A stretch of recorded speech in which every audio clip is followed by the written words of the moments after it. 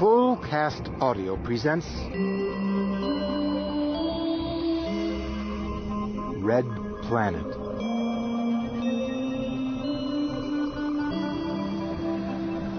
By Robert A. Heinlein.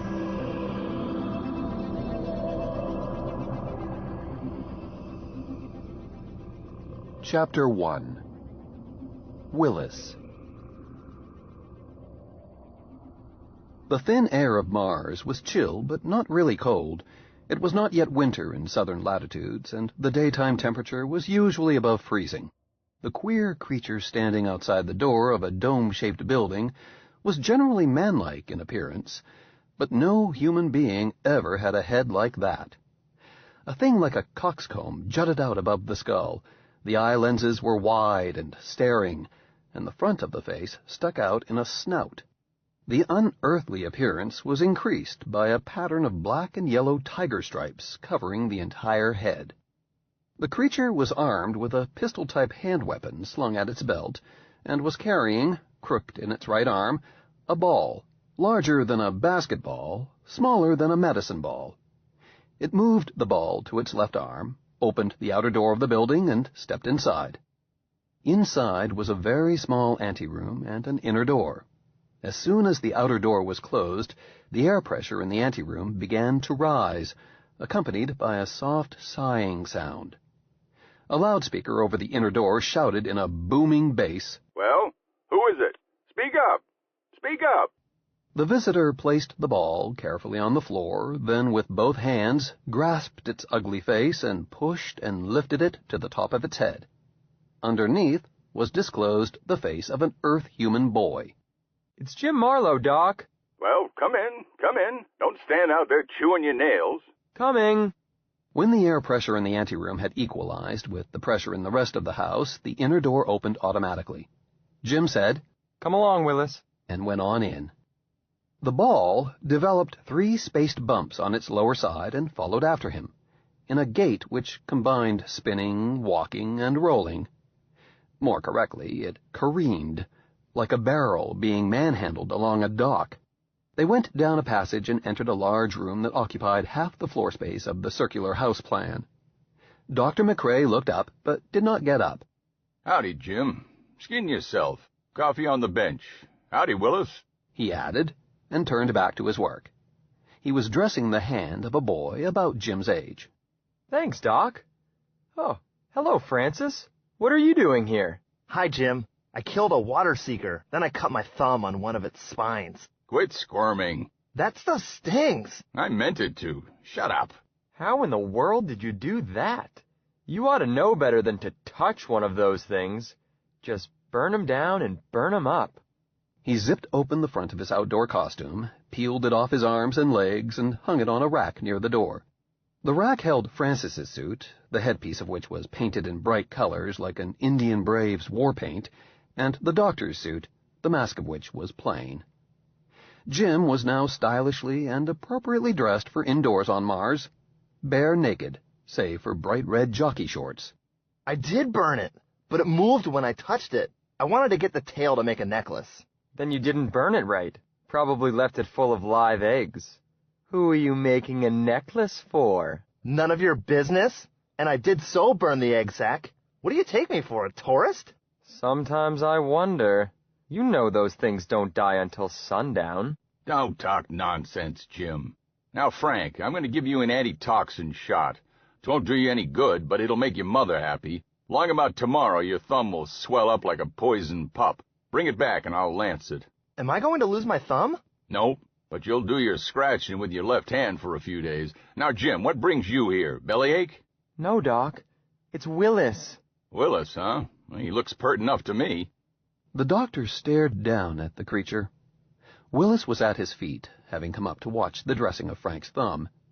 To do so, he had protruded 3 eye stalks from the top of his spherical mass. The stalks stuck up like thumbs, in an equal-sided triangle, and from each popped a disturbingly human eye. The little fellow turned around slowly on his tripod of bumps or pseudopeds, and gave each of his eyes a chance to examine the doctor. "Get me a cup of Java, Jim," commanded the doctor. then leaned over and made a cradle of his hands. Here, Willis, upsy-daisy. Willis gave a little bounce and landed in the doctor's hands, withdrawing all protuberances as he did so. The doctor lifted him to the examining table. Willis promptly stuck out legs and eyes again. They stared at each other. The doctor saw a ball covered with thick, close-cropped fur, like sheared sheepskin, and featureless at the moment, save for supports and eye stalks. The Mars creature saw an elderly male Earthman, almost completely covered with wiry gray and white hair. The hair was thin on top, thick on chin and cheeks, moderately thick to sparse on chest and arms, and back and legs. The middle portion of this strange, un-Martian creature was concealed in snow-white shorts. Willis enjoyed looking at him. How do you feel, Willis? Feel good? Feel bad? A dimple showed at the very crown of the ball between the stalks, dilated to an opening. Willis, fine, he said. His voice was remarkably like Jim's. Fine, huh? Without looking around, the doctor added, Jim, wash those cups again, and this time sterilize them. Want everybody around here to come down with the pip? Okay, Doc, Jim acknowledged, and added to Francis, You want some coffee, too? Sure. Weak, with plenty of cow. Don't be fussy. Jim dipped into the laboratory sink and managed to snag another cup. The sink was filled with dirty dishes. Nearby, a large flask of coffee simmered over a Bunsen burner. Jim washed 3 cups carefully, put them through the sterilizer, then filled them. Dr. McCrae accepted a cup and said, Jim, this citizen says he's okay. What's the trouble? I know he says he's all right, Doc, but he's not.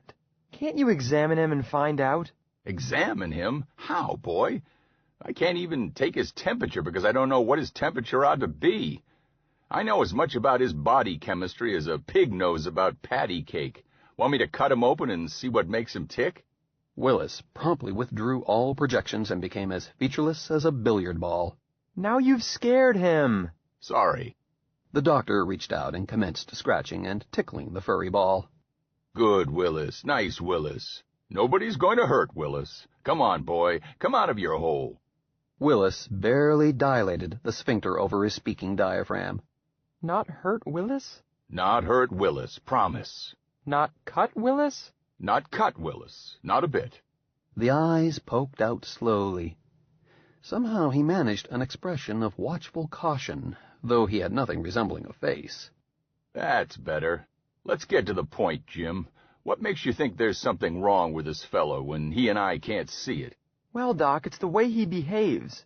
He's all right indoors, but outdoors, he used to follow me everywhere, bouncing around the landscape, poking his nose into everything. He hasn't got a nose. Go to the head of the class. But now, when I take him out, he just goes into a ball and I can't get a thing out of him. If he's not sick, why does he act that way? I begin to get a glimmering. How long have you been teamed up with this balloon? Jim thought back over the 24 months of the Martian year. Since along toward the end of Zeus, nearly November. And now here it is the last of March, almost Ceres, and the summer gone. That suggest anything to your mind? No. You expect him to go hopping around through the snow? We migrate when it gets cold. He lives here. Jim's mouth dropped open. You mean he's trying to hibernate? What else? Willis's ancestors have had a good many millions of years to get used to the seasons around here. You can't expect him to ignore them. Jim looked worried. I had planned to take him with me to Surtees Minor. Surtees Minor? Oh, yes, you go away to school this year, don't you? You too, Frank. You bet. I can't get used to the way you kids grow up. It was just last week I was painting your thumb to keep you from sucking it. I never sucked my thumb. No? Then it was some other kid. Never mind. I came to Mars so that the years would be twice as long, but it doesn't seem to make any difference. Say, Doc, how old are you? Mind your own business. Which one of you is going to study medicine and come back to help me with my practice? Neither one answered. Speak up, speak up. What are you going to study? Well, I don't know.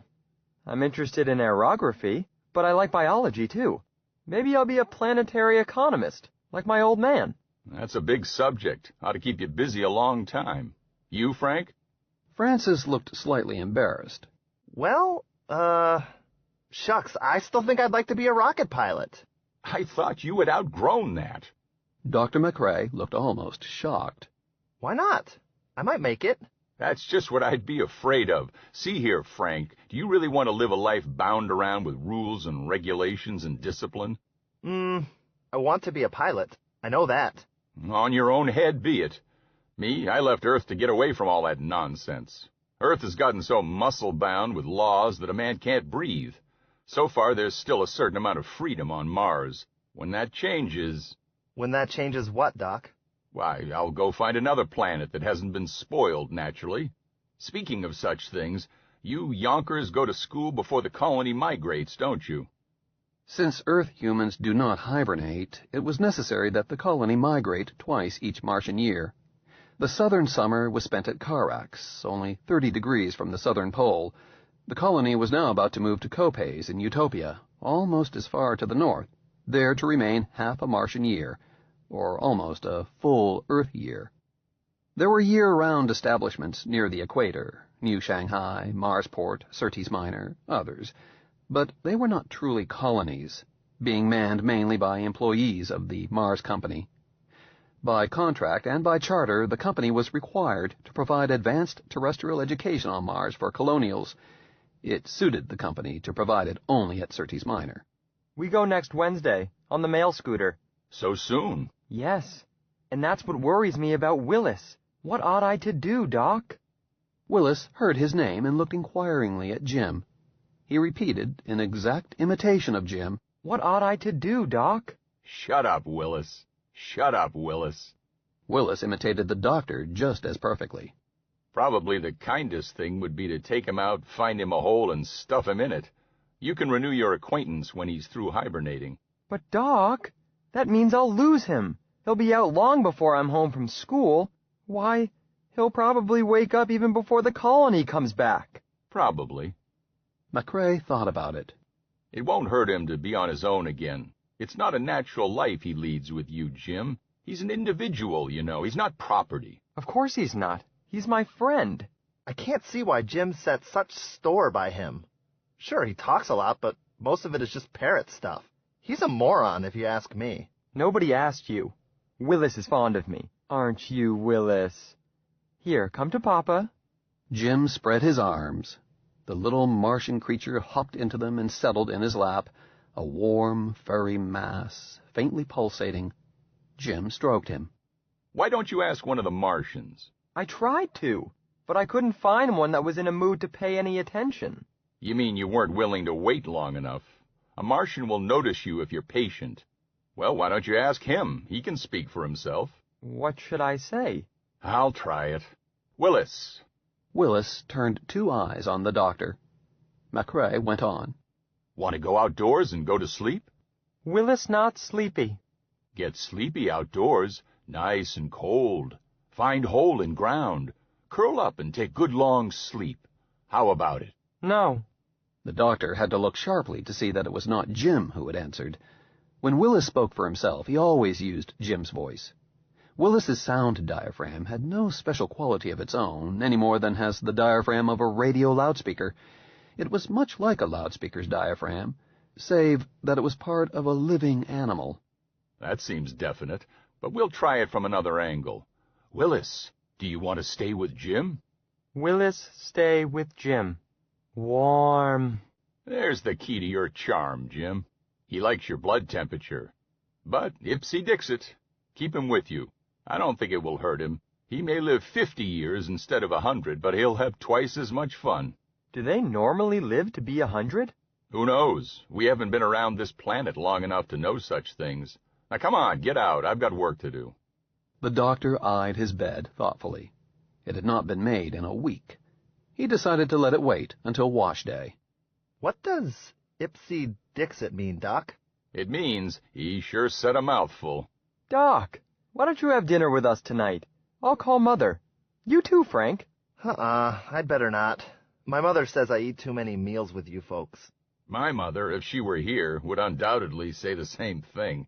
Fortunately, I am free of her restraining influence. Call your mother, Jim.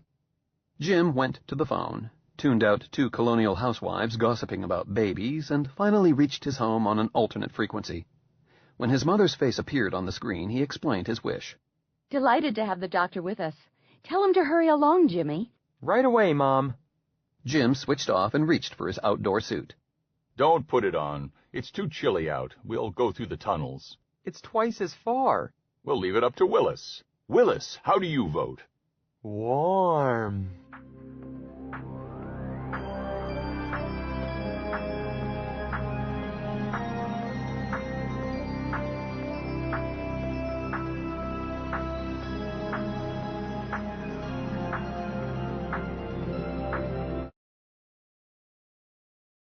Chapter 2.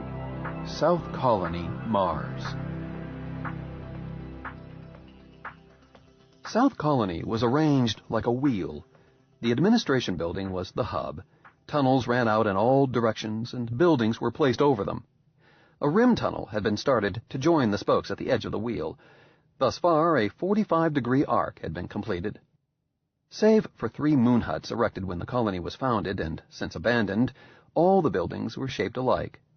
Each was a hemispherical bubble of silicone plastic, processed from the soil of Mars and blown on the spot. Each was a double bubble, in fact. First, one large bubble would be blown, say 30 or 40 feet across. When it had hardened, the new building would be entered through the tunnel, and an inner bubble, slightly smaller than the first, would be blown. The outer bubble polymerized, that is to say, cured and hardened under the rays of the sun.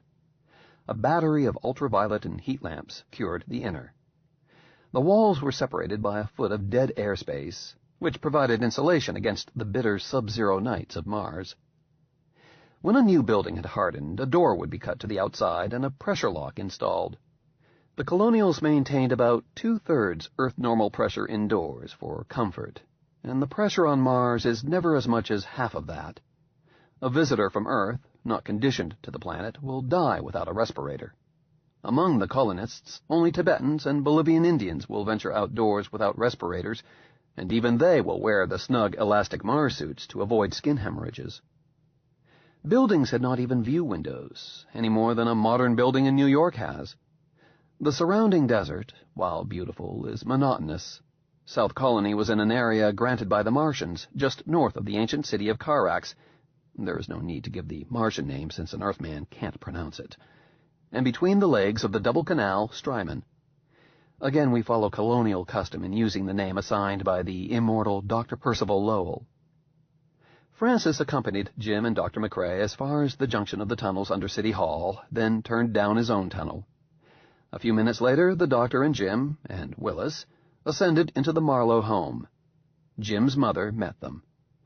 Dr. McCrae bowed, a bow made no less courtly by bare feet and a grizzled, hairy chest. Madam, I am again imposing on your good nature. Fiddlesticks, Doctor. You are always welcome at our table. I would that I had the character to wish that you were not so superlative a cook that you might know the certain truth. It is yourself, my dear, that brings me here. Jim's mother blushed. She was wearing a costume that a terrestrial lady might choose for sunbathing or gardening, and was a very pretty sight, although Jim was certainly not aware of it. She changed the subject. Jim, hang up your pistol. Don't leave it on the sofa where Oliver can get it. Jim's baby brother, hearing his name, immediately made a dash for the pistol. Jim and his sister Phyllis both saw this. Both yelled, "Ollie!" and were immediately mimicked by Willis, who performed the difficult trick, possible only to an atonal diaphragm, of duplicating both voices simultaneously. Phyllis was nearer. She grabbed the gun and slapped the child's hands. Oliver began to cry, reinforced by Willis. "Children," said Mrs. Marlowe, just as Mr. Marlowe appeared in the door. "What's all the ruckus?" he inquired mildly. Dr. McCrae picked up Oliver, turned him upside down, and sat him on his shoulders. Oliver forgot that he was crying. "Nothing, darling. I'm glad you're home. Children, go wash for dinner. All of you." The second generation trooped out. Phyllis said, "Take the charges out of your gun, Jimmy, and let me practice with it." You're too young for a gun. Pooh, I can outshoot you. This was very nearly true and not to be borne. Phyllis was 2 years younger than Jim, and female besides. Girls are just target shooters. If you saw a water seeker, you'd scream. I would, huh? We'll go hunting together, and I'll bet you 2 credits that I score first. You haven't got 2 credits. I have 2. Then how was it you couldn't lend me a half credit yesterday? Phyllis changed the subject. Jim hung up his weapon in his cupboard and locked it. Presently they were back in the living room to find that their father was home and dinner ready. Phyllis waited for a lull in grown-up talk to say, Daddy? Yes, Puddin', what is it? Isn't it about time I had a pistol of my own? Plenty of time for that later. You keep up your target practice. But look, Daddy, Jim's going away, and that means that Ollie can't ever go outside unless you or Mother have time to take him. If I had a gun, I could help out. Mr. Marlowe wrinkled his brow. You've got a point. You've passed all your tests, haven't you? You know I have. What do you think, my dear? Shall we take Phyllis down to City Hall and see if they will license her? Before Mrs. Marlowe could answer, Dr. McCrae muttered something into his plate. The remark was forceful and probably not polite. Hey? What did you say, Doctor? I said that I was going to move to another planet. At least that's what I meant. Why? What's wrong with this one? In another 20 years, we'll have it fixed up good as new. You'll be able to walk outside without a mask. Sir, it is not the natural limitations of this globe that I object to. It is the panty-waist nincompoops who rule it. These ridiculous regulations offend me. That a free citizen should have to go before a committee, hat in hand, and pray for permission to bear arms. Fantastic. Arm your daughter, sir, and pay no attention to petty bureaucrats. Jim's father stirred his coffee. I'm tempted to. I really don't know why the company set up such rules in the first place. Pure copycatism. The swarming beehives back on Earth have similar childish rules. The fat clerks that decide these things cannot imagine any other conditions. This is a frontier community. It should be free of such. Probably you're right, Doctor. Can't say that I disagree with you, but I'm so busy trying to get on with my job that I really don't have time to worry about politics. It's easier to comply than to fight a test case. Jim's father turned to his wife. If it's all right with you, my dear, could you find time to arrange for a license for Phyllis? Why, yes, if you really think she's old enough. The doctor muttered something that combined Danegeld and the Boston Tea Party in the same breath. Phyllis answered, Sure I'm old enough, Mother. I'm a better shot than Jimmy. You're crazy as a spin bug. Mind your manners, Jim. We don't speak that way to ladies. Was she talking like a lady? I ask you, Dad. You are bound to assume that she is one. Drop the matter. What were you saying, Doctor? Nothing that I should have been saying, I'm sure. You said something earlier about another 20 years and we could throw away our respirators. Tell me, is there news about the project? The colony had dozens of projects, all intended to make Mars more livable for human beings. But the project always meant the atmosphere, or oxygen, project. The pioneers of the Harvard-Carnegie expedition reported Mars suitable for colonization, except for the all-important fact that the air was so thin that a normal man would suffocate.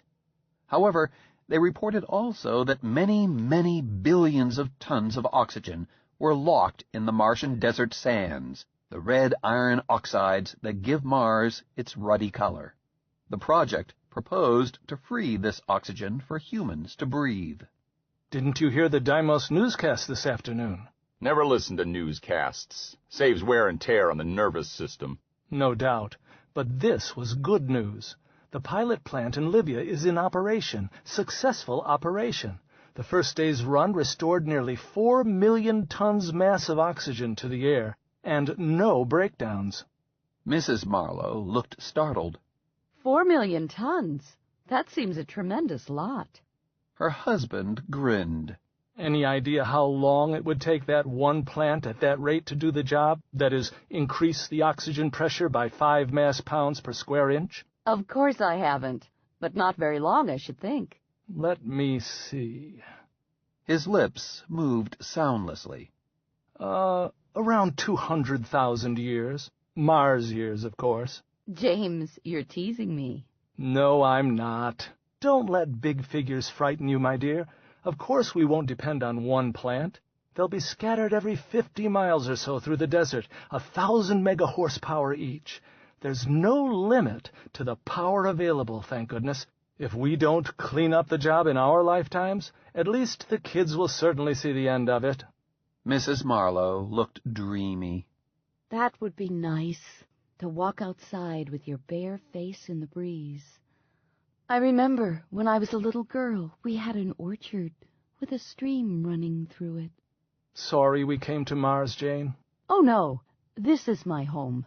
Good. What are you looking sour about, Doctor? Eh? Oh, nothing. I was just thinking about the end result. Mind you, this is fine work, all of it. Hard work, good work, that a man can get his teeth into. But we get it done, and what for? So that another 2 billion, 3 billion sheep can fiddle around with nonsense, spend their time scratching themselves and baaing? We should have left Mars to the Martians. Tell me, sir, do you know what television was used for when it first came out? No, how would I? Well, I didn't see it myself, of course, but my father told me about it. It seems... Your father? How old was he? When was he born? My grandfather, then.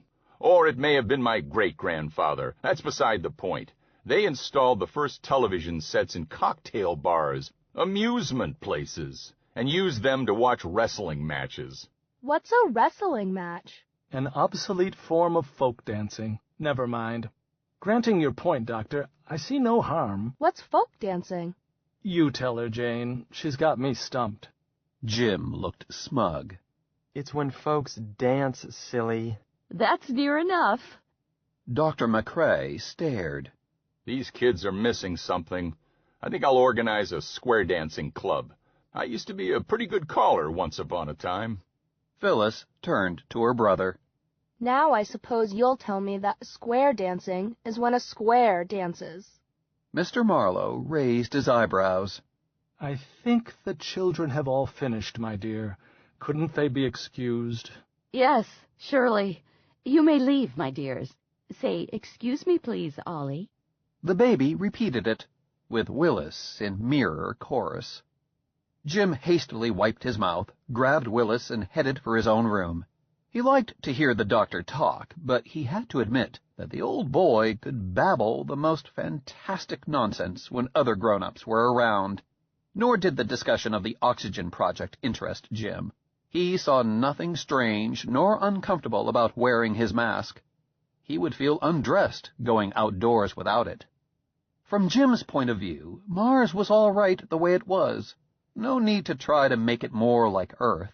Earth was no great shakes anyway. His own personal recollection of Earth was limited to vague memories from early childhood of the emigrants' conditioning station on the high Bolivian plateau, cold, shortness of breath, and great weariness. His sister trailed after him. He stopped just inside his door and said, What do you want, Shorty? Jimmy, I'm sorry I said I could shoot better than you can. I can't really. Huh? What are you leading up to? Well, looky, Jimmy. Seeing as I'm going to have to take care of Willis after you're gone away to school, maybe it would be a good idea for you to sort of explain it to him, so he would do what I tell him. Jim stared. Whatever gave you the notion I was going to leave him behind? She stared back. But you are. You'll have to. You can't take him to school. You ask Mother. Mother hasn't anything to do with it. She doesn't care what I take to school. You just ask her. They don't allow pets at school. I heard her talking with Frank Sutton's mother about it just yesterday. Willis isn't a pet. He's a what? He's a friend. That's what he is, a friend. Well, he's a friend of mine, too. Aren't you, Willis? Anyhow, I think you're mean. You always think I'm mean if I don't cater to your every wish. Not to me, to Willis. This is Willis's home. He's used to it. He'll be homesick away at school. He'll have me. Not most of the time he won't. You'll be in class. Willis wouldn't have anything to do but sit and mope. You ought to leave him here with me, with us, where he'd be happy. Jim straightened himself up. I'm going to find out about this right away. He walked back into the living compartment and waited aggressively to be noticed. Shortly, his father turned toward him. Yes? What is it, Jim? Something eating on you? Well, look, Dad, is there any doubt about Willis going with me when I go away to school? His father looked surprised. It had never occurred to me that you would consider taking him. Huh? Why not? Well, school is hardly the place for him. Why? Well, you wouldn't be able to take care of him properly. You'll be awfully busy. Willis doesn't take much care. He never makes messes. Just feed him every month or so, and give him a drink about once a week, and he doesn't ask for anything else. Why can't I take him, Dad? Mr. Marlowe looked baffled. He turned to his wife. She started in. Now, Jimmy, darling, we don't want you to... Jim interrupted. Mother, every time you want to talk me out of something, you start out, Jimmy, darling. Her mouth twitched, but she kept from smiling. Sorry, Jim. Perhaps I do. What I was trying to say was this. We want you to get off to a good start at school. I don't believe that having Willis on your hands will help any. As a matter of fact, Mrs. Sutton was telling me just the other day that she had heard that pets were not allowed. She said... How does she know anything about it? Well, she had been talking with the resident's wife. Jim was stumped for the moment. The wife of the resident agent of the Mars Company for South Colony undoubtedly had better sources of information than he had, but he was not ready to give up. Look, Mother. Look, Dad. You both saw the pamphlet the school sent me, telling me what to do and what to bring and when to show up and so forth. If either one of you can find anything anywhere in those instructions that says I can't take Willis with me, I'll shut up like a Martian. Is that fair? Mrs. Marlowe looked inquiringly at her husband. He looked back at her with the same appeal for help in his expression. He was acutely aware that Dr. McCrae was watching both of them, not saying a word, but wearing an expression of sardonic amusement. Mr. Marlowe shrugged. Take Willis along, Jim, but he's your problem. Jim's face broke out in a grin. Thanks, Dad. He left the room quickly, in order not to give his parents time to change their minds. Mr. Marlowe banged his pipe on an ashtray and glowered at Dr. McCrae. Well, what are you grinning at, you ancient ape? You think I'm too indulgent, don't you? Oh, no, not at all. I think you did perfectly right. You think that pet of Jim's won't cause him trouble at school? On the contrary, I have some familiarity with Willis's peculiar social habits. Then why do you say I did right? Why shouldn't the boy have trouble? Trouble is the normal condition for the human race. We were raised on it. We thrive on it. Sometimes, Doctor, I think that you are, as Jim would put it, crazy as a spin bug. Probably, but since I am the only medical man around, I am not likely to be committed for it. Mrs. Marlowe, could you favor an old man with another cup of your delicious coffee? Certainly, Doctor. She poured for him, then went on. James, I am not sorry you decided to let Jim take Willis. It will be a relief. Why, dear? Jim was correct when he said that the little beggar isn't much trouble. Well, he isn't, really. But I just wish he weren't so truthful. So? I thought he was the perfect witness in settling the children's squabbles. Oh, he is. He'll play back anything he hears as accurately as a transcriber. That's the trouble. She looked upset, then chuckled. You know Mrs. Pottle? Of course. How can one avoid it? I, unhappy man, am in charge of her nerves. Is she actually sick, Doctor? She eats too much and doesn't work enough. Further communication is forbidden by professional ethics. I didn't know you had any. Young lady, show respect for my white hairs. What about this Pottle female? Well, Lou Bakonsky had lunch with me last week, and we got to talking about Mrs. Pottle. Honest, James, I didn't say much, and I did not know that Willis was under the table. He was? Mr. Marlowe covered his eyes. Do go on. Well, you both remember that the Konskis housed the Pottles at North Colony until a house was built for them. Sarah Pottle has been Luba's pet hate ever since. And Tuesday, Luba was giving me some juicy details on Sarah's habits at home.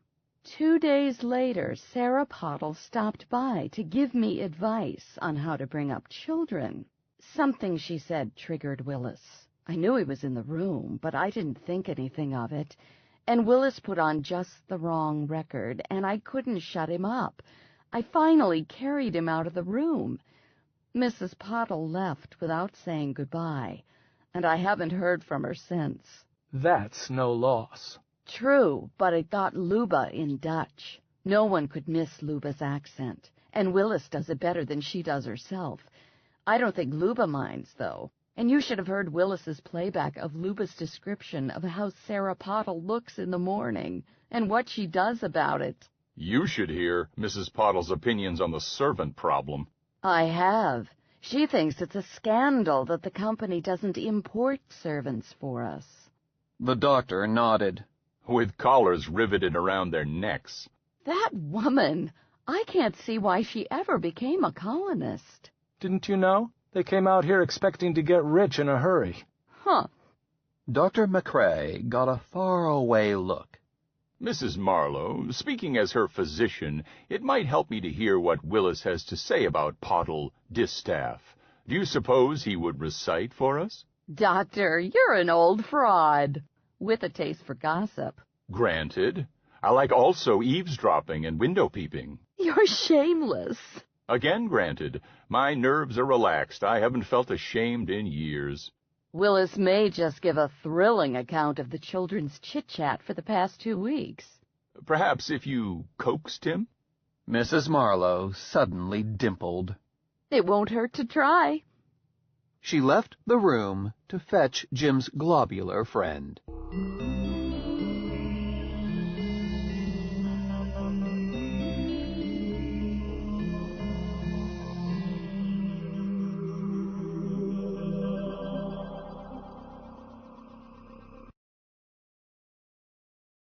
Chapter 3. Gecko.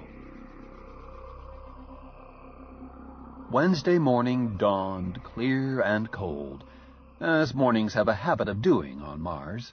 The Suttons and the Marlowes, minus Oliver, were gathered at the colony's cargo dock on the west leg of Strymon Canal, ready to see the boys off. The temperature was rising, and the dawn wind was blowing firmly, but it was still at least 30 below. Strymon Canal was a steel-blue, hard sheet of ice, and would not melt today in this latitude. Resting on it, beside the dock, was the mail scooter from Surtees Minor, its boat body supported by razor-edged runners. The driver was still loading it with cargo dragged from the warehouse on the dock. The two families waited nearby. The tiger stripes on Jim's mask, the war paint on Frank's, and a rainbow motif on Phyllis's made the young people easy to identify. The adults could be told apart only by size, shape, and manner. There were 2 extras, Dr. McCrae and Father Cleary. The priest was talking in low, earnest tones to Frank. He turned presently and spoke to Jim. Your own pastor asked me to say goodbye to you, son. Unfortunately, the poor man is laid up with a touch of Mars' throat. He would have come anyhow had I not hidden his mask. The Protestant chaplain, as well as the priest, was a bachelor. The 2 clergy shared a house. Is he very sick? Not that sick. He'll not die till I convert him, but take his blessing, and mine too. He offered his hand. Jim dropped his travel bag, shifted his ice skates and Willis over to his left arm, and shook hands. There followed an awkward silence. Finally, Jim said, Why don't you all go inside before you freeze to death? Yeah, that's a good idea. I think the driver is about ready now. Well, son, take care of yourself. We'll see you at migration. He shook hands solemnly. So long, Dad. Mrs. Marlowe put her arms around him, pressed her mask against his, and said, Oh, my little boy, you're too young to go away from home. Oh, Mother, please. but he hugged her. Then Phyllis had to be hugged. The driver called out, "Board!" Bye, everybody. Jim turned away, felt his elbow caught. It was the doctor. Keep your nose clean, Jim. And don't take any guff off of anybody. Thanks, Doc. Jim turned and presented his school authorization to the driver while the doctor bade Francis goodbye. The driver looked it over. "Both deadheads, huh? Well, seeing as how there aren't any pay passengers this morning, you can ride in the observatory." He tore off his copy. Jim climbed inside and went up to the prized observation seats behind and above the driver's compartment. Frank joined him. The craft trembled as the driver jacked the runners loose from the ice, then with a roar from the turbine and a soft, easy surge, the car got underway. The banks flowed past them and melted into featureless walls as the speed picked up. The ice was mirror smooth. They soon reached cruising speed of better than 250 miles per hour. Presently the driver removed his mask. Jim and Frank, seeing him, did likewise. The car was pressurized now by an air ram faced into their own wind of motion. It was much warmer, too, from the air's compression. Isn't this swell? Yeah. Look at Earth. Their mother planet was riding high above the sun in the northeastern sky. It blazed green against a deep purple background. Close to it, but easy to separate with the naked eye, was a lesser, pure white star, Luna, Earth's moon. Due north of them, in the direction they were going, Deimos, Mars's outer moon, hung no more than 20 degrees above the horizon.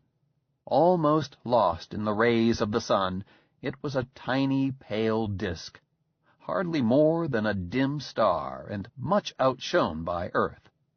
Phobos, the inner moon, was not in sight. At the latitude of Carax, it never rose more than 8 degrees or so above the northern horizon, and that for an hour or less, twice a day. In the daytime it was lost in the blue of the horizon, and no one would be so foolhardy as to watch for it in the bitter night. So foolhardy as to watch for it in the bitter night. So foolhardy as to watch for it in the bitter night. So foolhardy as to watch for it in the bitter night. So foolhardy as to watch for it in the bitter night. Jim did not remember ever having seen it, except during migration between colonies. Francis looked from Earth to Deimos. Ask the driver to turn on the radio. Deimos is up. Who cares about the broadcast? I want to watch. The banks were not so high now. From the observation dome he could see over them into the fields beyond. Although it was late in the season, the irrigated belt near the canal was still green and getting greener as he watched, as the plants came out of the ground to seek the morning sunlight. He could make out, miles away, an occasional ruddy sand dune of the open desert. He could not see the green belt of the east leg of their canal. It was over the horizon. Without urging, the driver switched on his radio. Music filled the car and blotted out the monotonous low roar of the turbojet. It was terrestrial music, by Sibelius, a classical composer of another century. Mars Colony had not yet found time to develop its own arts, and still borrowed its culture. But neither Jim nor Frank knew who the composer was, nor cared. The banks of the canal had closed in again. There was nothing to see but the straight ribbon of ice. They settled back and daydreamed. Willis stirred for the first time since he had struck the outer cold. He extended his eye stalks, looked inquiringly around, then commenced to beat time with them. Presently the music stopped, and a voice said, "This is Station DMS, the Mars Company Deimos, Circum Mars. We bring you now by relay from Surtees Minor a program in the public interest. Dr. Graves Armbruster will speak on ecological considerations involved in experimental artificial symbiotics as related to..." The driver promptly switched the radio off. I would like to have heard that. It sounded interesting. Oh, you're just showing off. You don't even know what those words mean. The deuce I don't. It means... Shut up and take a nap. Taking his own advice, Frank lay back and closed his eyes. However, he got no chance to sleep. Willis had apparently been chewing over, in whatever it was he used for a mind, the program he had just heard. He opened up and started to play it back, woodwinds and all. The driver looked back and up, looked startled. He said something, but Willis drowned him out. Willis bowled on through to the end, even to the broken-off announcement. The driver finally made himself heard. Hey, you guys, what you got up there? A portable recorder? No, a bouncer. A what? Jim held Willis up so that the driver could see him. A bouncer. His name is Willis. You mean that thing is a recorder? No, he's a bouncer. As I said, his name is Willis. This I gotta see. He did something at his control board, then turned around and stuck his head and shoulders up into the observation dome. Hey, you'll wreck us. Relax. I put her on Echo Automatic. High banks for the next couple of 100 miles. Now, what is this gizmo? When you brought it aboard, I thought it was a volleyball. No, it's Willis. Say hello to the man, Willis. Hello, man. The driver scratched his head. This beats anything I ever saw in Keokuk. Sort of a parrot, huh? He's a bouncer. He's got a scientific name, but it just means Martian roundhead. Never seen one before? No. You know, Bud, this is the screwiest planet in the whole system. If you don't like it here, why don't you go back to where you came from? Don't go popping off, youngster. How much will you take for the gizmo? I got an idea I could use him. Sell Willis? Are you crazy? Sometimes I think so. Oh, well, it was just an idea. The driver went back to his station, stopping once to look back and stare at Willis. The boys dug sandwiches out of their travel bags and munched them. After that, Frank's notion about a nap seemed a good idea. They slept until wakened by the car slowing down. Jim sat up, blinked, and called down, "What's up?" "Coming into Cinia Station. Layover until sundown." "Won't the ice hold?" "Maybe it will, maybe it won't. The temperature's up and I'm not going to chance it." The car slid softly to a stop, then started again, and crawled slowly up a low ramp, stopped again. "All out. Be back by sundown, or get left." He climbed out. The boys followed. Cinia Station was 3 miles west of the ancient city of Cinia, where West Strymon joins the canal Arrow. It was merely a lunchroom, a bunkhouse, and a row of prefab warehouses. To the east, the feathery towers of Cinia gleamed in the sky, seemed almost to float, too beautifully unreal to be solid. The driver went into the little inn. Jim wanted to walk over and explore the city. Frank favored stopping in the restaurant first. Frank won out. They went inside and cautiously invested part of their meager capital in coffee and some indifferent soup. The driver looked up from his dinner presently and said, "Hey, George, ever see anything like that?" He pointed to Willis. George was the waiter. He was also the cashier, the hotel keeper, the station agent, and the company representative. He glanced at Willis. "Yep." "You did, huh? Where? Do you suppose I could find one?" "Doubt it. You see 'em sometimes hanging around the Martians. Not many of 'em." He turned back to his reading. A New York Times, more than 2 years old. The boys finished, paid their bills, and prepared to go outside. The cook, waiter, station agent said, "Hold on. Where are you kids going?" "Surtees Minor." "Not that. Where are you going right now? Why don't you wait in the dormitory? Take a nap if you like." "We thought we would kind of explore around outside." "Okay, but stay away from the city." "Why?" "Because the company doesn't allow it, that's why. Not without permission." "How do we get permission?" "You can't. Cinia hasn't been opened up to exploitation yet." He went back to his reading. Jim was about to continue the matter, but Frank tugged at his sleeve. They went outside together. Jim said, I don't think he has any business telling us we can't go to Cinia. What's the difference? He thinks he has. What'll we do now? Go to Cinia, of course. Only we won't consult his nibs. Suppose he catches us. How can he? He won't stir off that stool he's warming. Come on.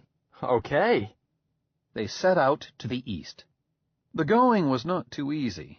There was no road of any sort, and all the plant growth bordering the canal was spread out to its greatest extent to catch the rays of the midday sun.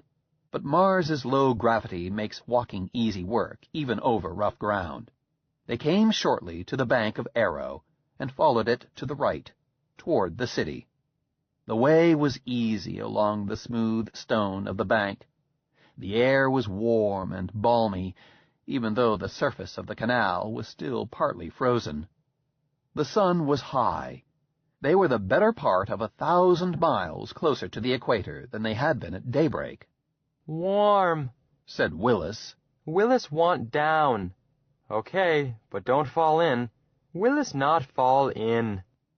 Jim put him down, and the little creature went skipping and rolling along the bank, with occasional excursions into the thick vegetation, like a puppy exploring a new pasture. They had gone perhaps a mile, and the towers of the city were higher in the sky, when they encountered a Martian. He was a small specimen of his sort, being not over 12 feet tall. He was standing quite still, all 3 of his legs down, apparently lost in contemplation of the whichness of what. The eye, facing them, stared unblinkingly. Jim and Frank were, of course, used to Martians, and recognized that this one was busy in his other world. They stopped talking and continued on past him, being careful not to brush against his legs. Not so Willis. He went darting around the Martians' heads, rubbing against them, then stopped and let out a couple of mournful croaks. The Martian stirred, looked around him, and suddenly bent and scooped Willis up. Hey, put him down. No answer. Jim turned hastily to Frank. You talk to him, Frank. I'll never be able to make him understand me. Please? Of the Martian-dominant language, Jim understood little and spoke less. Frank was somewhat better, but only by comparison. Those who speak Martian complain that it hurts their throats. What'll I say? Tell him to put Willis down, or so help me, I'll burn his legs off. Oh, now, Jim, you wouldn't do anything like that. It would get your whole family in trouble. If he hurts Willis, I sure will. Grow up. Martians never hurt anybody. Well, tell him to put Willis down, then. I'll try. Frank screwed up his mouth and got to work. His accent, bad at best, was made worse by the respirator and by nervousness. Nevertheless, he clucked and croaked his way through a phrase that seemed to mean what Jim wanted. Nothing happened. He tried again, using a different idiom. Still nothing happened. It's no good, Jim. Either he doesn't understand me, or he doesn't want to bother to listen. Willis! Hey, Willis! Are you all right? Willis, fine! Jump down! I'll catch you! Willis, fine! The Martian wobbled his head, seemed to locate Jim for the first time. He cradled Willis in one arm. His other 2 arms came snaking suddenly down and enclosed Jim, one palm flap cradling him where he sat down, the other slapping him across the belly.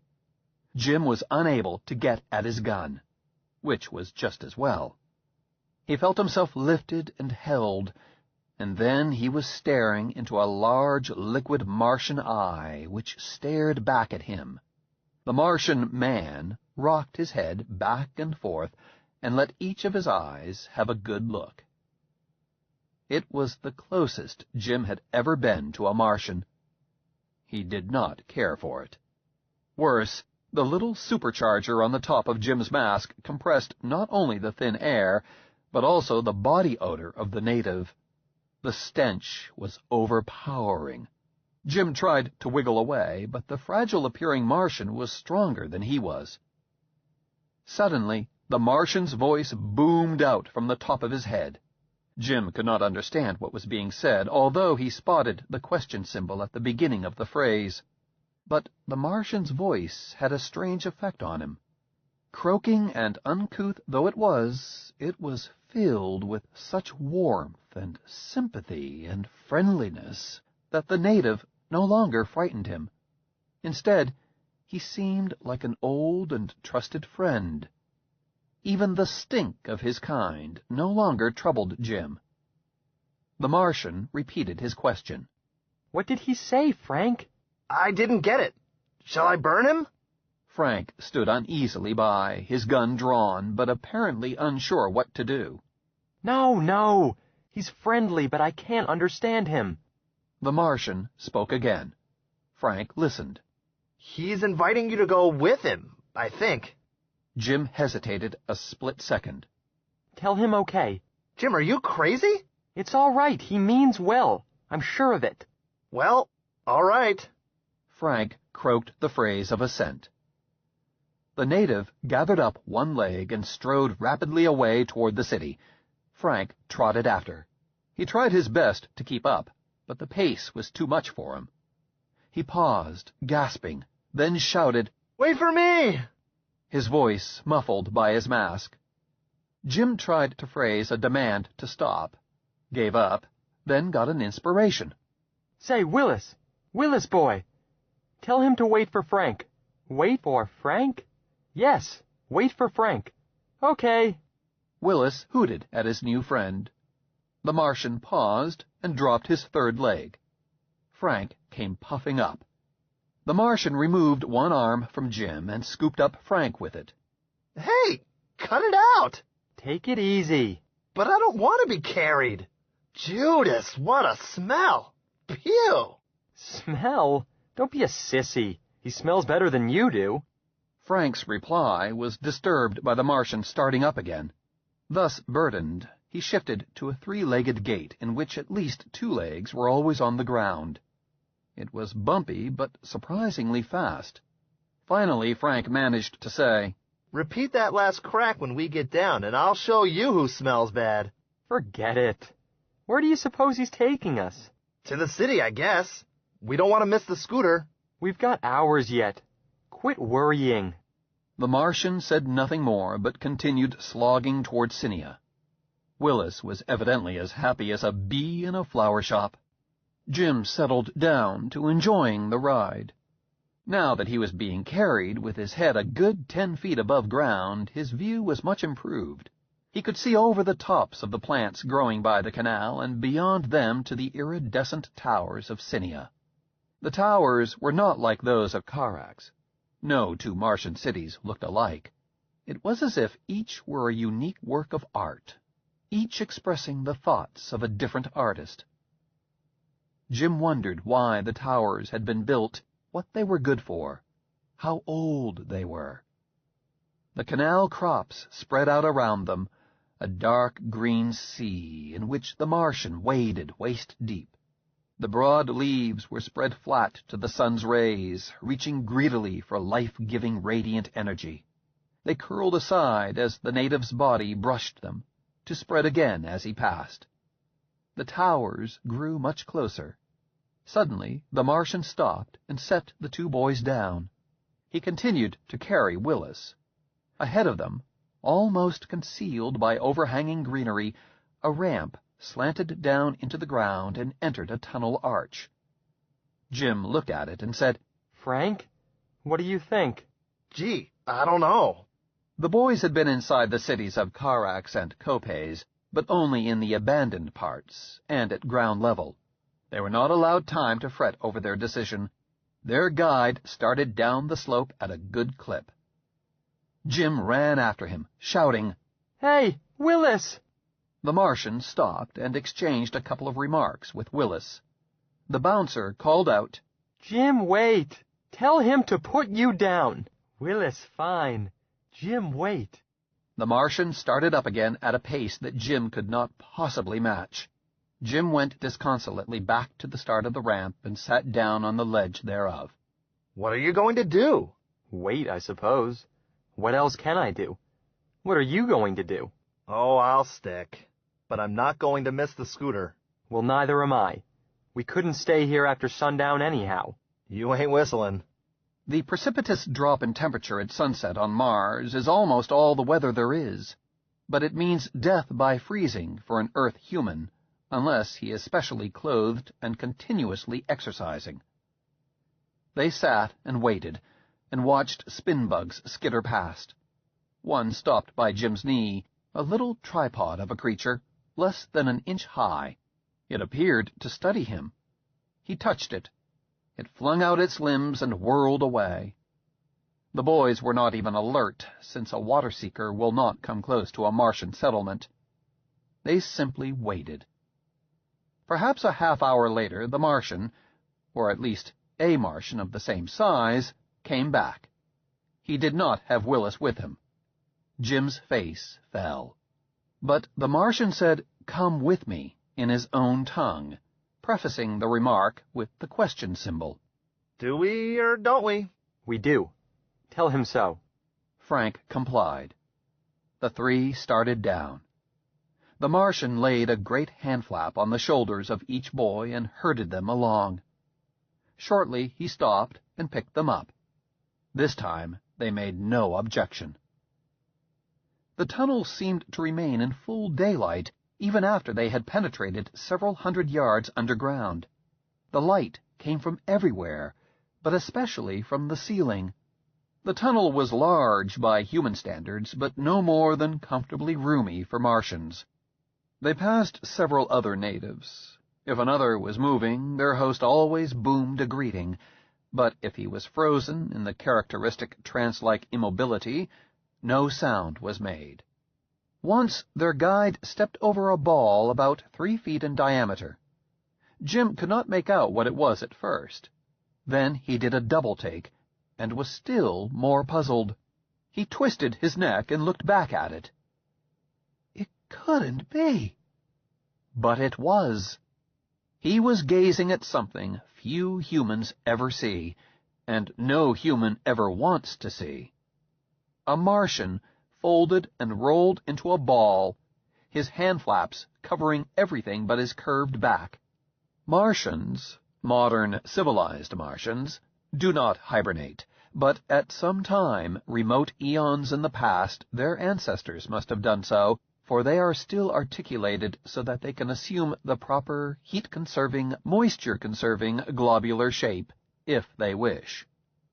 They hardly ever so wish. For a Martian to roll up is the moral equivalent of an earthly duel to the death, and is resorted to only when that Martian is offended so completely that nothing less will suffice. It means, I cast you out, I leave your world, I deny your existence. The first pioneers on Mars did not understand this, and, through ignorance of Martian values, offended more than once. This delayed human colonization of Mars by many years. It took the most skilled diplomats and cementicians of Earth to repair the unwitting harm. Jim stared unbelievingly at the withdrawn Martian and wondered what could possibly have caused him to do that to an entire city. He remembered a grisly tale told him by Dr. McCrae concerning the second expedition to Mars. So this dumb fool, the doctor had said, a medical lieutenant he was, though I hate to admit it, this idiot grabs hold of the beggar's flaps and tries to unroll him. Then it happened. What happened? He disappeared. The Martian? No, the medical officer. Huh? How did he disappear? Don't ask me. I didn't see it. The witnesses, 4 of them, with sworn statements, say there he was, and then there he wasn't, as if he had met a boojum. What's a boojum? You modern kids don't get any education, do you? The boojum is in a book. I'll dig up a copy for you. But how did he disappear? Don't ask me. Call it mass hypnosis if it makes you feel any better. It makes me feel better, but not much. All I can say is that 7/8 of an iceberg never shows. Jim had never seen an iceberg, so the illusion was wasted on him, but he felt decidedly not better when he saw the rolled-up Martian. Did you see that? I wish I hadn't. I wonder what happened. Maybe he ran for mayor and lost. It's nothing to joke about. Maybe he... Shh. Jim broke off. He caught sight of another Martian, immobile, but not rolled up. Politeness called for silence. The Martian carrying them made a sudden turn to the left and entered a hall. He put them down. The room was very large to them. To Martians it was probably suitable for a cozy social gathering. There were many of the frames they use as a human uses a chair, and these were arranged in a circle. The room itself was circular and domed. It had the appearance of being outdoors, for the domed ceiling simulated Martian sky, pale blue at the horizon, increasing to warmer blue, then to purple, and reaching purple-black, with stars piercing through at the highest point of the ceiling. A miniature sun, quite convincing, hung west of the meridian. By some trick of perspective, the pictured horizons were apparently distant. On the north wall, Arrow seemed to flow past. Frank's comment was, "Gee whiz." Jim did not manage that much. Their host had placed them by 2 resting frames. The boys did not attempt to use them. Stepladders would have been more comfortable and convenient. The Martian looked first at them, then at the frames, with great sorrowful eyes. He left the room. He came back very shortly, followed by 2 others. All 3 were carrying loads of colorful fabrics. They dumped them down in a pile in the middle of the room. The first Martian picked up Jim and Frank and deposited them gently on the heap. I think he means draw up a chair. The fabrics were not woven, but were a continuous sheet, like cobweb, and almost as soft, though much stronger. They were in all hues of all colors, from pastel blue to deep, rich red. The boys sprawled on them and waited. Their host relaxed himself on one of the resting frames. The 2 others did the same. No one said anything. The 2 boys were decidedly not tourists. They knew better than to try to hurry a Martian. After a bit, Jim got an idea. To test it, he cautiously raised his mask. Frank snapped, "Say, what you trying to do? Choke to death?" Jim left his mask up. It's all right. The pressure is up. Huh? It can't be. We didn't come through a pressure lock. Have it your own way. Jim left his mask up. Seeing that he did not turn blue, gasp, nor become slack-featured, Frank ventured to try it himself. He found himself able to breathe without trouble. To be sure, the pressure was not as great as he was used to at home, and it would have seemed positively stratospheric to an earthling, but it was enough for a man at rest. Several other Martians drifted in and unhurriedly composed themselves on frames. After a while, Frank said, "Do you know what's going on, Jim?" Maybe. No maybes about it. It's a growing together. Growing together is an imperfect translation of a Martian idiom which names their most usual social event. In bald terms, just sitting around and saying nothing. In similar terms, violin music has been described as dragging a horse's tail across the dried gut of a cat. I guess you're right. We had better button our lips. Yeah.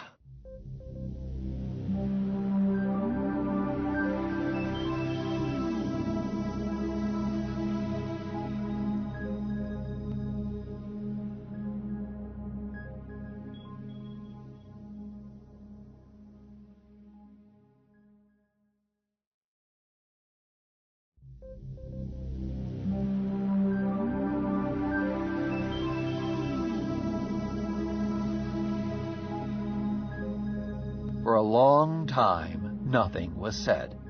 Jim's thoughts drifted away, to school and what he would do there, to his family, to things in the past.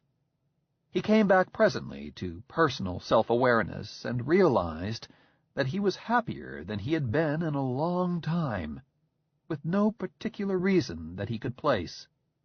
It was a quiet happiness.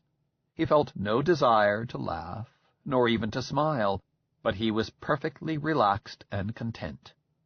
He was acutely aware of the presence of the Martians, of each individual Martian, and was becoming even more aware of them with each drifting minute. He had never noticed before how beautiful they were. Ugly as a native was a common phrase with the colonials. Jim recalled with surprise that he had even used it himself, and wondered why he had ever done so. He was aware, too, of Frank beside him, and thought about how much he liked him. Staunch. That was the word for Frank. A good man to have at your back. He wondered why he had never told Frank that he liked him. Mildly, he missed Willis, but was not worried about him. This sort of a party was not Willis's dish. Willis liked things noisy, boisterous, and unrefined. Jim put aside the thought of Willis, lay back and soaked in the joy of living. He noted with delight that the unknown artist who had designed this room had arranged for the miniature sun to move across the ceiling, just as the true sun moved across the sky. He watched it travel to the west and presently begin to drop toward the pictured horizon. There came a gentle booming behind him. He could not catch the words, and another Martian answered. One of them unfolded himself from his resting stand and ambled out of the room. Frank sat up and said, I must have been dreaming. Did you go to sleep? I didn't. The heck you didn't. You snored like Doc McRae. Why, I wasn't even asleep. Says you. The Martian who had left the room returned. Jim was sure it was the same one. They no longer looked alike to him. He was carrying a drinking vase. Frank's eyes bulged out. Do you suppose they are going to serve us water? Looks like. Frank shook his head. We might as well keep this to ourselves. Nobody'll ever believe us. Yeah, you're right. The ceremony began. The Martian with the vase announced his own name, barely touched the stem of the vase, and passed it on. The next Martian gave his name and also simulated drinking. Around the circle it came. The Martian who had brought them in, Jim learned, was named Gecko. It seemed a pretty name to Jim, and fitting. At last, the vase came around to Jim. A Martian handed it to him with the wish, May you never suffer thirst. The words were quite clear to him. There was an answering chorus around him. May you drink deep whenever you wish. Jim took the vase and reflected that Doc said that the Martians didn't have anything that was catching for humans. Jim Marlowe, he announced, placed the stem in his mouth, and took a sip. As he handed it back, he dug into his imperfect knowledge of the dominant language, concentrated on his accent, and managed to say, May water ever be pure and plentiful for you. There was an approving murmur that warmed him. The Martian handed the vase to Frank. With the ceremony over, the party broke up in noisy, almost human chatter. Jim was trying vainly to follow what was being said to him by a Martian nearly 3 times his height, when Frank said, Jim, you see that sun? We're going to miss the scooter. Huh? That's not the real sun. That's a toy. No, but it matches the real sun. My watch says the same thing. Oh, for Pete's sake, where's Willis? Gecko! Where's Gecko? Gecko, on hearing his name, came over. He clucked inquiringly at Jim. Jim tried very hard to explain their trouble, tripped over syntax, used the wrong directive symbols, lost his accent entirely. Frank shoved him aside and took over. Presently, Frank said, They'll get us there before sunset, but Willis stays here. Huh? They can't do that. That's what the man says. Jim thought. tell them to bring Willis here and ask him. Gecko was willing to do that. Willis was carried in, placed upon the floor. He waddled up to Jim and said, "Hi, Jim boy. Hi, Frank boy. Willis, Jim is going away. Willis come with Jim?" Willis seemed puzzled. "Stay here. Jim stay here. Willis stay here. Good. Willis, Jim has got to go away. Willis come with Jim? Jim go? Jim go." Willis almost seemed to shrug. "Willis go with Jim. Tell Gecko." Willis did so. The Martian seemed surprised, but there was no further argument. He gathered up both boys and the bouncer and started for the door. Another larger Martian, tagged Gekuro, Jim recalled, relieved Gecko of Frank and tailed along behind. As they climbed the tunnel, Jim found suddenly that he needed his mask. Frank put his on, too. The withdrawn Martian was still cluttering the passageway. Both their porters stepped over it without comment. The sun was very low when they got to the surface. Although a Martian cannot be hastened, his normal pace makes very good time. The long-legged pair made nothing of the 3 miles back to Cinia Station. The sun had just reached the horizon, and the air was already bitter when the boys and Willis were dumped on the dock. The 2 Martians left at once, hurrying back to the warmth of their city. "Goodbye, Gecko!" Jim shouted. "Goodbye, Gekuro!" The driver and the station master were standing on the dock. It was evident that the driver was ready to start and had been missing his passengers. "What in the world?" said the station master. "We're ready to go." "So I see," said the driver. He stared at the retreating figures. He blinked and turned to the agent. "We should have left that stuff alone, George. I'm seeing things." He added to the boys, "Well, get aboard." They did so, and climbed up to the dome. The car clumped down off the ramp to the surface of the ice, turned left onto Arrow Canal, and picked up speed. The sun dropped behind the horizon. The landscape was briefly illuminated by the short Martian sunset. On each bank the boys could see the plants withdrawing for the night. In a few minutes the ground, so lush with vegetation a half-hour before, was bare as the true desert. The stars were out, sharp and dazzling. Soft curtains of aurora hung over the skyline. In the west, a tiny, steady light rose and fought its way upwards against the motion of the stars. "There's Phobos. Looky." "I see it. It's cold. Let's turn in." "Okay. I'm hungry." "I've got some sandwiches left." They munched one each, then went down into the lower compartment and crawled into bunks. In time, the car passed the city Hesperidum and turned west-northwest onto the canal Erymanthus. But Jim was unaware of it. Jim was dreaming that Willis and he were singing a duet for the benefit of amazed Martians. "All out! And to the line!" The driver was prodding them. "Huh?" "Up you come, shipmate. This is it. Surtees Minor."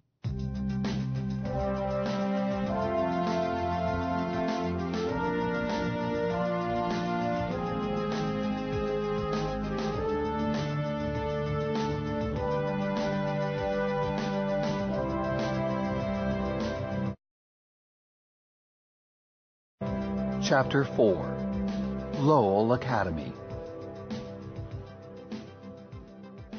Dear Mother and Dad, the reason I didn't phone you when we got in Wednesday night was that we didn't get in until Thursday morning. When I tried to phone on Thursday, the operator told me that Deimos had set for South Colony, and then I knew it would be about 3 days until I could relay a call through Deimos, and a letter would get there sooner, and save you 4.5 credits on a collect phone call. Now I realize that I didn't get this letter off to you right away, and maybe you're not going to get it until after I would have been able to make a phone call if I had made it. But what you probably don't realize is how busy they keep you at school, and how many demands there are on a fellow's time. And anyhow, you probably heard from Frank's mother that we had gotten here all right. And any way you look at it, I still saved you 4 1/2 credits by not making that phone call. I can just hear Phyllis saying that I'm just hinting that the 1/2 and 4 I saved should be turned over to me, but I'm not doing anything of the sort, because I wouldn't do anything like that. And besides, I've still got some of the money left that you gave me before I left, as well as part of my birthday money, and, with careful management, I will not need any more until you all come through here at migration, even though everything costs more here than it does at home. Frank says it's because they always jack the prices up for the tourist trade, but there aren't any tourists around now, and won't be until the Albert Einstein gets in next week. Anyway, if you simply split the difference with me, you would still be a clear 2 1/4 credits ahead. The reason we didn't get here Wednesday night was because the driver decided the ice might not hold, so we laid over at Cineas Station, and Frank and I just fooled around and killed time until sunset. Frank and I have been allowed to room together, and we've got a dandy room. It was meant for just one boy, and only has one study desk, but we're mostly taking the same subjects, and lots of time we can use the projector together. I am talking this letter into the study desk recorder, because tonight is Frank's night to help out in the kitchen, and all I've got left to study is a little bit of history, and I'm saving that to do it with Frank when he comes back. Professor Steuben says that he does not know what they are going to do if they keep getting more students here with no more room. Hang them on hooks, maybe, but he is just joking. He jokes a lot, and everybody likes him and will be sorry when he leaves on the Albert Einstein and the new headmaster takes over. Well, that's all for now, because Frank just got back, and we had better get to work because tomorrow we have a quiz on system history. Your loving son, James Madison Marlowe, Jr. P.S. Frank just told me that he didn't write his folks either, and he wonders if you would mind phoning his mother and telling her that he is all right, and would she please send his camera right away? He forgot it. P.P.S. Willis sends his love. I just asked him. P.P.P.S. Tell Phyllis that the girls here are dyeing their hair in stripes. I think it looks silly. Jim.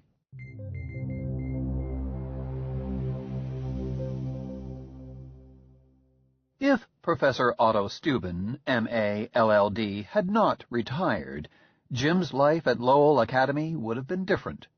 But retire he did, and went back to San Fernando Valley for a well-earned rest.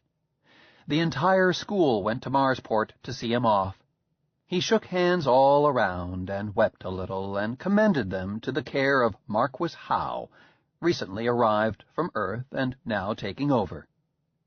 When Jim and Frank got back from the spaceport, they found the first arrivals gathered around the bulletin board. They crowded in and read the item that was drawing the crowd. Special notice. All students are required to keep themselves and their quarters neat and orderly at all times. The supervision of these matters by student monitors has not proved satisfactory. Therefore, formal inspections by the headmaster will be held each week. The first such inspection will be at 1000, Saturday, the 7th of series. Signed, M. Howe, Headmaster. Well, for crying out loud! What do you think of that, Jim? Jim stared at it darkly. I think that today is the 6th of series. Yeah, but what's the idea? He must think that this is a school of correction. Frank turned to one of the older students who had until now been monitor of their corridor. Anderson, what do you think about it? Can he do that? I don't know. I really don't know. It seems to me that our rooms and so forth are our private business. What do you intend to do about it? Me? The young man thought a while before replying. I've got just one more semester to my degree, then I'm out of here. I think I'll just sit tight, keep my mouth shut, and sweat it out. Huh? That's easy enough for you to say, but I've got 12 semesters staring me in the face. What am I? A criminal? That's your problem, fellow. The older student left. One of the boys in the crowd seemed undisturbed by the notice. He was Herbert Beecher, son of the company's resident agent general and a newcomer both to Mars and to the school. One of the other boys noticed his smirk. What are you looking smug about, tourist? Did you know about this ahead of time? Certainly I did. I'll bet you thought it up. No, but my old man says you guys have been getting away with it for a long time. My old man says that Stubby was too soft to put any discipline into this school. My old man says that... Nobody cares what your old man says. Beat it. You'd better not talk about my old man that way. Beat it, before I clip you one. Young Beecher eyed his antagonist, a red-headed lad named Kelly. Antagonist, a red-headed lad named Kelly. Antagonist, a red-headed lad named Kelly. Antagonist, a red-headed lad named Kelly. Antagonist, a red-headed lad named Kelly. And decided that he meant it. He faded out of sight. He can afford to grin, Kelly said bitterly. He lives in his old man's quarters. This thing only gets at those of us who have to live in the school. It's rank discrimination. That's what it is.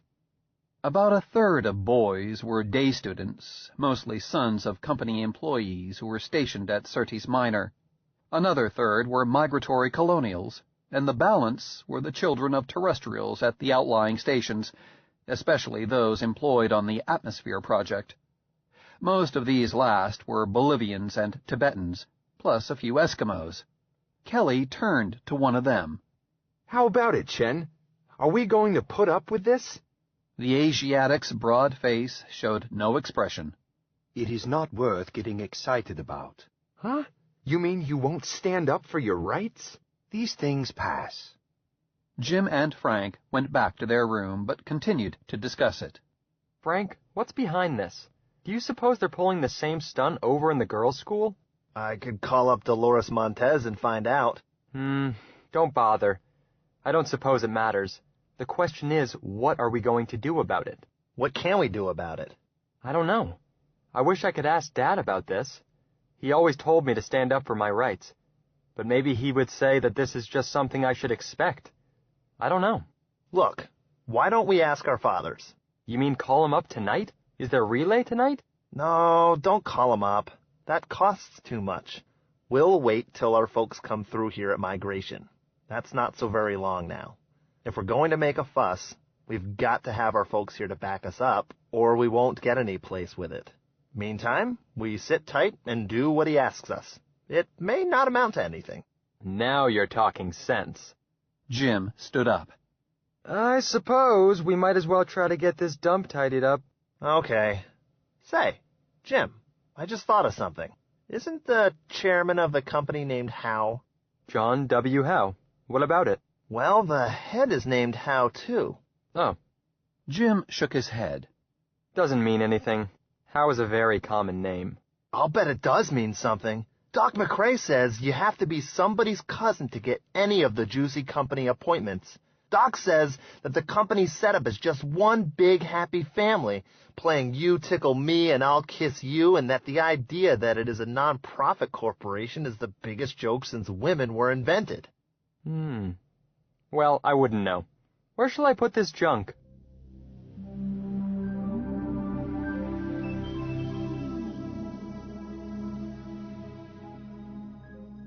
Slips were distributed at breakfast the next morning, giving what was described as official arrangement of rooms for inspection.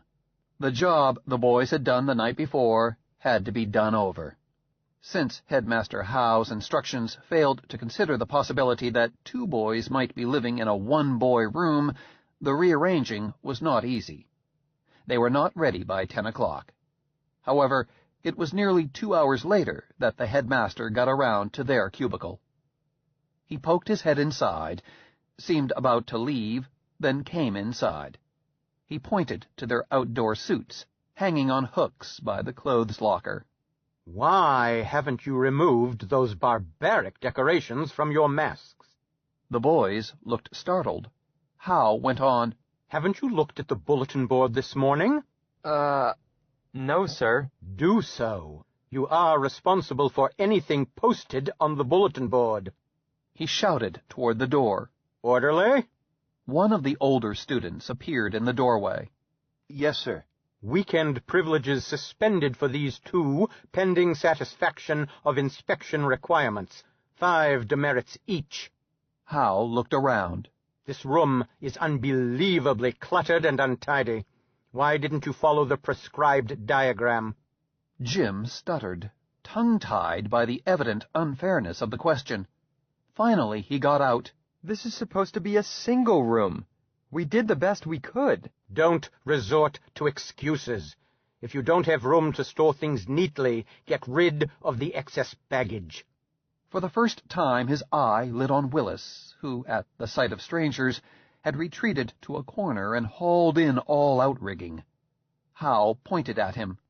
Athletic equipment must be stored on tops of lockers or left in the gymnasium. It must not be thrown in corners. Jim started to answer. Frank kicked him in a shin. Hal went on lecturing as he moved toward the door.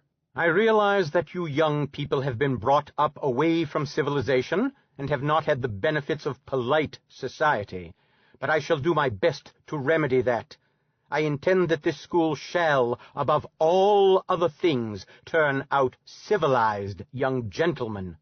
He paused at the door and added, When you have cleaned up those masks, report to my office.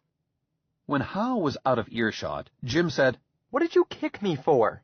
You dumb idiot! He thought Willis was a ball. "I know. I was just about to set him right." Frank looked disgusted. Don't you know enough to let well enough alone? You want to keep Willis, don't you? He would have whipped up some rule making him contraband. Oh, he couldn't do that. The heck he couldn't.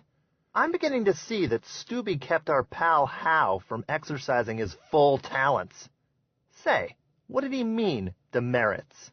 I don't know, but it doesn't sound good. Jim took down his respirator mask, looked at the gay tiger stripes. You know, Frank, I don't think I want to become a civilized young gentleman. You and me both. They decided to take a quick look at the bulletin board before they got into any more trouble, rather than fix the masks at once. They went to the entrance foyer and did so. On the board was pinned, Notice to students. 1. The practice of painting respirator masks with so-called identification patterns will cease. Masks will be plain, and each student will letter his name neatly in letters 1 inch high across the chest and across the shoulders of his outdoors suit. 2. Students are required to wear shirts and shoes or slippers at all times and places except in their own rooms. 3. Pets will not be kept in dormitory rooms. In some cases, where the animals are of interest as scientific specimens, arrangements may be made to feed and care for pets in the biology laboratory. 4. Food must not be kept in dormitory rooms. Students receiving food packages from parents will store them with the commissary matron, and reasonable amounts may be withdrawn immediately after meals, except Saturday morning breakfast. Special permission may be obtained for sweets parties during recreation hours on occasions such as birthdays, etc. 5.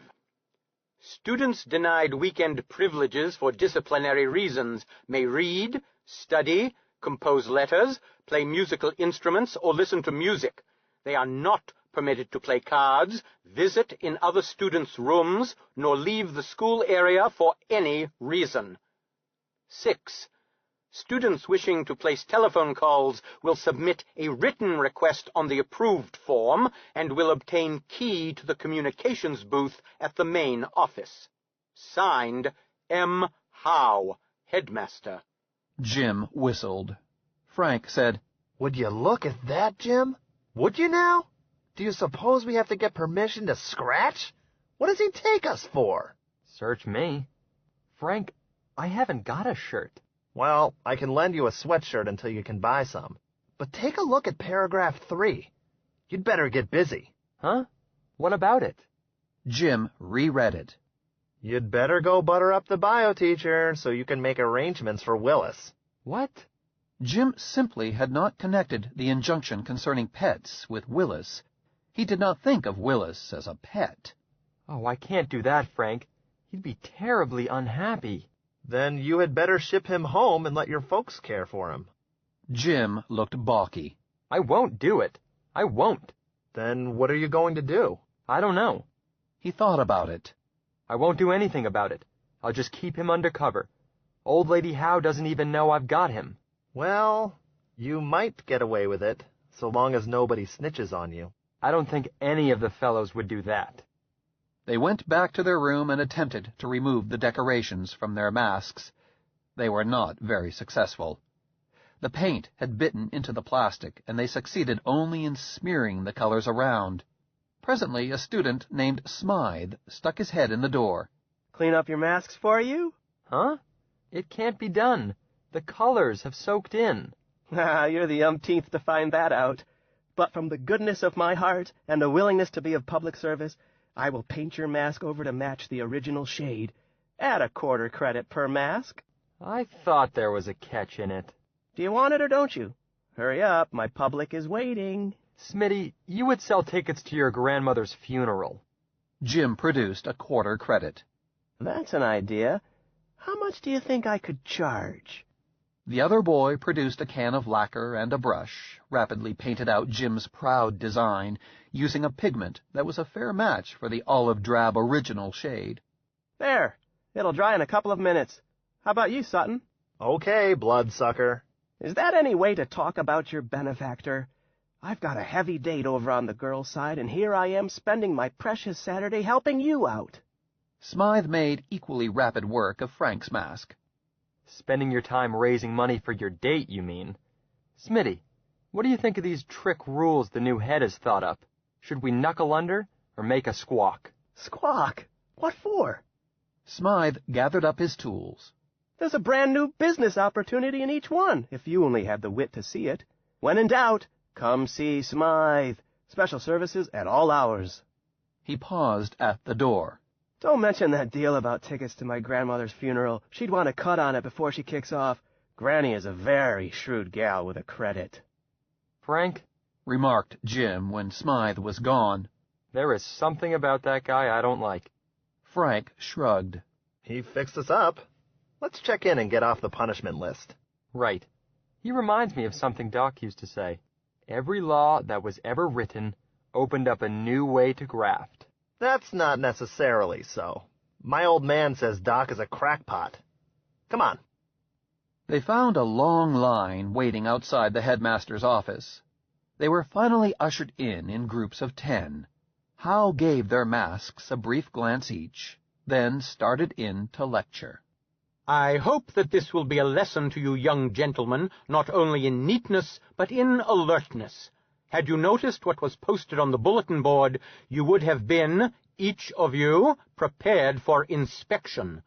As for the dereliction itself, I want you to understand that this lesson far transcends the matter of the childish and savage designs you have been using on your face coverings. He paused and made sure of their attention. There is actually no reason why colonial manners should be rude and vulgar, and, as head of this institution, I intend to see to it that whatever defects there may have been in your home backgrounds are repaired. The first purpose, perhaps the only purpose of education, is the building of character, and character can be built only through discipline. I flatter myself that I am exceptionally well prepared to undertake this task. Before coming here, I had 12 years' experience as a master at the Rocky Mountains Military Academy, an exceptionally fine school, a school that produced men. He paused again, either to catch his breath or let his words soak in. Jim had come in prepared to let a reprimand roll off his back, but the schoolmaster's supercilious attitude, and most especially his suggestion that a colonial home was an inferior sort of environment, had gradually gotten his dander up. He spoke up. Mr. Howe? Eh? Yes? What is it? This is not the Rocky Mountains. It's Mars. And this isn't a military academy. There was a brief moment when it seemed as if Mr. Howe's surprise and anger might lead him to some violence, or even to apoplexy. After a bit he contained himself and said through tight lips, What is your name? Marlowe, sir. James Marlowe. It would be a far, far better thing for you, Marlowe, if it were a military academy. He turned to the others. The rest of you may go. Weekend privileges are restored. Marlowe, remain behind. When the others had left, Howe said, Marlowe, there is nothing in this world more offensive than a smart aleck boy, an ungrateful upstart who doesn't know his place. You are enjoying a fine education through the graciousness of the company. It ill behooves you to make cheap wisecracks at persons appointed by the company to supervise your training and welfare. Do you realize that? Jim said nothing. Howe said sharply, Come, speak up, lad. Admit your fault and make your apology. Be a man. Jim still said nothing. Howe drummed on the desktop. Finally he said, Very well. Go to your room and think it over. You have the weekend to think about it. When Jim got back to his room, Frank looked him over and shook his head admiringly. Boy, oh boy, ain't you the reckless one? Well, he needed to be told. He sure did.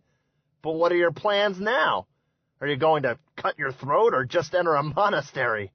Old Howie will be gunning for you every minute from here on out.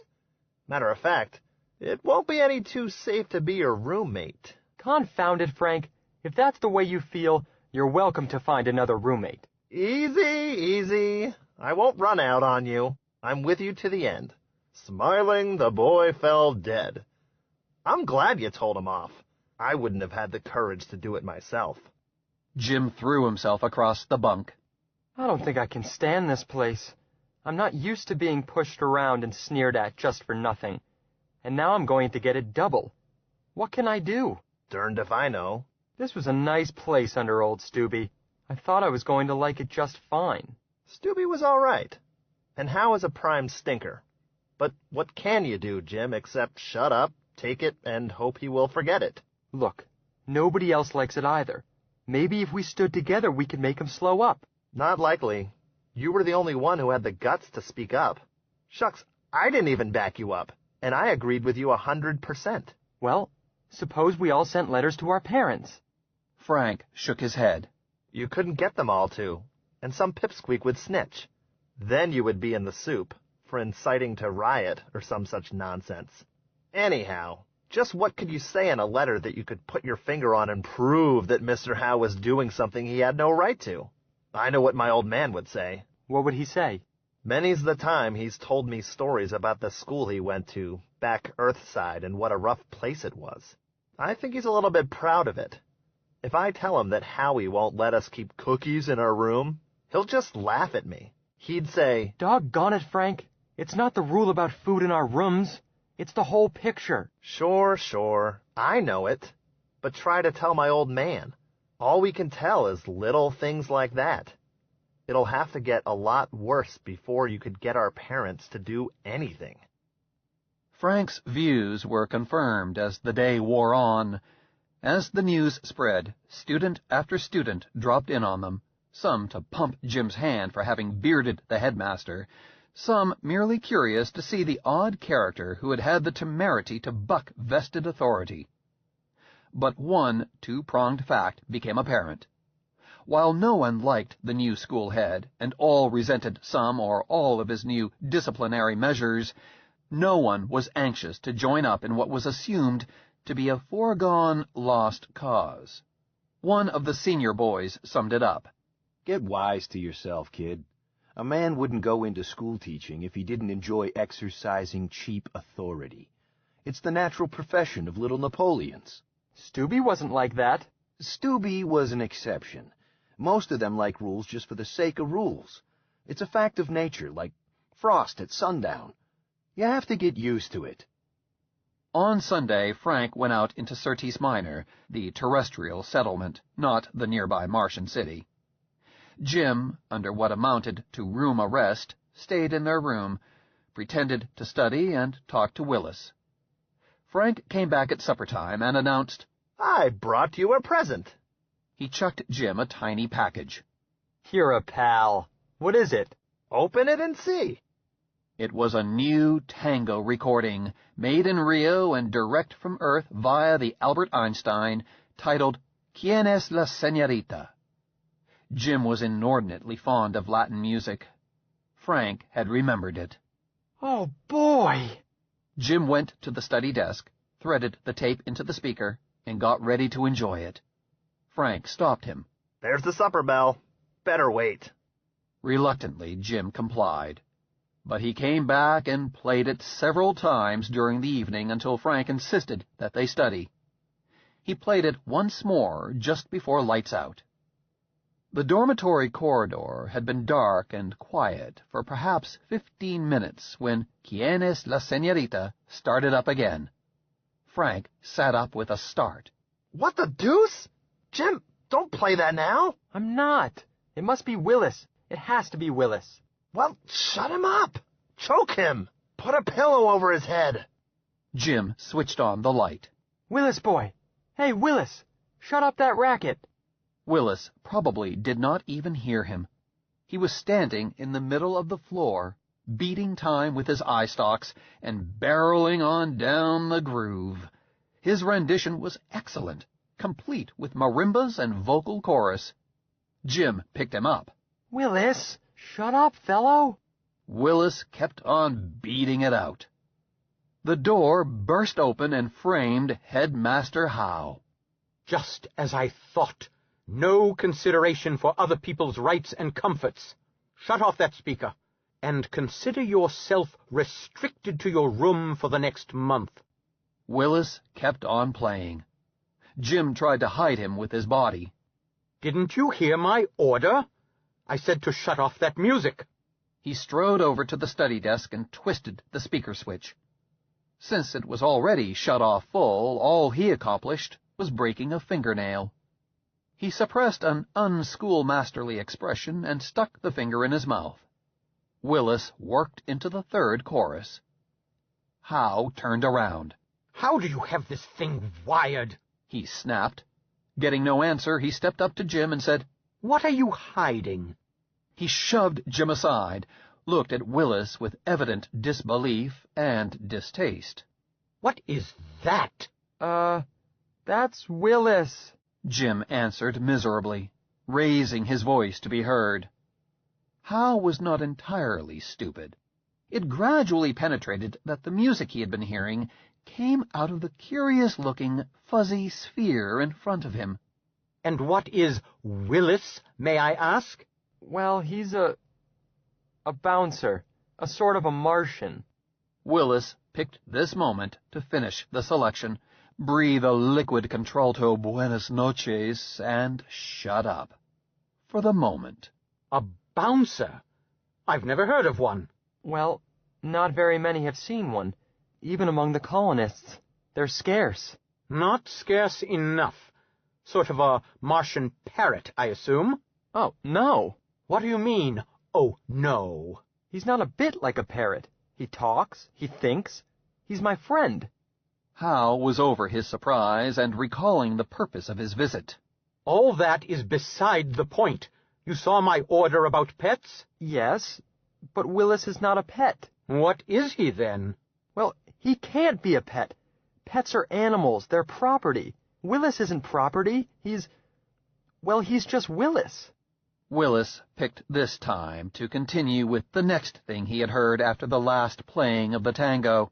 Boy, when I hear that music, he remarked in Jim's voice, I don't even remember that old stinker Howe. I can't forget him. Willis went on in Frank's voice. I wish I had had the nerve to tell him off the same time you did, Jim.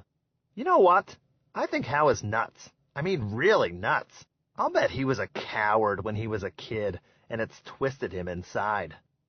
Howe turned white.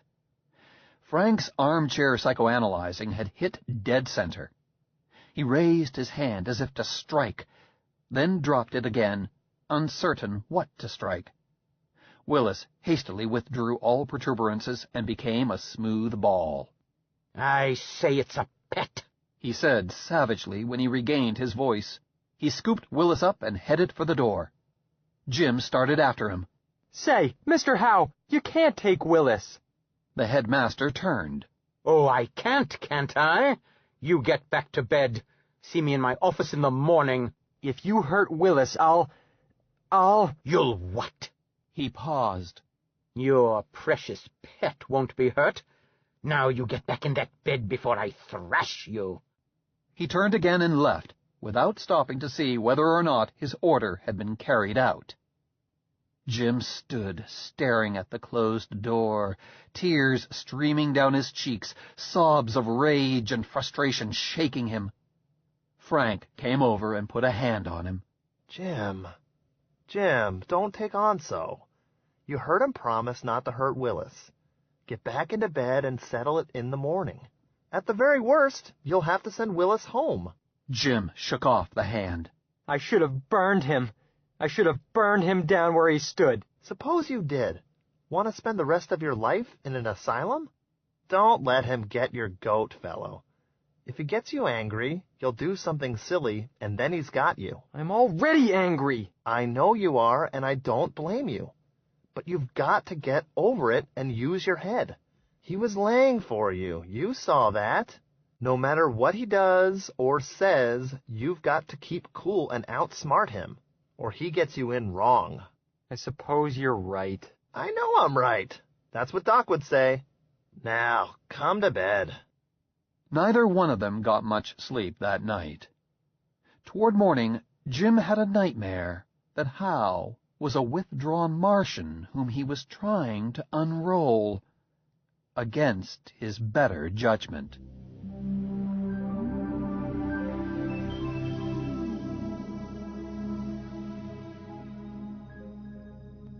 There was a brand new notice on the bulletin board at breakfast time. It read, Important notice. All students possessing personal weapons will turn them in at the main office for safekeeping.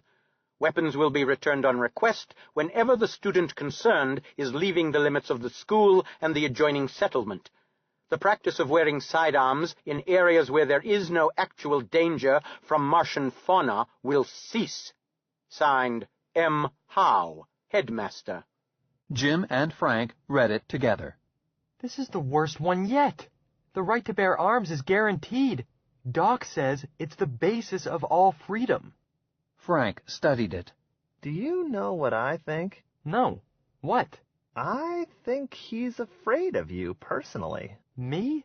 Why? Because of what happened last night. There was murder in your eye, and he saw it. I think he wants to pull your teeth. I don't think he gives a hoot about the rest of us hanging on to our heaters. You really think so? I do. The question is, what are you going to do about it? Jim thought about it. I'm not going to give up my gun. Dad wouldn't want me to. I'm sure of that. Anyhow, I'm licensed, and I don't have to. Neither will I. But we had better think up a wrinkle before you have to go see him this morning. The wrinkle showed up at breakfast. The student named Smythe. Frank spoke to Jim about it in a low voice. Together, they accosted the student after breakfast and brought him to their room. Look, Smitty, you're a man with lots of ankles, aren't you? Could be. What's up? You saw that notice this morning? Sure, who didn't? Everybody is grousing about it. Are you going to turn in your gun? I did before breakfast. What do I need a gun for around here? I've got a brain. In that case, you won't be called in about it. Now, just supposing that you were handed 2 packages to take care of. You won't open them, and you won't know what's in them. Do you think you could find a really safe place to keep them, and still be able to give them back on short notice? I don't suppose you want me to tell anybody about these, packages? Nope, nobody. This sort of service comes high. How high? Well, now, I couldn't afford to do it for less than 2 credits a week. That's too much. Well, you're friends of mine. I'll make you a flat rate of 8 credits for the rest of the year. Too much. 6 credits then, and I won't go lower. You've got to pay for the risk. It's a deal, Jim said, before Frank could bargain further. Smythe left with a bundle before Jim reported to the headmaster's office.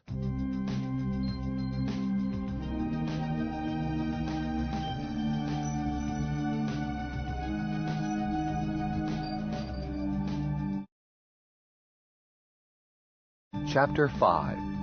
Little Pitchers Have Big Ears.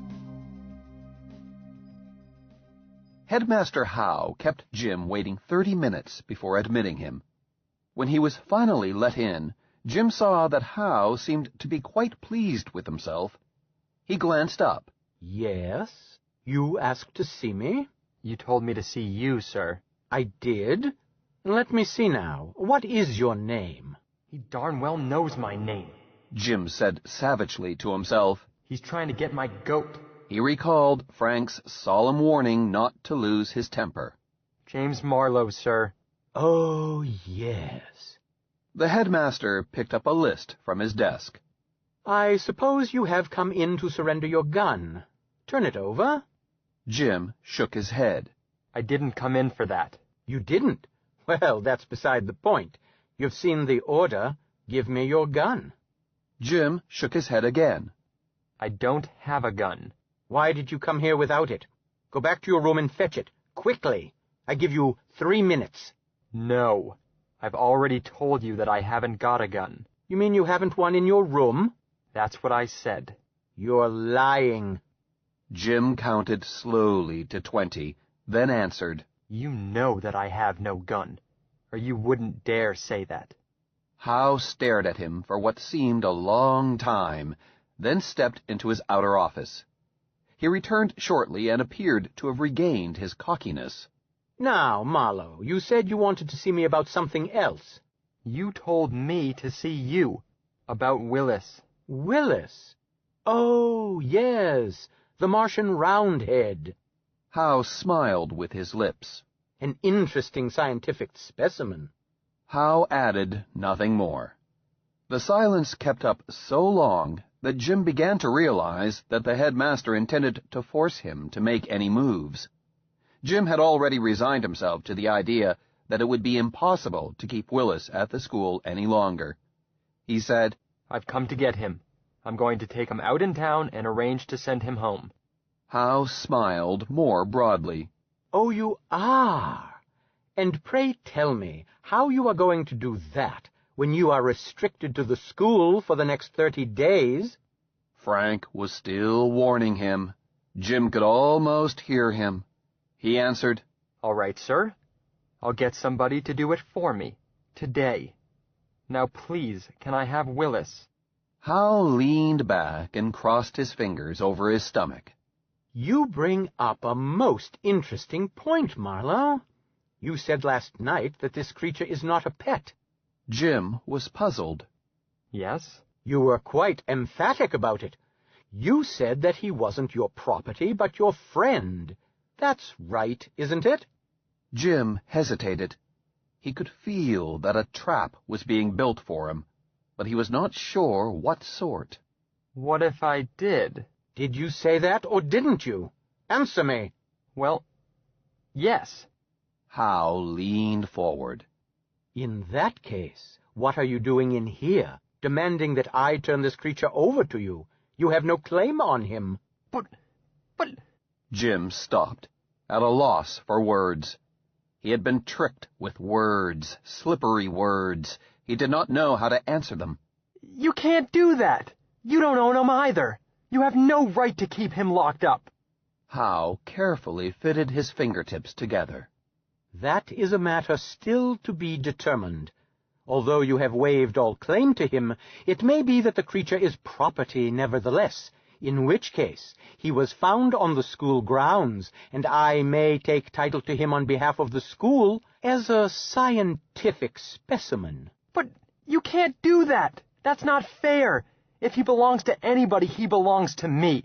You've got no right to— Silence! Jim shut up. Howe went on more quietly. Don't tell me what I can or cannot do. You forget that I am in loco parentis to you. Any rights that you may have are vested in me, just as if I were your own father. As to the disposition of this creature, I am looking into it. I expect to see the Agent General this afternoon. In due course, you will be informed of the outcome. The Latin phrase confused Jim, as it was intended to, but he did catch one point in Howe's statement and snatched at it. I'm going to tell my father about this.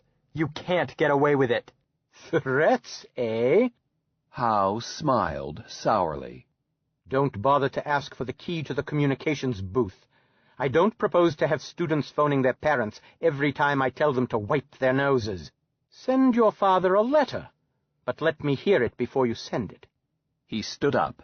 That is all. You may go. No, wait.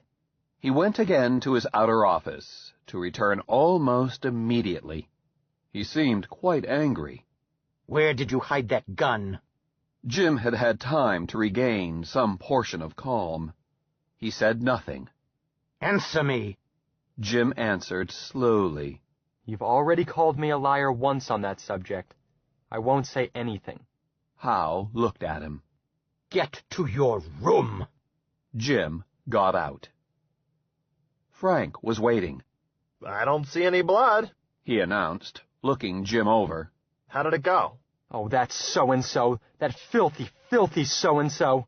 Bad, eh? Frank, he won't let me have Willis. He's going to make you send him home? But you expected that. No, not that. He won't let me have him at all. He used a lot of double talk, but all it meant was that he had him and meant to keep him. Jim seemed about to break down and blubber. Poor little Willis. You know how timid he is. Frank, what'll I do? I don't get it. He can't keep Willis. Not for keeps. Willis belongs to you. I told you he used a lot of double talk, but that's what he means to do just the same. How am I going to get him back? Frank, I've just got to get him back. Frank did not answer. Jim looked around disconsolately and noticed the room for the first time. What happened here? The place looks like you had tried to wreck it. Oh, that. I started to tell you. While you were gone, a couple of Howie's stooges searched the joint. Huh? Trying to find our guns. I just played dumb. They did they? Jim appeared to make up his mind. I've got to find Smythe. He headed for the door. Hey, wait. What do you want to find Smitty for? Jim looked back, and his face was very old. I'm going to get my gun and go back there and get Willis. Jim, you're crazy. Jim did not answer, but continued toward the door. Frank stuck out a foot, tripped him, and landed on his back as he went down. He grabbed Jim's right arm and twisted it behind his back.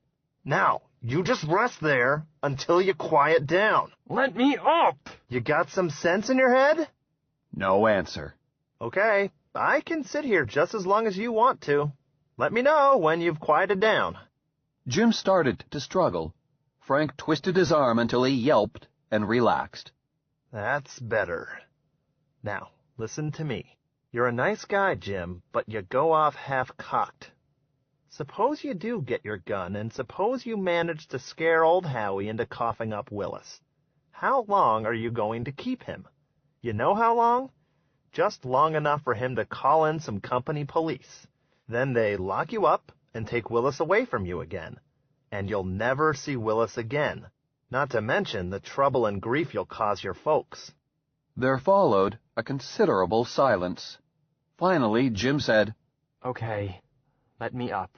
You've given up the idea of waving your gun around? Yeah. On your honor? Solemn promise? Yes, I promise. Frank let him up and brushed him off. Jim rubbed his arm and said, You needn't have twisted it so hard. You're a fine one to complain. You ought to thank me. Now grab your notebook. We're going to be late to chemistry lab. I'm not going. Don't be silly, Jim.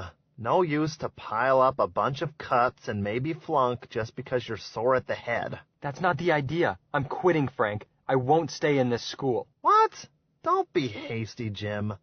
I know how you feel, but it's here or nowhere. Your folks can't afford to send you back to Earth for school. Then it's nowhere.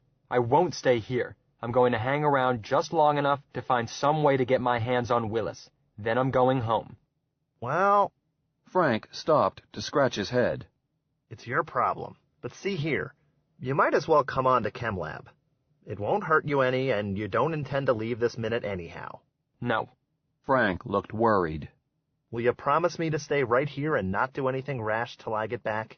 Why should you worry? Promise me, Jim, or I cut lab too. Oh, all right. Go ahead. Right. Frank dashed away. When Frank got back, he found Jim sprawled on his bunk. Asleep?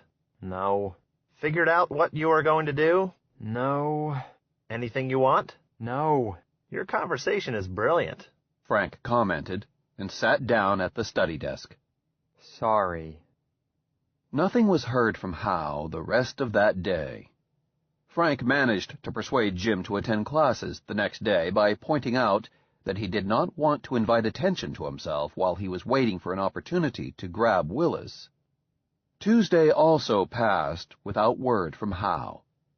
Tuesday night, perhaps 2 hours after lights out, Frank suddenly woke up. Someone was stirring in the room. Jim! Dead silence. Keeping quiet himself, Frank reached out and switched on the light. Jim was standing near the door. Jim, why didn't you answer me? You trying to scare me to death? Sorry. What's up? What are you doing out of bed? Never mind. You go on back to sleep. Frank climbed out of bed. Oh, no. Not while you've got that wild look in your eye. Now tell Papa. Jim waved him away. I don't want to mix you up in this. Go on back to bed. Think you're big enough to make me? Now cut out the foolishness and give. What are your plans? Reluctantly, Jim explained. It seemed likely to him that Headmaster Howe had Willis locked up somewhere in his office. Jim planned to break in and attempt a rescue. Now you go back to bed. If they question you, you don't know anything. You slept all night. Let you tackle it alone? Not likely. Anyhow, you need somebody to jigger for you. Frank started fumbling around in their locker. I don't want any help. What are you looking for? Laboratory gloves. You're going to get help whether you want it or not, you thumb-fingered idiot. I don't want you caught. What do you want gloves for? Ever hear of fingerprints? Sure, but he'll know who did it, and I don't care. I'll be gone. Sure, he'll know, but he may not be able to prove it. Here, put these on. Jim accepted the gloves, and with them he tacitly accepted Frank's help in the adventure. Burglary is not common on Mars, and locks are unusual items. As for night watchmen, manpower is not transported through millions of miles of space simply to be used to watch the silent corridors of a boys' school. The principal hazard that Jim and Frank faced in getting to the school's offices was the chance of running into some restless student going to the washroom after hours. They moved as silently as possible and scouted each stretch of corridor before entering it. In a few minutes, they were at the outer door of the offices without, they hoped, having been seen. Jim tried the door. It was locked. Why do they bother to lock this? On account of guys like you and me. Go back to the corner and keep your eyes peeled. He attacked. Corner and keep your eyes peeled. He attacked. Corner and keep your eyes peeled. He attacked. Corner and keep your eyes peeled. He attacked. Corner and keep your eyes peeled. He attacked the latch with his knife. Okay. Jim went to the passageway intersection and kept lookout. 5 minutes later, Frank hissed at him. He went back. What's the matter? Nothing's the matter. Come on. Frank had the outer door open. They tiptoed through the outer office, past recording desks and high-stacked spool files, to an inner door marked Marquis Howe, Headmaster, Private. The lettering on the door was new, and so was the lock. The lock was no mere gesture, capable of being picked or sprung with a knife. It was a combination type, of titanium steel, and would have looked more at home on a safe. Think you can open it? Frank whistled softly. Don't be silly. The party is over, Jim. Let's see if we can get back to bed without getting caught. Maybe we can get the door off its hinges. It swings the wrong way.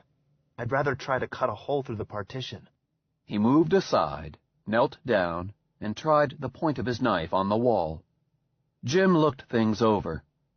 There was an air-conditioning duct running from the corridor through the room they were in and to the wall of the headmaster's office. The hole for the duct was almost as wide as his shoulders. If he could unscrew the holding flanges and let the duct sag out of the way... No, He could not even get up to it. There was nothing to use as a ladder. The file cabinets were fastened to the floor, he found. There was a small grill set in the bottom of the door to permit the exhaust air to escape from the inner office. It could not be removed, nor would the hole left be large enough to be of use, but he lay down and tried to peer through it. He could see nothing. The room beyond was dark. He cupped his hands over it and called out, "Willis! Oh, Willis! Willis, boy!" Frank came over and said urgently, "Cut that out! Are you trying to get us caught?" "Shh!" Jim put his ear to the grill. They both heard a muffled reply.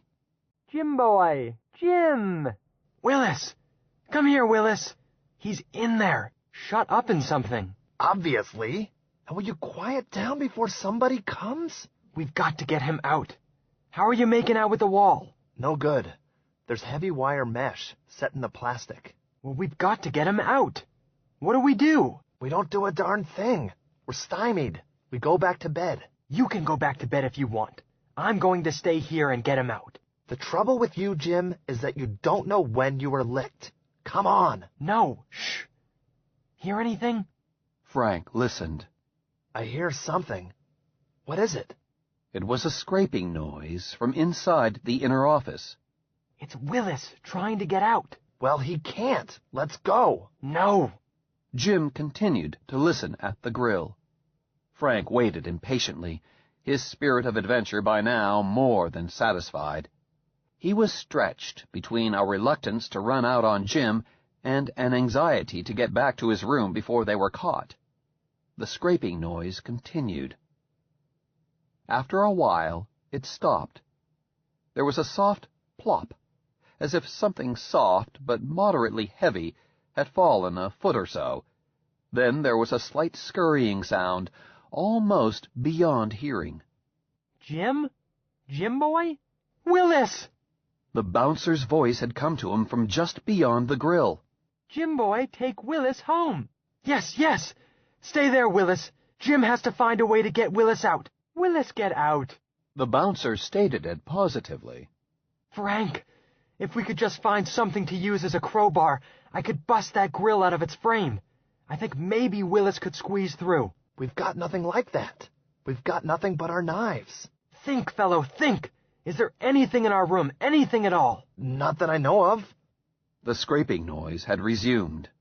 Frank added, "What's Willis up to?" "I guess he's trying to get the door open. We've got to find some way to open it for him. Look, I'll boost you up on my shoulders, and you try to take the collar off that air duct." Frank looked the situation over. "No good. Even if we get the duct down, there'll be a grill set in the other side of the wall." "How do you know?" "There always is." Jim shut up.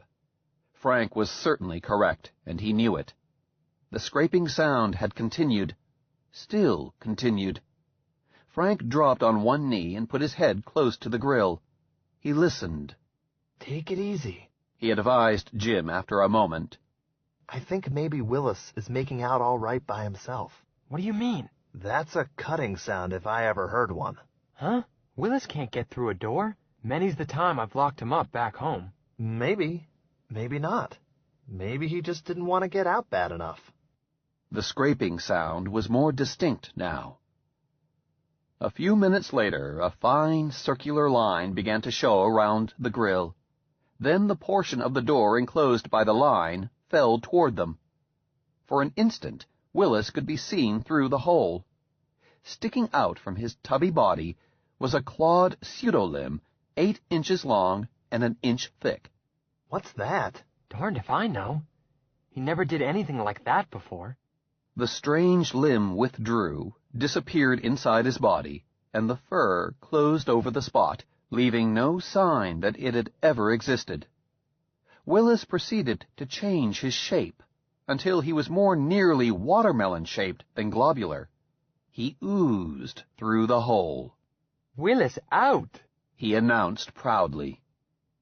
Jim snatched him up and cradled him in his arms. "Willis! Willis, old fellow!" The bouncer cuddled in his arms. "Jim boy lost! Jim went away. Yes, But not ever again. Willis, stay with Jim. Willis, stay! Good!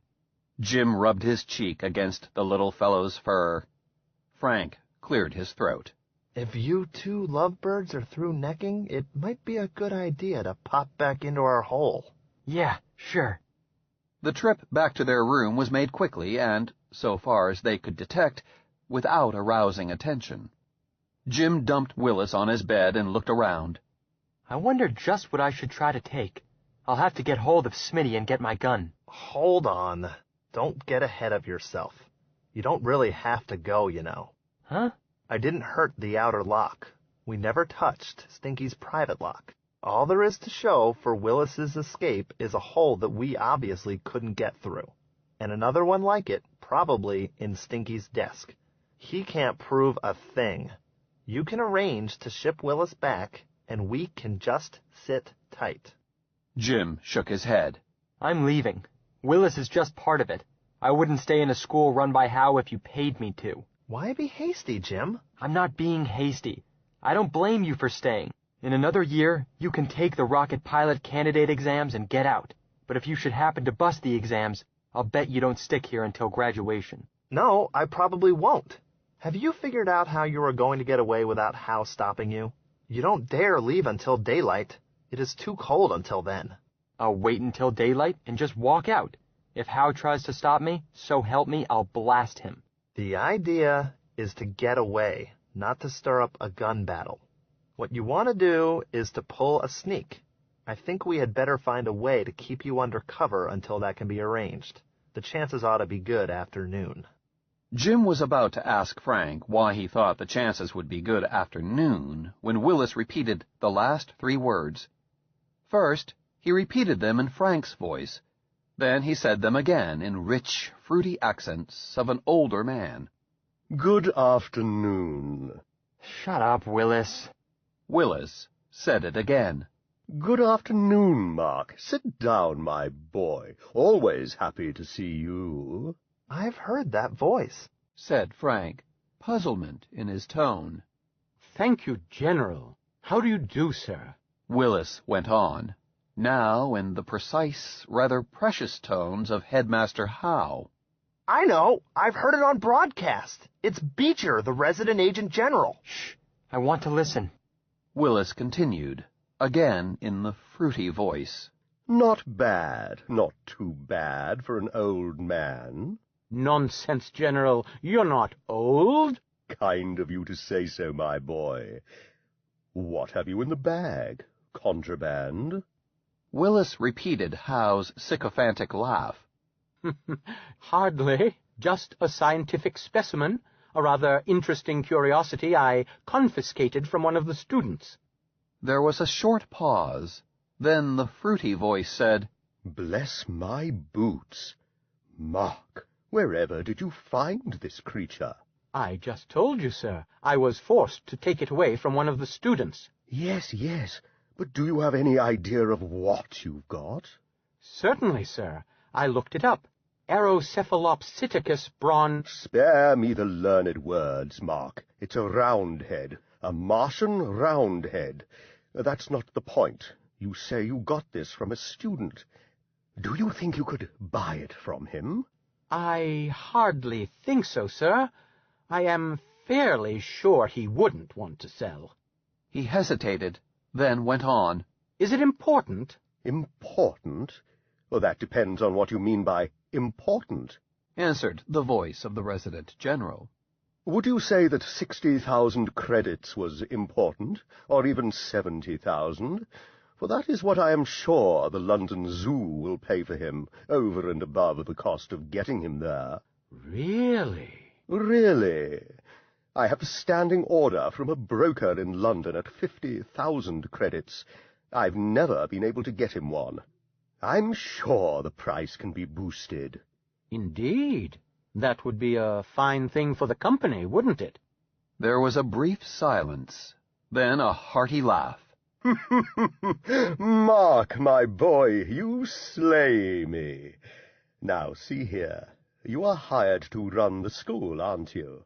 Yes. And I'm hired to look out for the interests of the company, right? We put in a good day's work and earn our pay. That leaves 18 hours a day that belong to each of us, personally. Are you hired to find strange specimens? No. Neither am I. Do you understand me? I think I do. I'm sure you do. After all, I know your uncle quite well. I'm sure he wouldn't have sent his nephew out here without explaining the facts of life to him. He understands them very well himself, I can assure you. The fact is, my boy, that there are unlimited opportunities in a place such as this for a smart man, if he will just keep his eyes and ears open, not graft, you understand. Willis paused. Jim started to say something. Frank said, "Shut up! We don't want to miss any of this." The resident's voice continued. Not graft at all. Legitimate business opportunities that are the natural concomitants of our office. Now, about this student. What will it take to convince him he should sell? I wouldn't offer him too much, or he will become suspicious. We mustn't have that. Howe was slow in replying. I am almost certain he won't sell, General, but there is another way, possibly. Yes? I don't understand you. The boys heard Howe explain his peculiar theory of ownership with respect to Willis. They could not see Beecher dig Howe in the ribs, but they could hear his choked laughter. Oh, that is rich. Mark, you slay me, you really do. Your talents are wasted as a school teacher. You should be a resident. Well, I hardly expect to teach school all my life. You won't. You won't. We'll find an agency for you. After all, the school will be smaller and of less importance after the non-migration policy goes into effect. What's he talking about? Quiet! Is there any news about that? I expect to hear from your uncle momentarily. You might stop in again this evening, my boy. I may have news.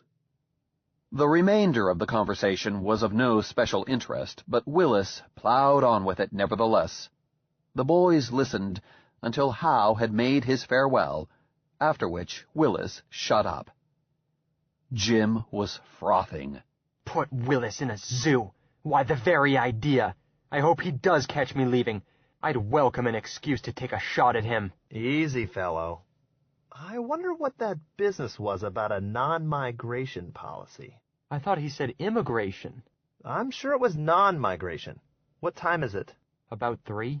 We've got 3 hours, more or less. Jim, let's see what else we can coax out of Willis. I've got a hunch it may be important. Okay. Jim picked the fuzzball up and said, Willis, old fellow, what else do you know? Tell Jim everything you've heard. Everything. Willis was happy to oblige. He reeled off bits of dialogue for the next hour, most of it concerned with unimportant routine of the school. At last, the boys were rewarded by hearing again the unctuous tones of Gaines Beecher. Mark, my boy. Oh, come in, General. Sit down. Happy to see you. I just stopped by to say that I have gotten a dispatch from your dear uncle. He added a postscript sending his regards to you. That's nice. Thank you, sir. Not at all. Close that door, will you? Willis put in sound effects of a door being closed. Now we can talk. The dispatch, of course, concerned the non-migration policy. Yes? I am happy to say that the board came around to your uncle's point of view. South Colony will stay where it is. This next shipload and the one following it will go to North Colony, where the new immigrants will have nearly 12 months of summer in which to prepare for the northern winter. What are you chuckling about? Nothing important, sir. One of the students, a great lout named Kelly, was telling me today what his father was going to do to me when he came through here at migration. I am looking forward to seeing his face when he learns that his father will not show up. You are not to tell him anything of the sort. Eh? I want all this handled with the least possible friction. No one must know until the last possible moment. There are hotheads among the colonials who will oppose this policy, even though it has already been proved that, with reasonable precautions, the dangers of a Martian winter are negligible. My plan is to postpone migration 2 weeks on some excuse, then postpone it again. By the time I announce the change, it will be too late to do anything but comply. Ingenious! Thank you. It's really the only way to handle colonials, my boy. You haven't been here long enough to know them the way I do. They are a neurotic lot, most of them failures back on Earth, and they will drive you wild with their demands if you are not firm with them. They don't seem to understand that all that they are and all that they have they owe directly to the company. Take this new policy. If you let the colonists have their own way, they would continue to follow the sun, like so many rich playboys, and at the company's expense.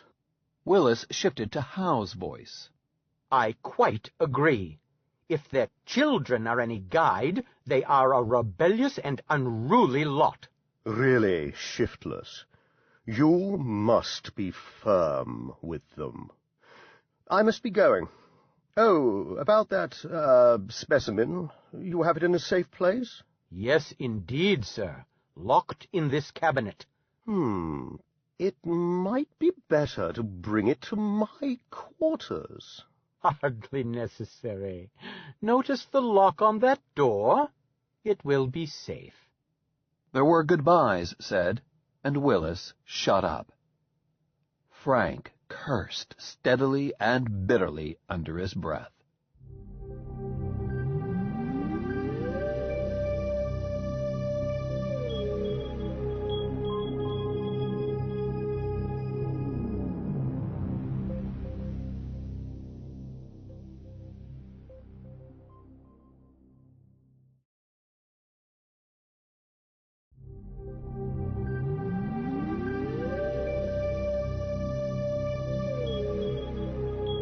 Chapter 6.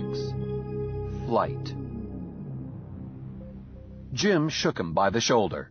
Snap out of it and help me. I'm going to be late. That fat slug. I wonder how he would like to tackle a winter at Carax.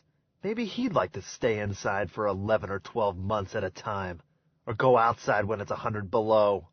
I'd like to see him freeze to death. Slowly.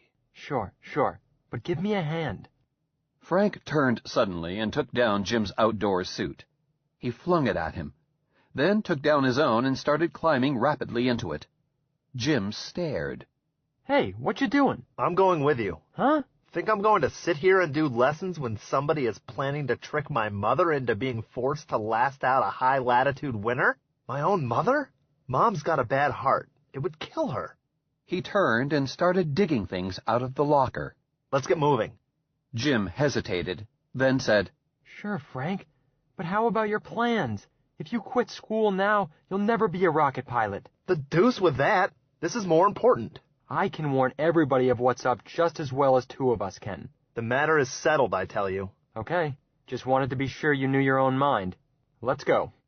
Jim climbed into his own suit, zipped it up, tightened the straps, and then started picking over his belongings. He was forced to throw away a large part, as he wanted Willis to travel in his bag. He picked up Willis. Look, fellow, we're going home. I want you to ride inside here where it's nice and warm. Willis go for ride? Willis go for ride. But I want you to stay inside and not say one word until I take you out. Understand? Willis not talk? Willis not talk at all. Not till Jim takes him out. Okay, Jim boy. Willis thought about it and added, Willis play music? No, not a sound, not a word, no music. Willis close up and stay closed up. Okay, Jim boy. Willis answered in aggrieved tones and promptly made a smooth ball of himself. Jim dropped him into the bag and zipped it. Come on, let's find Smitty, get our guns, and get going.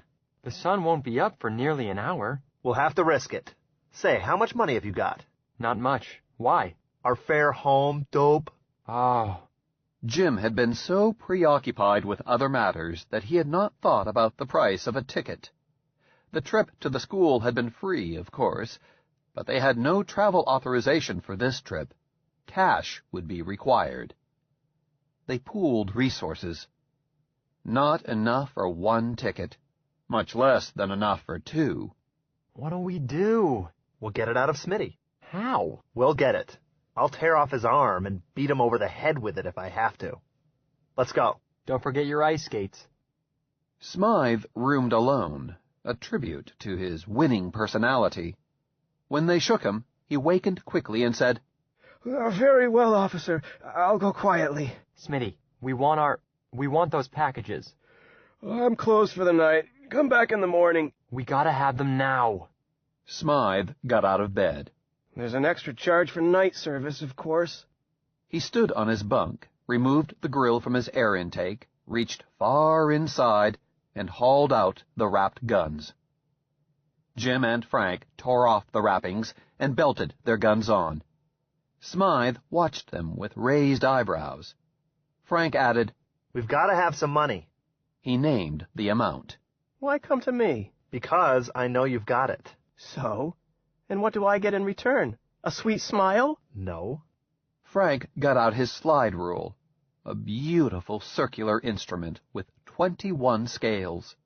How much for that? 6 credits. Don't be silly. It cost my father 25. 8 then. I won't be able to get more than 10 for it. Take it as security for 15. 10, cash. I don't run a pawn shop. Jim's slide rule went for a smaller amount, then both their watches, followed by lesser items at lower prices. At last, they had nothing left to sell but their skates, and both boys refused the suggestion, although they were still 12 credits short of what they needed. You've just got to trust us for the rest, Smitty. Smythe studied the ceiling. Well, seeing what good customers you've been, I might add that I also collect autographs. Huh? I'll have both of yours on one IOU at 6% per month. The security will be the pound of flesh nearest your heart. Take it. Finished, they started to leave. Smythe said, My crystal ball tells me that you gentlemen are about to fade away. How? Just walk out? It does not seem to have come to your attention that the front door is now locked at nights. Our friend and mentor, Mr. Howe, unlocks it himself when he arrives in the morning. You're kidding. Go see for yourself. Frank tugged Jim's arm. Come on. We'll bust it down if we have to. Why do things the hard way? Go out through the kitchen. You mean the back door's not locked? Oh, it's locked all right. Then quit making silly suggestions. I should be offended at that. But I consider the source. While the back door is locked, it did not occur to Brother Howe to install a lock on the garbage dump. The garbage dump? Take it or leave it. It's your only way to sneak out. We'll take it. Come on, Jim. Hold on. One of you can operate the dump for the other. But who's going to do it for the second man? He's stuck. Oh, I see. Frank looked at him. You are. And what am I offered? Confound you, Smitty. How would you like a lump on the head? You've already taken us for everything but our eye teeth. Smythe shrugged. Did I refuse? After all, I told you about it. Very well. I'll chalk it up to overhead. Goodwill, full measure, advertising. Besides, I don't like to see my clients fall afoul of the law. They went quickly to the school's large kitchen. Smythe's cautious progress through the corridors showed long familiarity with casual disregard of rules. Once there, Smythe said, All right, who goes first? Jim eyed the dump with distaste. It was a metal cylinder, barrel size, laid on its side in the wall. It could be rotated on its main axis by means of a lever set in the wall. A large opening in it permitted refuse to be placed in it from inside the building, then removed from the outside without disturbing the pressurization of the building. The simplest sort of a pressure lock. The interior showed ample signs of the use for which it was intended. I'll go first, he volunteered, and settled his mask over his face. Wait a second, said Frank. He had been eyeing the stocks of canned foods racked around the room. Now he dumped spare clothing from his bag and started replacing it with cans. Hurry up! Smythe insisted. I want to get back to my Betty Bye before the morning bell rings. Yes, why bother? We'll be home in a few hours. Just a hunch. Okay, I'm ready. Jim climbed into the dump, drawing up his knees and clutching his bag to his chest. The cylinder rotated around him. He felt a sudden drop in pressure and a bitter, cold draft. Then he was picking himself up from the pavement of the alley behind the school. The cylinder creaked back to the loading position. In a moment, Frank landed beside him. Jim helped him up. Boy, are you a mess, he said, brushing at a bit of mashed potato that clung to his chum's suit. So are you, but there's no time to worry about it. Gee, but it's cold. It'll be warmer soon. Let's go. The pink glow of the coming sun was already lighting the eastern sky, even though the air was still midnight cold. They hurried down the alley to the street in back of the school and along it to the right. This portion of the city was entirely terrestrial and could have been a city in Alaska or Norway, but beyond them, etched against the lightening sky, were the ancient towers of Syrtis Minor, denying the earth-like appearance of the street. They came, as they had planned, to a tributary canal and sat down to put on their skates. They were racers, with 22-inch razor-like blades, intended for speed alone. Jim finished first and lowered himself to the ice. Better hurry. I almost froze my behind. Oh, you're telling me.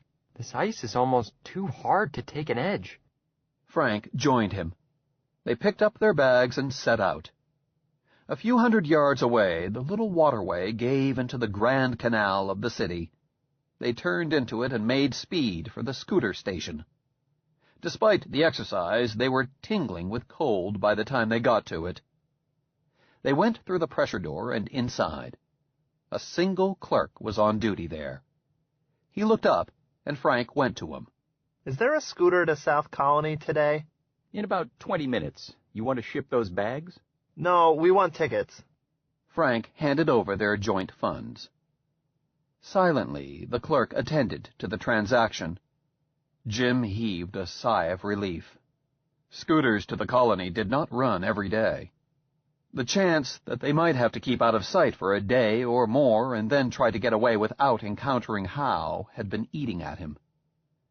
They took seats in the back of the station and waited. Presently, Jim said, Frank, is Dimos up? I didn't notice. Why? Maybe I can get a call through to home. No money. I'll put it through collect. He went to the booth opposite the clerk's desk. The clerk looked up, but said nothing. Inside, he signaled the operator.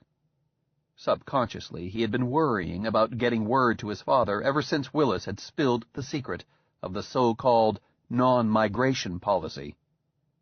The screen lighted up, and a pleasant-appearing young woman with the fashionable striped hair appeared therein. I'd like to call South Colony. No relay until later this morning. Would you like to record a delayed message? He was stopped. Delayed messages were not accepted on a collect basis. No, thank you. I'll try later. He fibbed and switched off. The clerk was tapping on the booth's door. The driver is ready for you. Jim hurriedly settled his mask in place and followed Frank out through the pressure door. The driver was just closing the baggage compartment of the scooter. He took their tickets, and the two boys got aboard.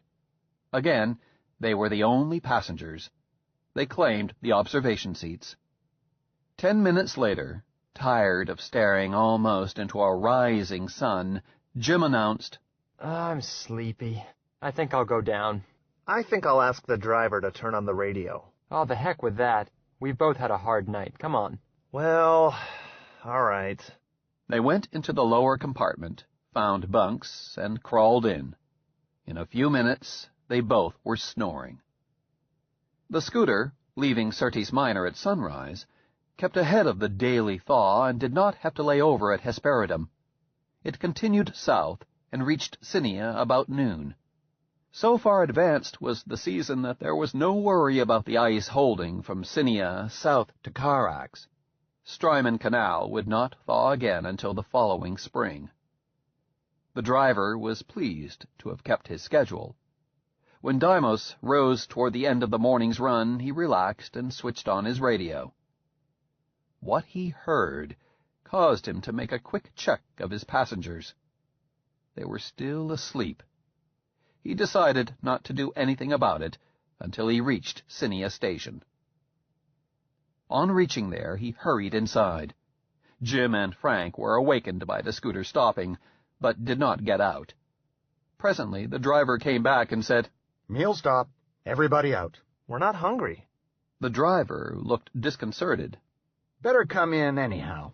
It gets pretty cold in the car when she's standing still." "We don't mind."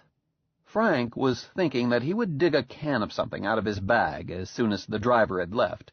From supper time the night before until noon today seemed a long time to his stomach. "What's the trouble? Broke?" Something in their expressions caused him to continue. "I'll stake you to a sandwich each." Frank refused, but Jim interceded. "Don't be silly, Frank." "Thank you, sir. We accept." George, the agent and factotum of Cinia Station, looked at them speculatively and served them sandwiches without comment. The driver bolted his food and was quickly through. When he got up, the boys did so too. "Just take it easy.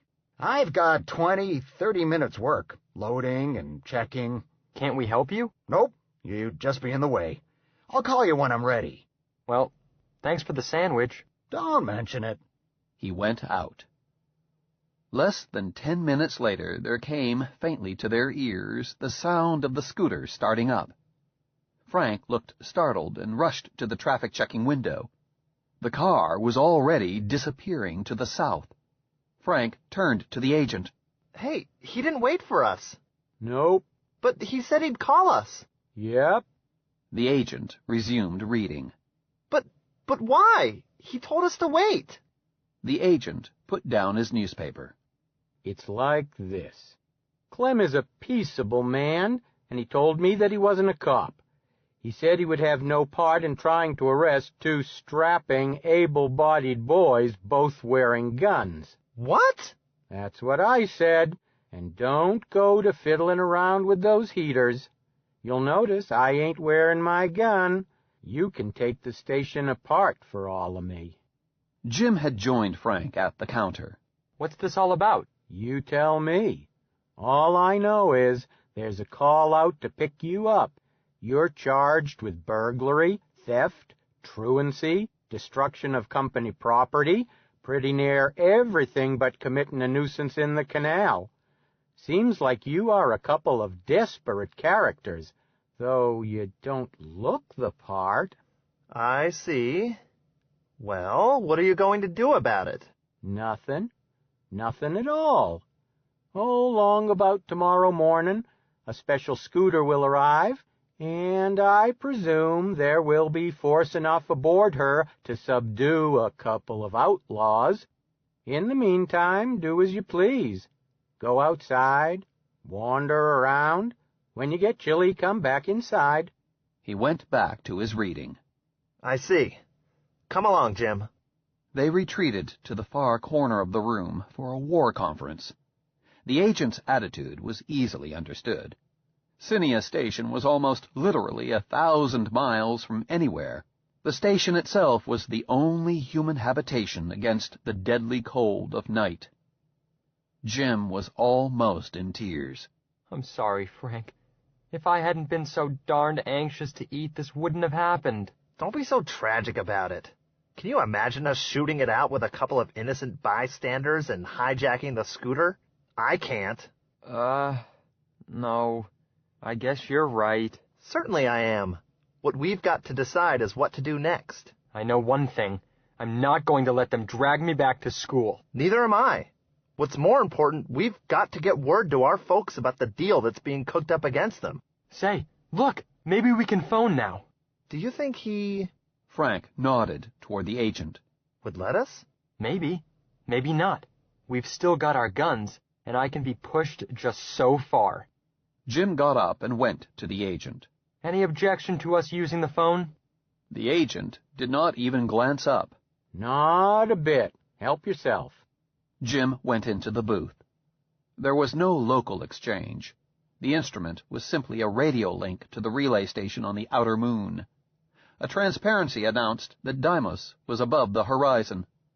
Seeing this, Jim punched the call button and asked for linkage to South Colony. There was an unusually long delay. Then a sweetly impersonal voice announced, "Due to circumstances beyond our control, calls are not being accepted from Cinia Station to South Colony." Jim started to ask if Deimos were visible at South Colony, since he knew that line of sight was essential to radio transmission on Mars. Indeed, it was the only sort of radio transmission he was familiar with, but the relay station had switched off and made no answer when he again punched the call button. He left the booth and told Frank about it. Sounds like Howe has fixed us. I don't believe there is a breakdown. Unless... Unless what? Unless there is more to it than that. Beecher may be rigging things to interfere with messages getting through until he's put over his scheme. Frank, we've got to get word to our folks. See here, I bet we could hold up with the Martians over at Cinia. After all, they offered us water and... Suppose we could. Where does that get us? Let me finish. We can mail a letter from here, giving our folks all the details and telling them where we are hiding. Then we could wait for them to come and get us. Frank shook his head. If we mail a letter from here, old Frozen Face over there is bound to know it. Then, when the cops show up and we are gone, he turns it over to them. Instead of our folks getting it, it goes back to Howe and Beecher. You really think so? Nobody has any right to touch private mail. Don't be a little innocent. Howe didn't have any right to order us to give up our guns, but he did.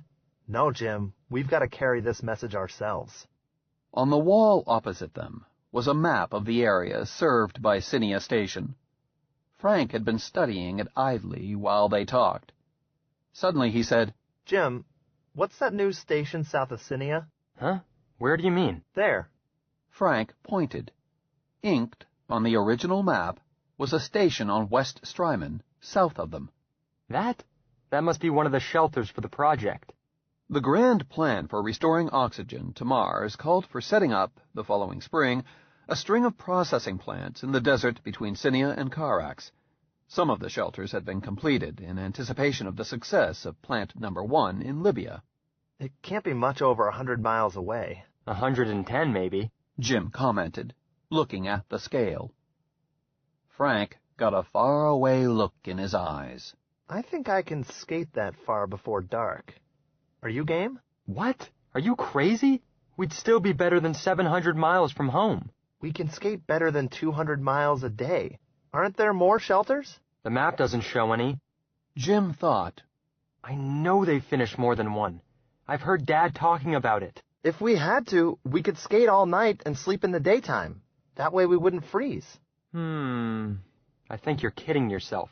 I saw a man who was once caught out at night. He was stiff as a board. All right, when do we start? "Right now." They picked up their bags and headed for the door. The agent looked up and said, "Going somewhere?" "For a walk." "Might as well leave your bags. You'll be back." They did not answer, but went on out the door. 5 minutes later, they were skating south on West Strymon.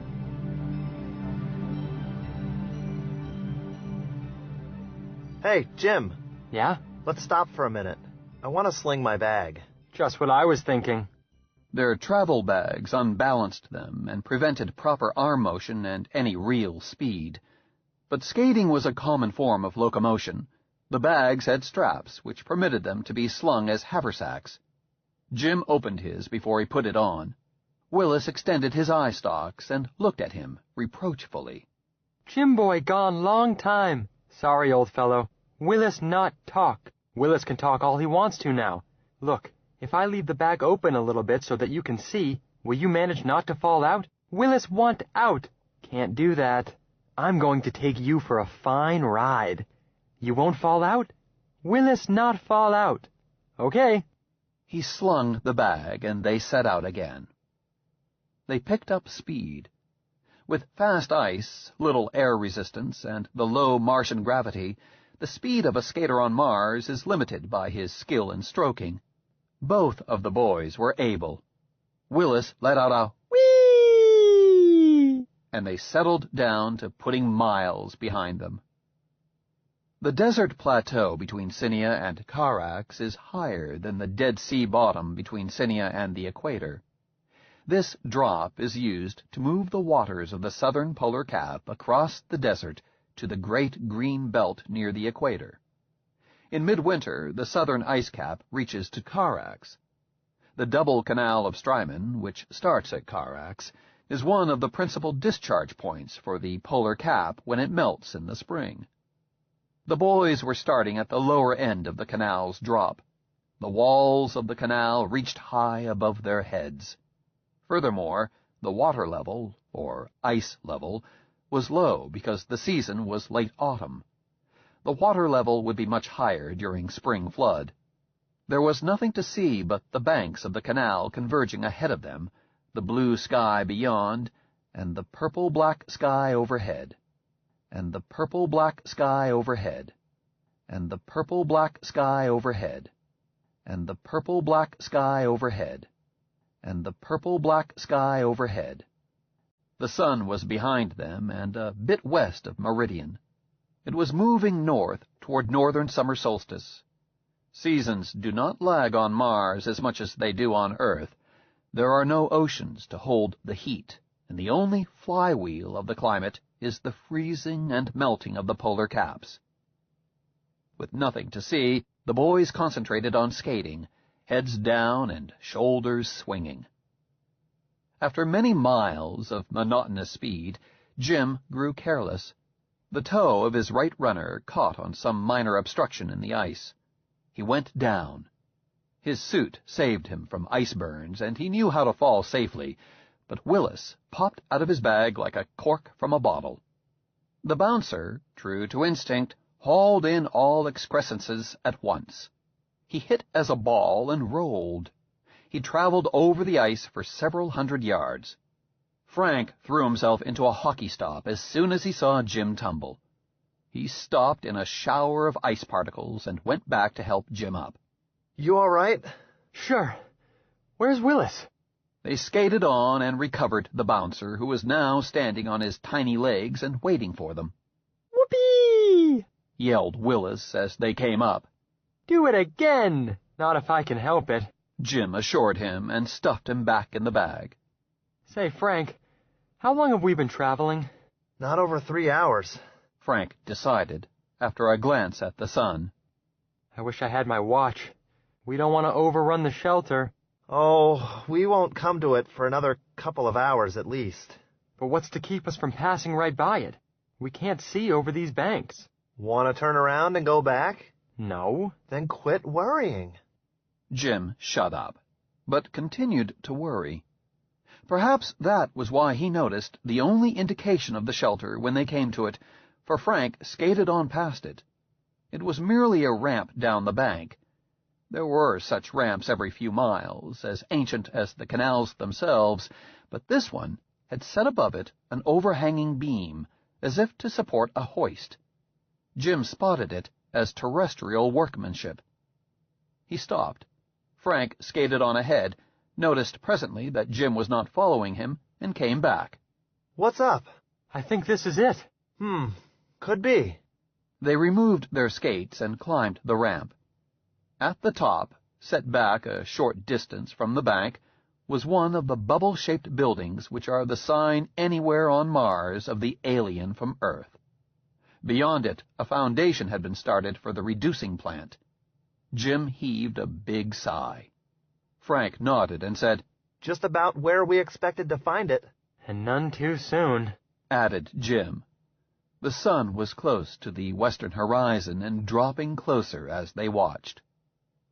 There was, of course, no one in the shelter. No further work would be done at this latitude until the following spring. The shelter was unpressurized. They simply unlatched the outer door, walked through the inner door without delay.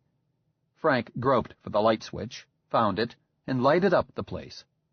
The lighting circuit was powered by the building's atomic fuel power pack and did not require the presence of men. It was a simple shelter, lined with bunks except for the space occupied by the kitchen unit. Frank looked around happily. Looks like we found a home from home, Jim. Yep. Jim looked around, located the shelter's thermostat, and cut it in. Shortly the room became warmer, and with it there was a soft sighing sound as the building's pressure regulator, hooked in with the thermostat, started the building's supercharger. In a few minutes, the boys were able to remove their masks, and finally their outdoors suits as well. Jim poked around the kitchen unit, opening cupboards and peering into shelves. Find anything? Nary a thing. Seems like they could have left at least a can of beans.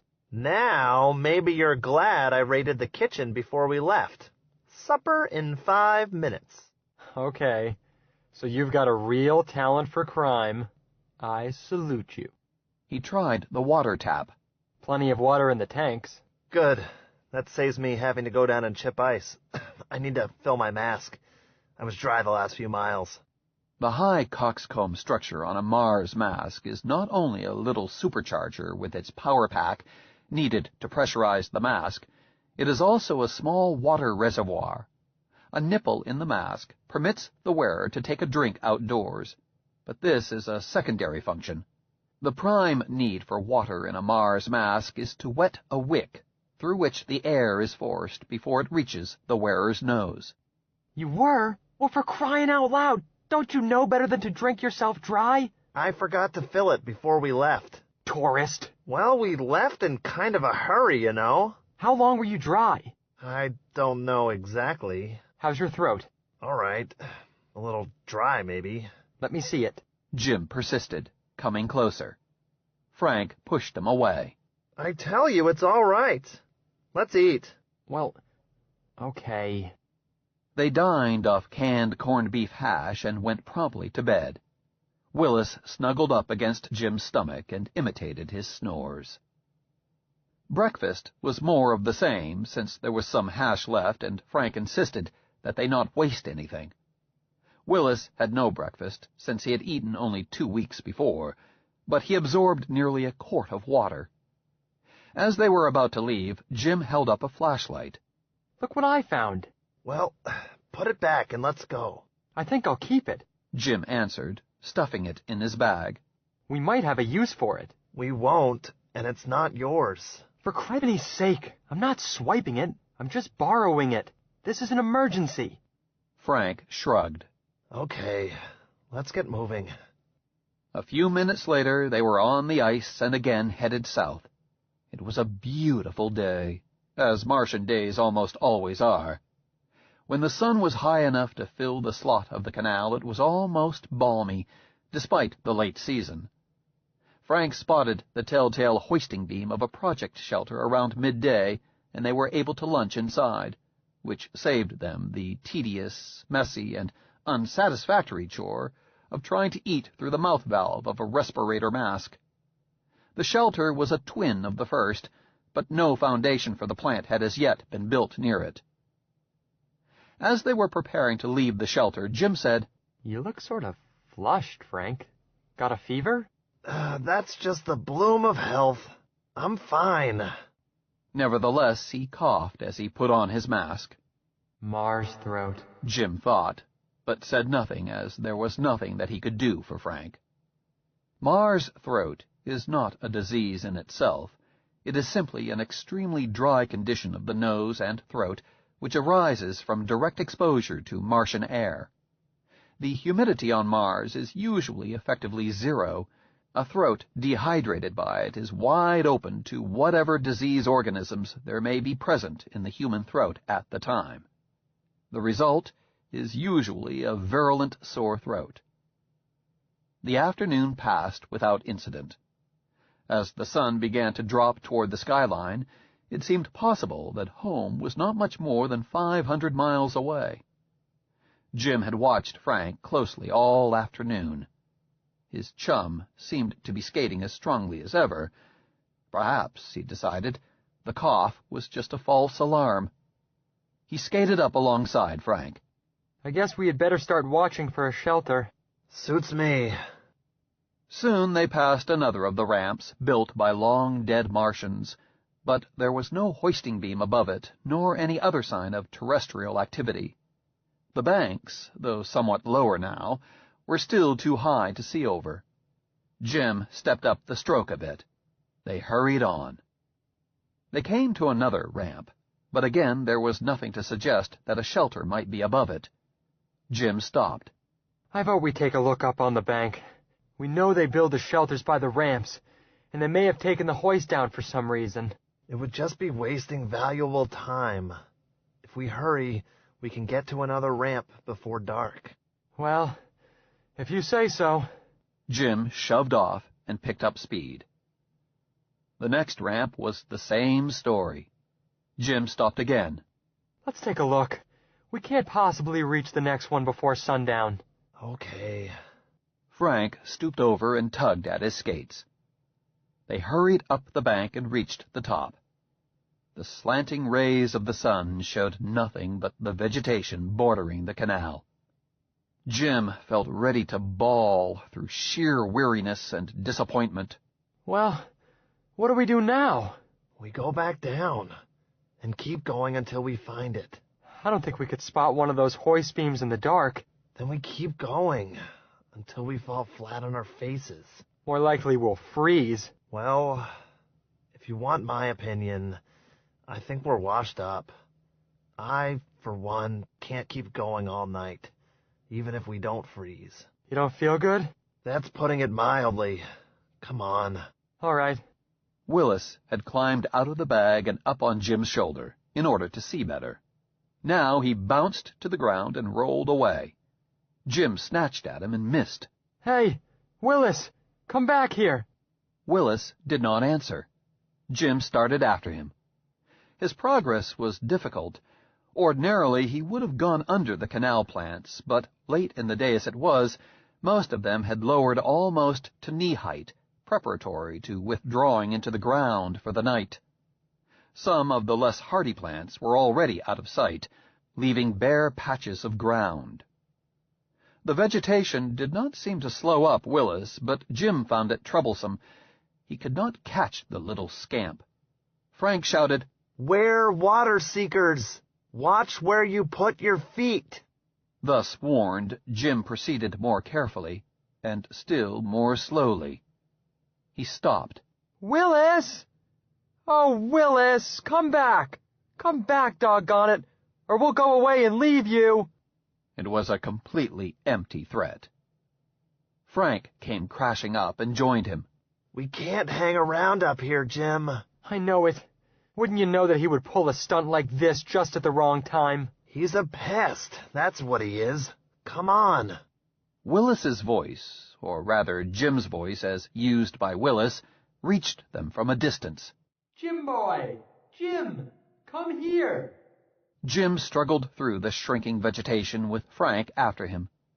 They found the bouncer resting at the edge of an enormous plant, a desert cabbage quite 50 yards across. The desert cabbage is not often found near the canals. It is a weed and not tolerated in the green sea bottoms of the lower latitudes, though it may be found in the deserts miles from any surface water. The western half of this specimen was still spread out in a semicircular fan, flat to the ground, but the eastern half was tilted up almost vertically, its flat leaves still reaching greedily for the sun's rays to fuel the photosynthesis by which plants live. A hardy plant, it would not curl up until the sun was gone completely, and it would not withdraw into the ground at all. Instead, it would curl into a tight ball, thus protecting itself from the cold and incidentally simulating, on giant scale, the earth plant for which it was named. Willis sat by the edge of the half that was flat to the ground. Jim reached for him. Willis bounced up on the edge of the desert cabbage and rolled toward the heart of the plant.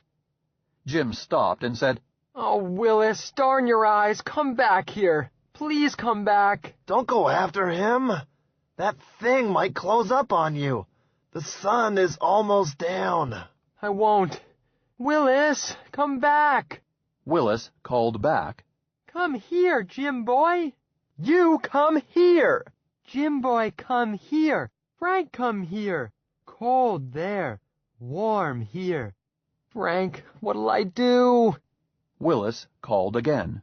Come, Jim boy, warm! Stay warm all night. Jim stared. You know what, Frank? I think he means to let it close up on him, and he wants us to join him. Sounds that way. Come, Jim. Come, Frank. Hurry! Maybe he knows what he's doing. Like Doc says, he's got instincts for Mars and we haven't. But we can't go inside a cabbage. It would crush us. I wonder. Anyhow, we'd suffocate. Probably. Do as you like, Jim. I can't skate any farther. He set one foot on a broad leaf, which flinched under the contact, and strode steadily toward the bouncer. Jim watched him for a moment, and then ran after them. Willis greeted them ecstatically. Good boy, Frank! Good boy, Jim! Stay nice and warm all night. The sun was slipping behind a distant dune. The sunset wind whipped coldly at them. The far edges of the plant lifted and began to curl toward them. We still could get out if we jumped, Frank. I'm staying. Nevertheless, Frank eyed the approaching leaves apprehensively. We'll smother. Maybe. That's better than freezing. The inner leaves were beginning to curl faster than the outer leaves. Such a leaf, 4 feet wide at its widest and at least 10 feet long, raised up back of Jim and curved in until it touched his shoulder. Nervously, he struck at it. The leaf snatched itself away, then slowly resumed its steady progress toward him. Frank, they'll smother us. Frank looked apprehensively at the broad leaves, now curling up all around them. Jim, sit down. Spread your legs wide. Then take my hands and make an arch. What for? So that we'll take up as much space as possible. Hurry! Jim hurried. With elbows and knees and hands, the two managed to occupy a roughly spherical space about 5 feet across and a little less than that high.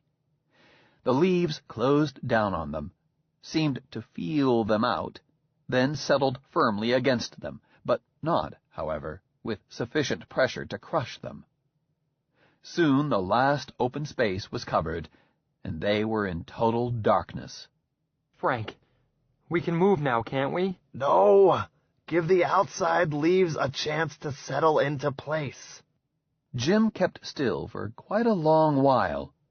He knew that considerable time had passed, for he spent the time counting up to 1,000. He was just starting on his 2nd 1,000 when Willis stirred in the space between his legs. Jim boy, Frank boy, nice and warm, huh? Yeah, Willis. Say, how about it, Frank? I think we can relax now. Frank lowered his arms. The inner leaf, forming the ceiling immediately above him, at once curled down and brushed him in the dark. He slapped at it instinctively. It retreated. It's getting stuffy already. Don't worry about it. Take it easy. Breathe shallowly. Don't talk and don't move, and you'll use up less oxygen. What difference does it make whether we suffocate in 10 minutes or an hour? This was a crazy thing to do, Frank. Any way you figure it, we can't last till morning. Why can't we? I read in a book that back in India, men have let themselves be buried alive for days and even weeks, and were still alive when they were dug up. Fakers, they called them. Fakers is right. I don't believe it. I read it in a book, I tell you. I suppose you think that anything that's printed in a book is true? Frank hesitated before replying. It had better be true, because it's the only chance we've got. Now, will you shut up? If you keep yapping, you'll use up what air there is and kill us both off, and it'll be your fault. Jim shut up. All that he could hear was Frank's breathing. He reached down and touched Willis. The bouncer had withdrawn all his stocks. He was a smooth ball, apparently asleep. Presently, Frank's breathing changed to rasping snores. Jim tried to sleep, but could not. The utter darkness and the increasing deadness of the air pressed down on him like a great weight. He wished again for his watch, lost to Smythe's business talent. If he only knew what time it was, how long it was until sunrise, he felt that he could stand it. He became convinced that the night had passed, or had almost passed. He began to expect the dawn, and with it the unrolling of the giant plant. When he had been expecting it any minute now for a time that he estimated at 2 hours at least, he became panicky. He knew how late in the season it was. He knew also that desert cabbages hibernated by the simple method of remaining closed through the winter. Apparently, Frank and he had had the enormous bad luck to take shelter in a cabbage on the very night on which it started its hibernation. 12 long months from now, more than 300 days in the future, the plant would open to the spring sun and release them, dead. He was sure of it. He remembered the flashlight he had picked up in the first project shelter. The thought of it stimulated him, took his mind off his fears for the moment. He leaned forward, twisted around, and tried to get at his bag, still strapped to his shoulders. The leaves about him closed in. He struck at them, and they shrank away. He was able to reach the torch, drag it out, and turn it on. Its rays brightly illuminated the cramped space. Frank stopped snoring, blinked, and said, "What's the matter?" I just remembered this. Good thing I brought it, huh? Better put it out and go to sleep. It doesn't use up any oxygen. I feel better with it on. Maybe you do. But as long as you stay awake, you use up more oxygen. I suppose so. Jim suddenly recalled what had been terrifying him before he got out the light. It doesn't make any difference. He explained to Frank his conviction that they were trapped forever in the plant. Nonsense. Nonsense yourself. Why didn't it open up at dawn? Because we haven't been in here more than an hour. What? Says you. Says me. Now shut up and let me sleep. Better put out that light. Frank settled his head again on his knees. Jim shut up, but did not turn out the light. It comforted him.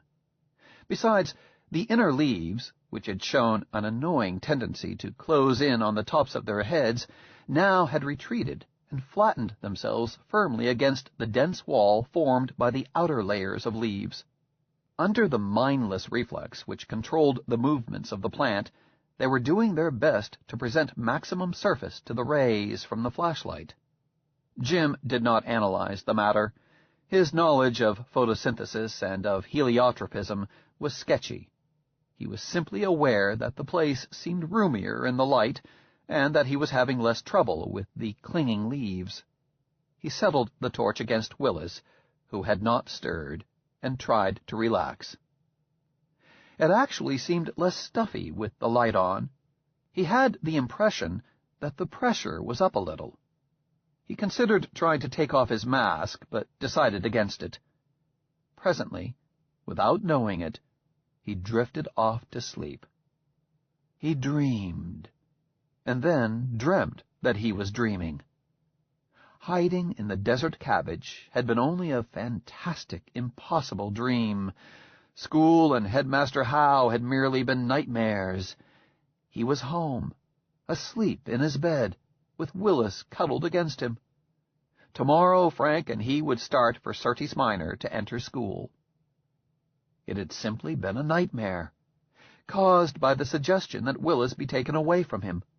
They were planning to take Willis away from him. They couldn't do that. He wouldn't let them. Again his dream shifted.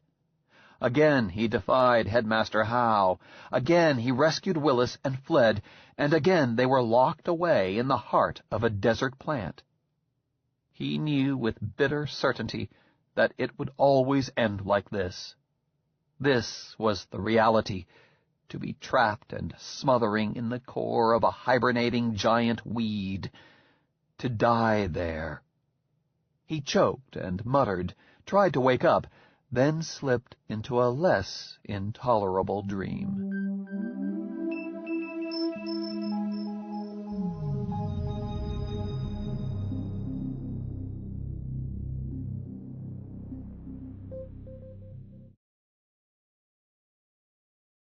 Chapter 7. Pursued.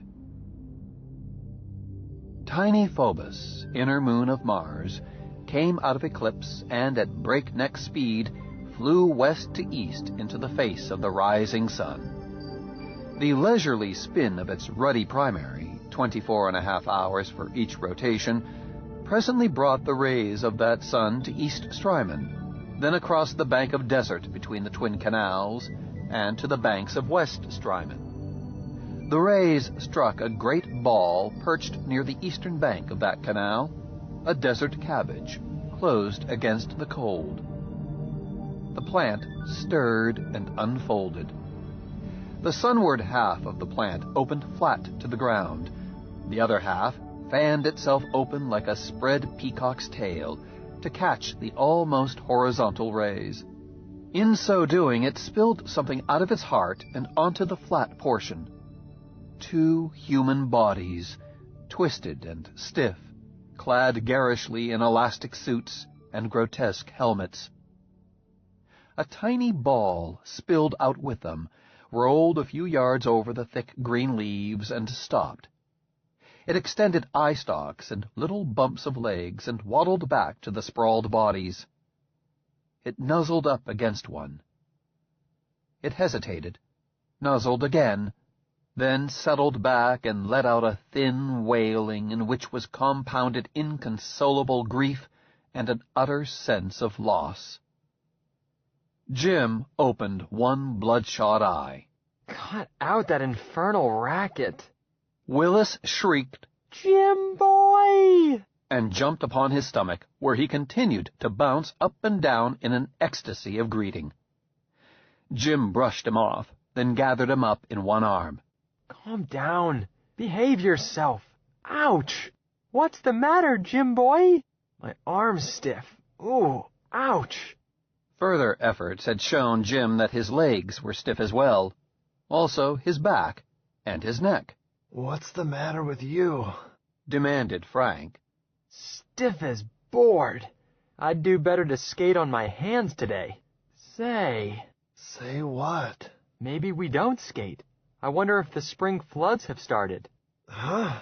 What are you gibbering about? Frank sat up, slowly and carefully. Why, the spring floods, of course. Somehow we lasted through the winter, though I don't know how. Now we... Don't be any sillier than you have to be. Look where the sun is rising. Jim looked. Martian colonials are more acutely aware of the apparent movements of the sun than any earthbound men, except, possibly, the Eskimos.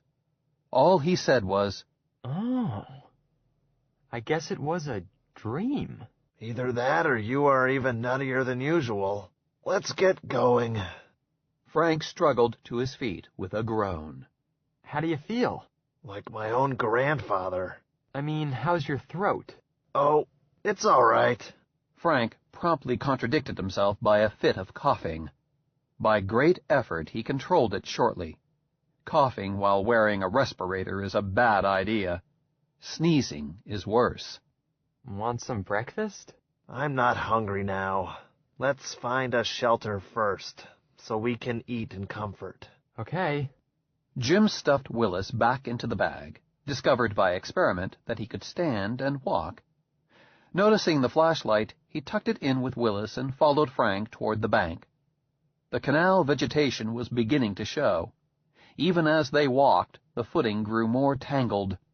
The green plants, still stiff with night cold, could not draw away quickly as they brushed through them. They reached the bank. The ramp must be about 100 yards off to the right. Yep, I see it. Come on. Jim grabbed his arm and drew him back. What's the matter? Look on up the canal, north. Huh? Oh. A scooter was proceeding toward them. Instead of the 250 miles per hour or more that such craft usually make, this one was throttled down to a minimum. 2 men were seated on top of it, out in the open. Frank drew back hastily. Good boy, Jim. I was just about to walk right into them. I guess we had better let them get well ahead. Willis, good boy, too. Let them get ahead my foot. Can't you see what they're doing? Huh? They're following our tracks. Frank looked startled, but did not answer. He peered cautiously out. Look out! He's got binoculars!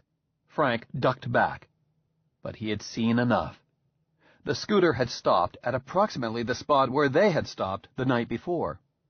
One of the men on top was gesturing through the observation dome at the driver and pointing to the ramp. Canal ice was, of course, never cleaned of skate marks. The surface was renewed from time to time by midday thaws until the dead freeze of winter set in. However, it was unlikely that anyone but the 2 boys had skated over this stretch of ice, so far from any settlement, any time in months. The ice held scooter tracks, to be sure, but, like all skaters, Jim and Frank had avoided them in favor of untouched ice. Now their unmistakable spoor lay for any to read from Cinia Station to the ramp near them. If we head back into the bushes, we can hide until they go away. They'll never find us in this stuff. Suppose they don't go away. Do you want to spend another night in the cabbage? They're bound to go away eventually. Sure, but not soon enough. They know we went up the ramp. They'll stay and they'll search. Longer than we can hold out. They can afford to. They've got a base. Well, what do? We head south along the bank, on foot, at least as far as the next ramp. Let's get going then. They'll be up the ramp in no time. With Frank in the lead, they dog-trotted to the south. The plants along the bank were high enough now to permit them to go under. Frank held a course about 30 feet in from the bank.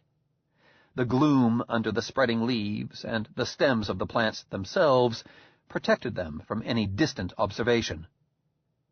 Jim kept an eye out for snakeworms and water-seekers, and cautioned Willis to do likewise. They made fair time. After a few minutes, Frank stopped, motioned for silence, and they both listened. All that Jim could hear was Frank's rasping breath. If they were being pursued, the pursuers were not close. They were at least 2 miles south of the ramp when Frank stopped very suddenly.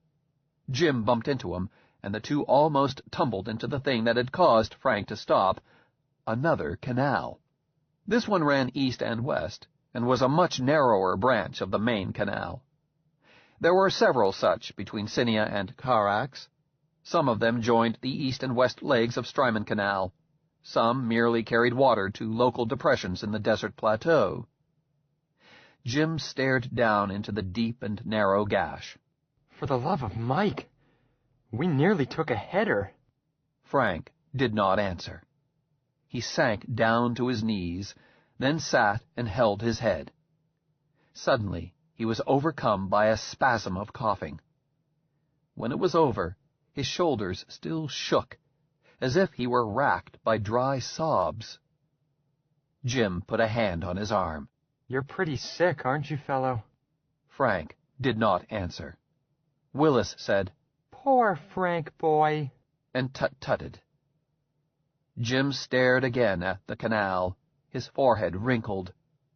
Presently Frank raised his head and said, I'm all right. It just got me for a moment. Running into the canal and all, and realizing it had us stopped. I was so tired. Look here, Frank. I've got a new plan. I'm going to follow this ditch off to the east until I find some way to get down into it. You're going to go back and give yourself up. No! Wait till I finish. This makes sense. You're too sick to keep going. If you stay out here, you're going to die. You might as well admit it. Somebody's got to get the word to our folks. Me. You go back, surrender, and then give them a song and dance about how I went that way. Any way but this way. If you make it good, You can stall them and keep them chasing their tails for a full day and give me that much head start. In the meantime, you lay around in the scooter, warm and safe, and tonight you're in bed in the infirmary at school. There. Doesn't that make sense? No. Why not? You're just being stubborn. No, it's no good. In the first place, I won't turn myself over to them. I'd rather die out here. Nuts. Nuts yourself. In the second place, a day's start will do you no good. Once they are sure you aren't where I say you are, they'll just go back to combing the canal by scooter. They'll pick you up tomorrow. Well, what is the answer then? I don't know, but it's not that. He was seized again by coughing.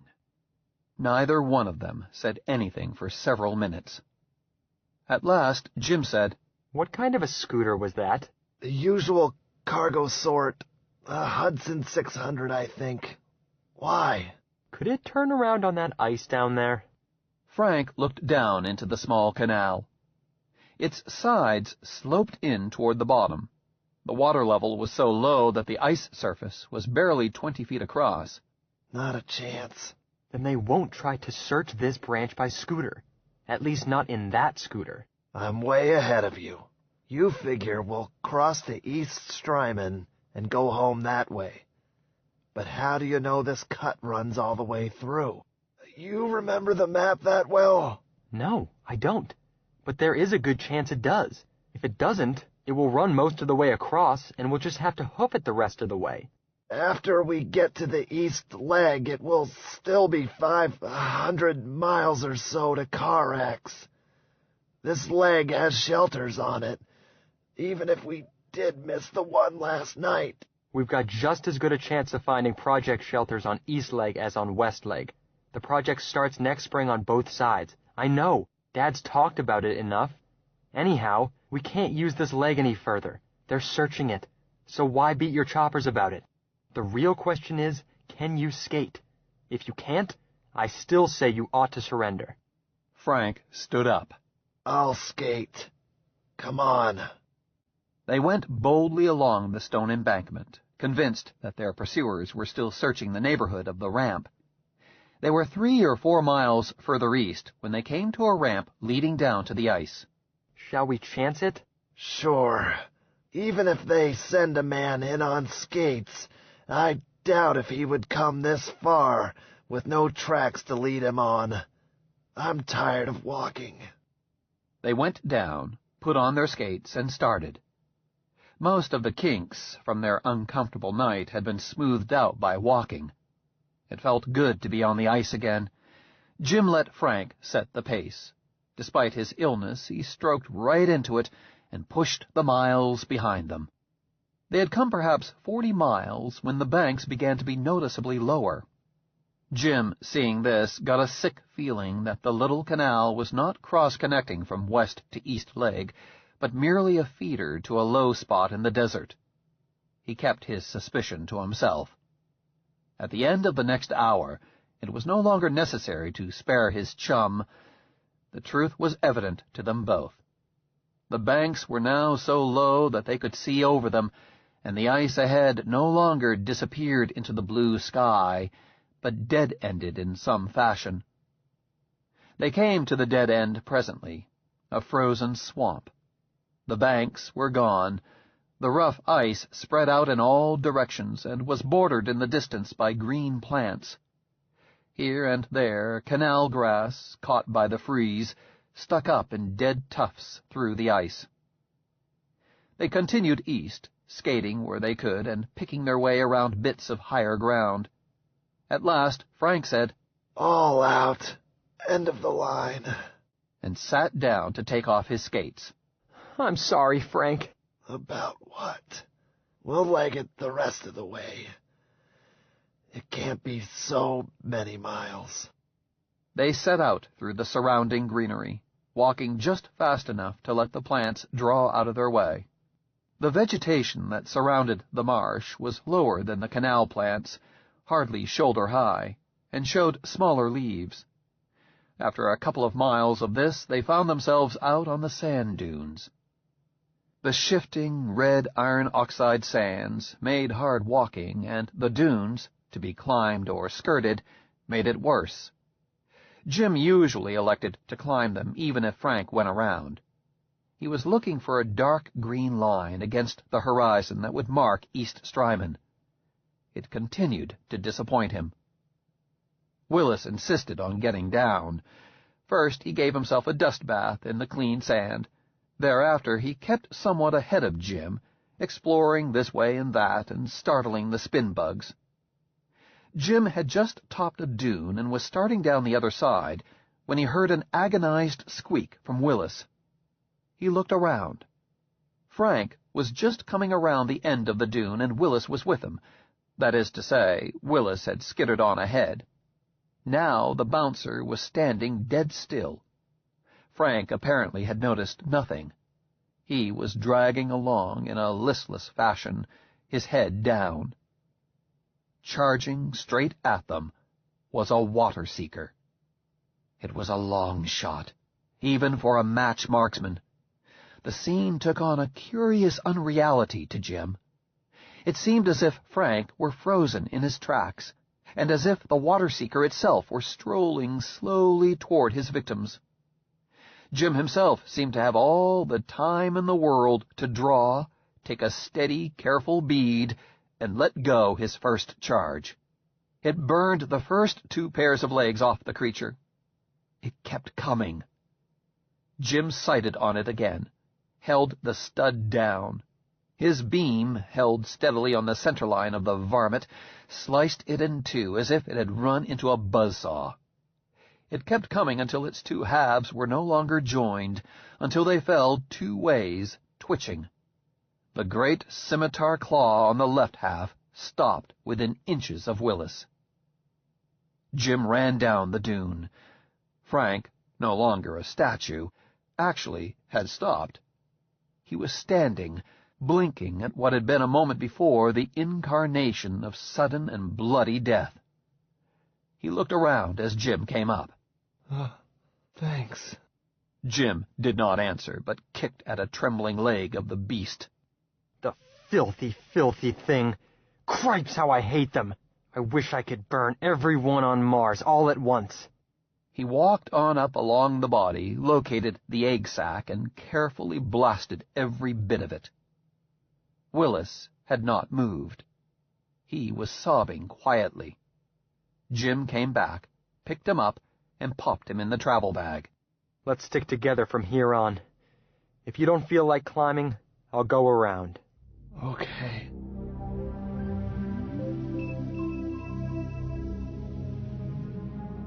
Frank!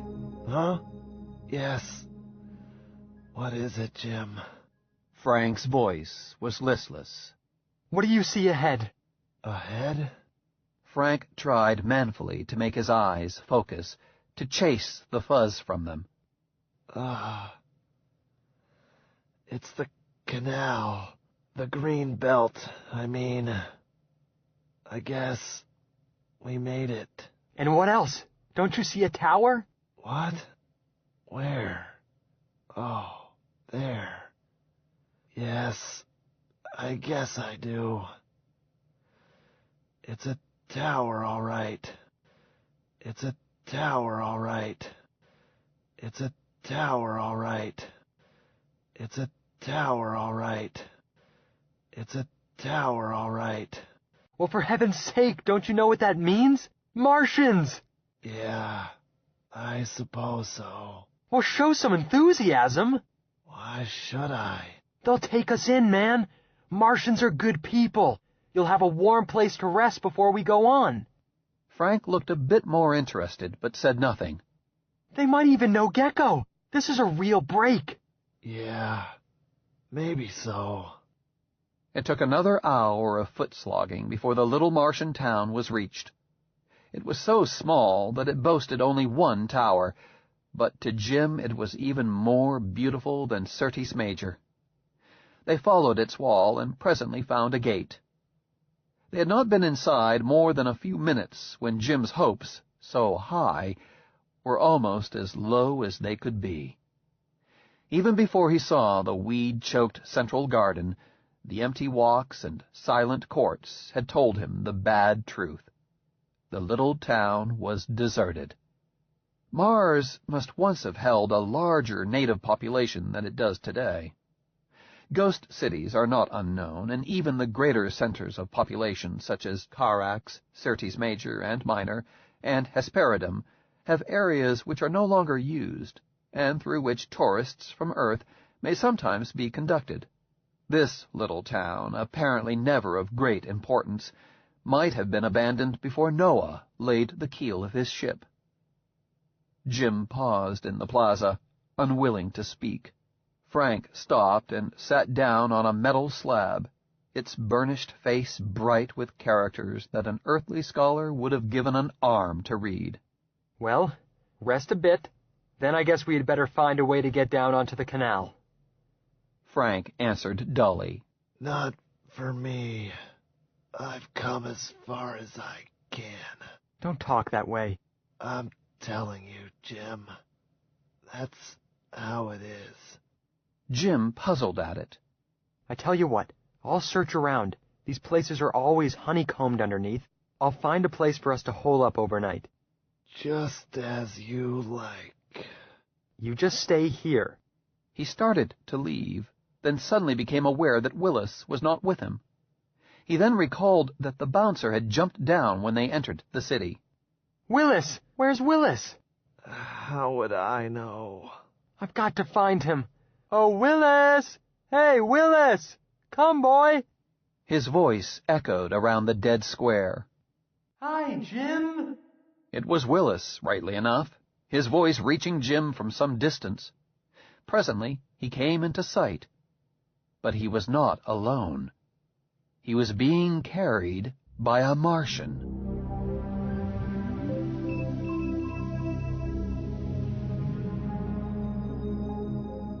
The Martian came near them, dropped his third leg, and leaned down.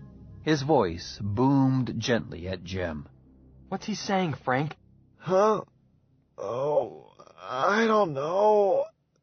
Tell him to go away. The Martian spoke again. Jim abandoned the attempt to use Frank as a translator and concentrated on trying to understand. He spotted the question symbol in the inverted position. The remark was an invitation or a suggestion of some sort. Following it was the operator of motion, coupled with some radical that meant nothing to Jim. He answered it with the question symbol alone, hoping that the native would repeat himself. Willis answered instead.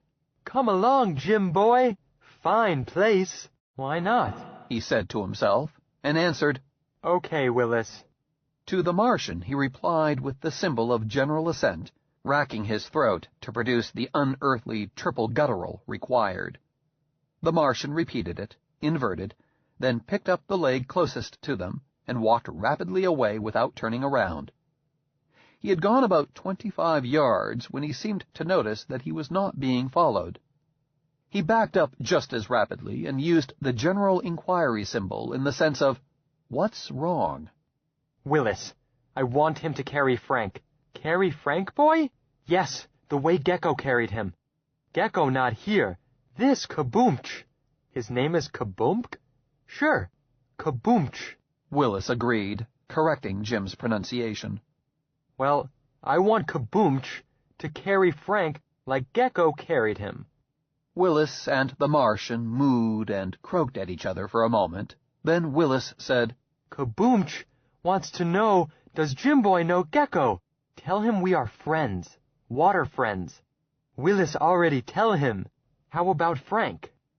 But it appeared that Willis had already told his new acquaintance about that, too, for Kaboomch enclosed Frank in 2 palm flaps and lifted him up. Frank opened his eyes, then closed them. He seemed indifferent to what happened to him. Jim trotted after the Martian, stopping only to grab up Frank's skates from where he had abandoned them on the metal slab. The Martian led him into a huge building that seemed even larger inside than out, so richly illuminated in glowing lights were the walls. The Martian did not tarry, but went directly into an archway in the far wall. It was a ramp tunnel entrance, leading down. The Martians appear never to have invented stair-steps, or more likely never needed them. The low surface gravity of Mars, only 38% of that of Earth, permits the use of ramps which would be disastrously steep on Earth. The Martian led Jim down a long sequence of these rapid descents. Presently Jim discovered, as he had once before under Cinia City, that the air pressure had increased. He raised his mask with a feeling of great relief. He had not had it off for more than 24 hours. The change in pressure had come abruptly. He knew from this that it had not resulted from descent alone, nor had they come deep enough to make any great difference in pressure. Jim wondered how the trick was accomplished. He decided that it had pressure locks beat all hollow. They left the ramps and entered a large domed chamber, evenly lighted from the ceiling itself. Its walls were a continuous series of archways. Kaboomch stopped and spoke again to Jim, another inquiry in which he used the name Gecko. Jim reached into his memory and carefully phrased a simple declaration. Gecko and I have shared water. We are friends. The Martian seemed satisfied. He led the way into one of the side rooms and placed Frank gently on the floor. The door closed behind them, sliding silently into place. It was a smallish room, for Martians, and contained several resting frames. Kaboomch arranged his ungainly figure on one of them. Suddenly Jim felt heavy and sat down rather unexpectedly on the floor. The feeling persisted, and with it a slight giddiness. He stayed seated. "Are you all right, Frank?" Frank muttered something. His breathing seemed labored and rough. Jim took off Frank's mask and touched his face. It was hot. There was nothing that he could do for Frank at the moment. The heavy feeling continued. The Martian did not seem disposed to talk, and Jim did not feel up to attempting a conversation in the dominant tongue in any case. Willis had withdrawn into a ball. Jim lay down beside Frank, closed his eyes, and tried not to think. He felt a moment of lightness, almost of vertigo, then felt heavy again and wondered what he was coming down with. He lay still for a few more minutes, to be disturbed presently by the native bending over him and speaking. He sat up and discovered that he felt fine again. Kaboomch scooped up Frank, and they left the room. The great domed chamber outside looked the same, except that it now held a crowd of Martians, 30 or more of them. When Kaboomch and his two burdens, followed by Jim, came out the archway, one of them separated himself from the group and stepped forward. He was rather short as Martians go. "Jim Marlowe," he stated, with the vocative symbol. "Gecko!" yelled Jim, echoed by Willis. Gecko bent over him. "My friend," he boomed softly in his own tongue. "My little, crippled friend." He raised Jim up and carried him away, the other Martians retreating to make way. Gecko moved rapidly through a series of tunnels. Jim, looking back, could see that Kaboomch and the rest of his party were close behind, so he let matters drift. Gecko turned presently into a medium-sized chamber and put Jim down. Frank was deposited by him. Frank blinked his eyes and said, "Where are we?" Jim looked around. The room held several resting frames, set in a circle. The ceiling was domed and simulated the sky. On one wall a canal flowed past in convincing miniature. Elsewhere on the curved wall was the silhouette of a Martian city, feathery towers floating in the air. Jim knew those towers, knew of what city they were the signature. Jim knew this room. It was the very room in which he had grown together with Gecko and his friends. Oh my gosh, Frank. We're back in Cinia. Huh? Frank sat up suddenly, glared around him, then lay back down and shut his eyes tightly. Jim did not know whether to laugh or to cry. All that effort, all their striving to escape and to get home, Frank's gallant refusal to give up in the face of sickness and body weariness, the night in the desert cabbage, and here they were not 3 miles from Cinia Station.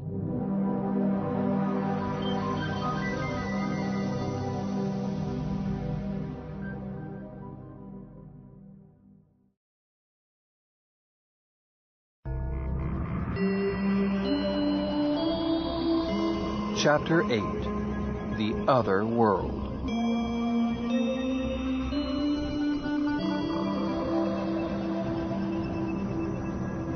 Jim set up housekeeping, or hospital keeping, in the smallest room that Gecko could find for him. There had been a growing together immediately after their arrival. On its conclusion, Jim had found, as before, that his command of the dominant tongue was improved. He had made Gecko understand that Frank was sick and needed quiet. Gecko offered to take over Frank's care, but Jim refused. Martian therapy might cure Frank, or it might kill him. He asked instead for a plentiful supply of drinking water. His right, now that he was a water friend, almost a tribal brother. And he asked for the colorful Martian silks that had been used by the boys in place of resting frames. From these silks, Jim made a soft bed for Frank and a nest nearby for himself and Willis. He bedded Frank down, roused him enough to get him to drink deeply of water, and then waited for his friend to get well. The room was quite comfortably warm. Jim took off his outdoors suit, stretched and scratched. On second thought, he peeled off Frank's elastic suit as well and covered him with a layer of flame-colored cloth. After that, he dug into Frank's travel bag and looked over the food supply. Up to now, he had been too busy and too tired to worry about his stomach. Now, the very sight of the labels made him drool. He picked out a can of synthetic orange juice, vitamin-fortified, and a can of simulated chicken fillet.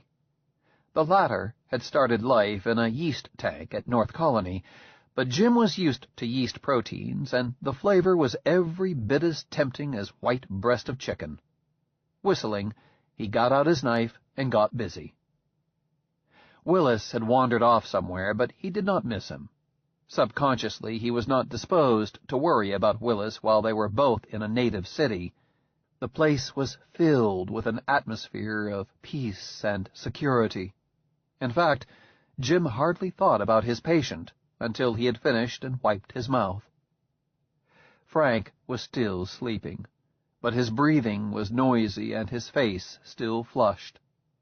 The air in the room, though warm and of satisfactory pressure, was Mars dry. Jim got a handkerchief from his bag, wet it, and put it over Frank's face. From time to time he moistened it again. Later he got another handkerchief, doused it, and tied it around his own face. Gecko came in with Willis tagging along. Jim Marlowe, he stated, and settled himself. Gecko, Jim answered, and went on with moistening Frank's face-cloth. The Martian remained so quiet for so long that Jim decided that he must have retreated into his other world. But when Jim looked at him, Gecko's eyes showed lively, alert interest. After a long wait, he asked Jim what he was doing and why. Jim tried to explain that his kind must breathe water as well as air, but his Martian vocabulary, despite the growing together, was not up to the strain it placed on it. He gave up, and there was another long silence. Eventually, the Martian left, Willis with him. Presently, Jim noticed that the face-cloths, both his and Frank's, were not drying out rapidly. Shortly, they were hardly drying at all. He took off his, as it made him uncomfortable, and decided that it must be uncomfortable for Frank as well. He stopped using them entirely. Gecko returned. After only 10 minutes of silence, he spoke, showing thereby almost frantic haste for his kind. He wanted to know if the water that flies with the air was now sufficient. Jim assured him that it was, and thanked him. After 20 minutes or so of silence, Gecko again left. Jim decided to go to bed. It had been a long, hard day, and the previous night could hardly be called a night of rest. He looked around for some way to switch off the light, but could find none. Giving up, he lay down, pulled a polychrome sheet up to his chin, and went to sleep. Some time during his sleep, Willis returned. Jim became aware of it when the little fellow snuggled up against his back. Sleepily, Jim reached behind him and petted him, then went back to sleep.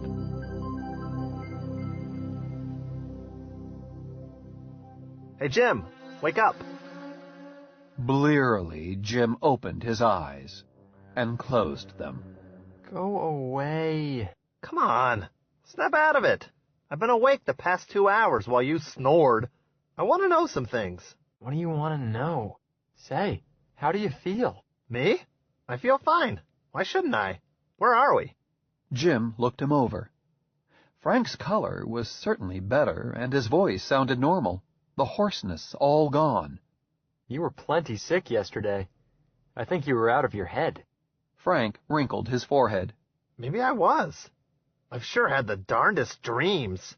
There was a crazy one about a desert cabbage. That was no dream. What? I said that was no dream, the desert cabbage, nor any of the rest of it. Do you know where we are? That's what I was asking you. We're in Cinia. That's where we are. In Cinia? Jim tried to give Frank a coherent account of the preceding 2 days. He was somewhat hampered by the item of their sudden translation from far up the canal back to Cinia, because he did not understand it clearly himself. I figure it's a sort of a subway paralleling the canal. You know, a subway, like you read about. Martians don't do that sort of engineering. Martians built the canals. Yes, but that was a long, long time ago. Maybe they built the subway a long time ago. What do you know about it? Well, nothing, I guess. Never mind. I'm hungry. Anything left to eat? Sure. Jim got up. In so doing, he woke Willis, who extended his eyes, sized up the situation, and greeted them. Jim picked him up, scratched him, and said, "What time did you come in, you tramp?" Hey! Hey, what? Well, would you look at that? Jim pointed at the tumbled silks. Frank got up and joined him. Look at what? Oh. In the hollow in which Willis had been resting were a dozen small white spheroids, looking like so many golf balls. What do you suppose they are? Frank studied them closely. Jim, I think you'll just have to face it. Willis isn't a boy. He's a she. Huh? Oh, no. Willis, good boy. See for yourself. Those are eggs. If Willis didn't lay them, you must have. Jim looked bewildered, then turned to Willis. Willis, did you lay those eggs? Did you? Eggs? What, Jim boy, say? Jim set him down by the nest and pointed. Did you lay those? Willis looked at them, then figuratively shrugged his shoulders and washed his hands of the whole matter. He waddled away.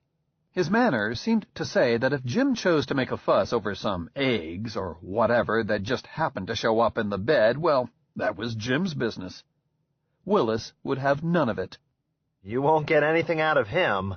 I suppose you realize this makes you a grandfather. Sort of.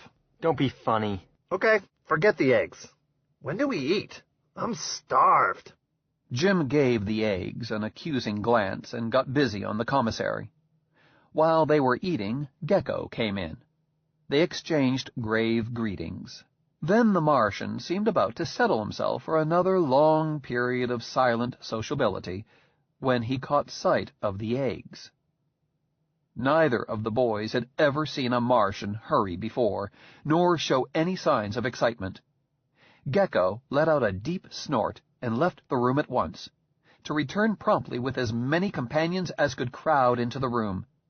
They all talked at once and paid no attention to the boys. "What goes on here?" asked Frank, as he crowded against a wall and peered through a thicket of legs. Blessed if I know. After a while, they calmed down a little. One of the larger Martians gathered up the eggs with exaggerated care and clutched them to him. Another picked up Willis, and they all trooped out. Jim stood hesitantly at the door and watched them disappear. I'd like to find Gecko and ask him about it. Nuts! Let's finish breakfast. Well, all right. Once the meal was over, Frank opened the larger question. Okay, so, we are in Cinia. We've still got to get home, and fast. The question is, how do we go about it?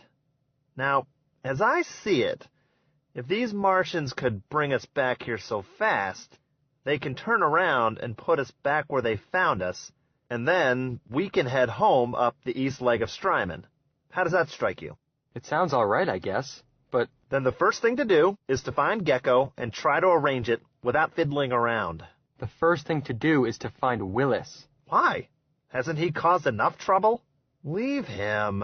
He's happy here. Frank, you take entirely the wrong attitude toward Willis. Didn't he get us out of a jam? If it hadn't been for Willis, you'd be coughing your lungs out in the desert. If it hadn't been for Willis, we wouldn't have been in that jam in the first place. Now that's not fair. The truth is... Skip it. Okay, go find Willis.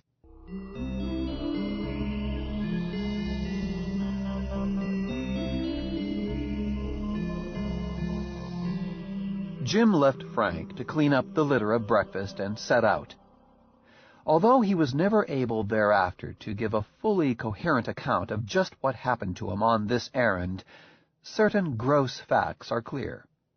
He started by looking for Gecko, asking for him of the first Martian he met in the corridors by the barbarous expedient of voicing the general inquiry, followed by Gecko's name. Jim was not, and probably never would be, a competent linguist, but his attempt worked. The first Martian he encountered took him to another, as an earthly citizen might lead a foreigner to a policeman. This Martian took him to Gecko. Jim had no great trouble in explaining to Gecko that he wanted Willis returned to him.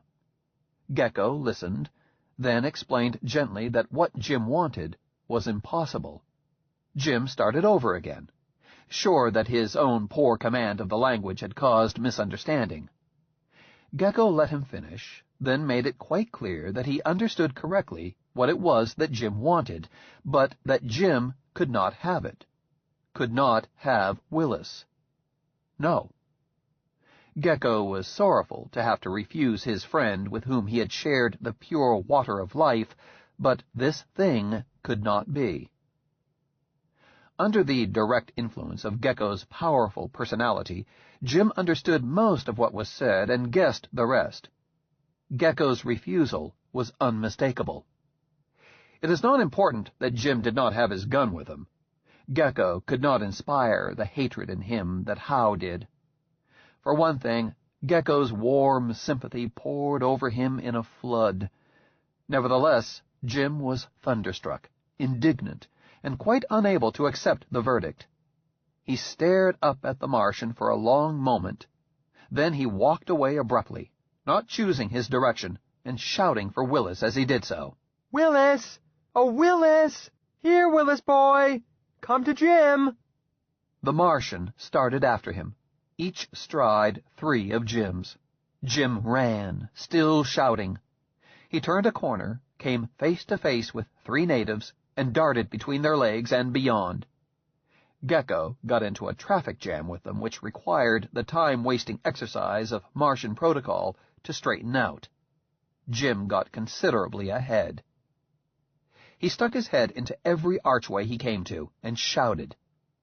One such led into a chamber occupied by Martians frozen in that trance-like state they call visiting the other world.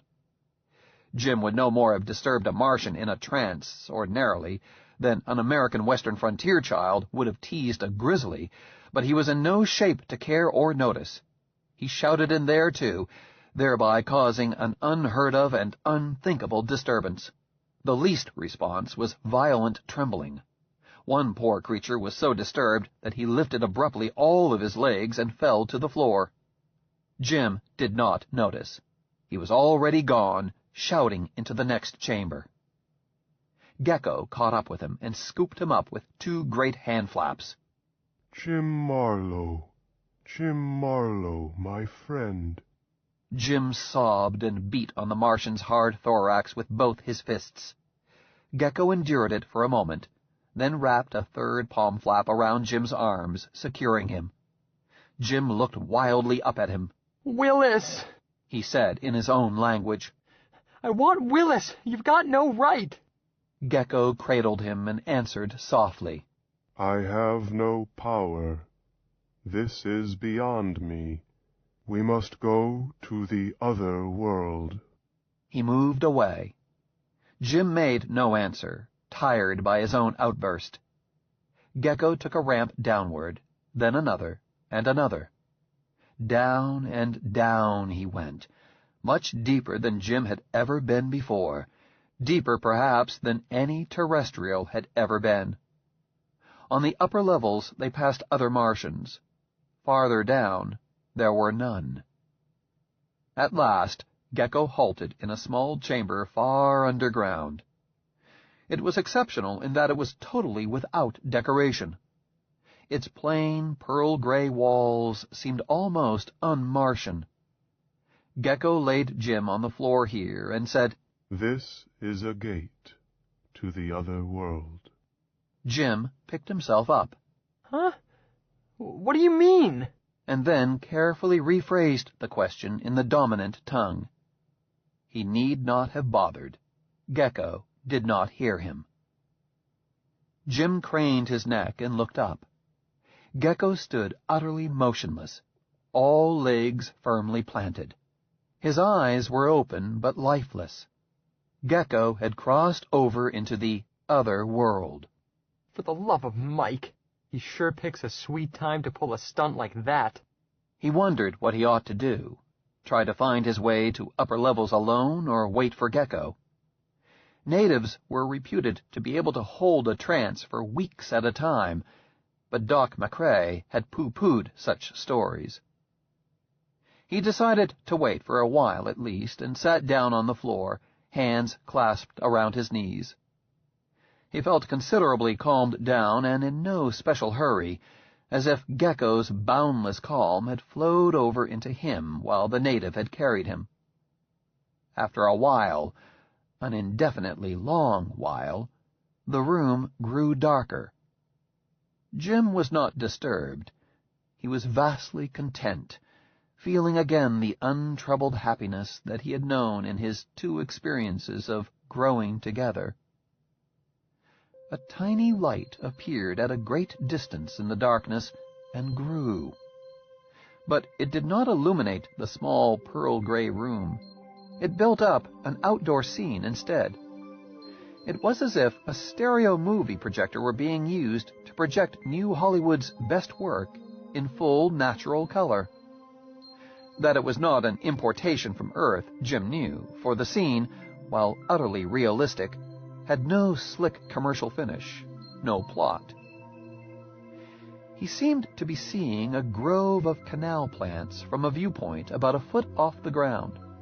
The viewpoint shifted steadily and erratically, as if the camera were being trucked on a very low dolly here and there through the stalks of the canal plants.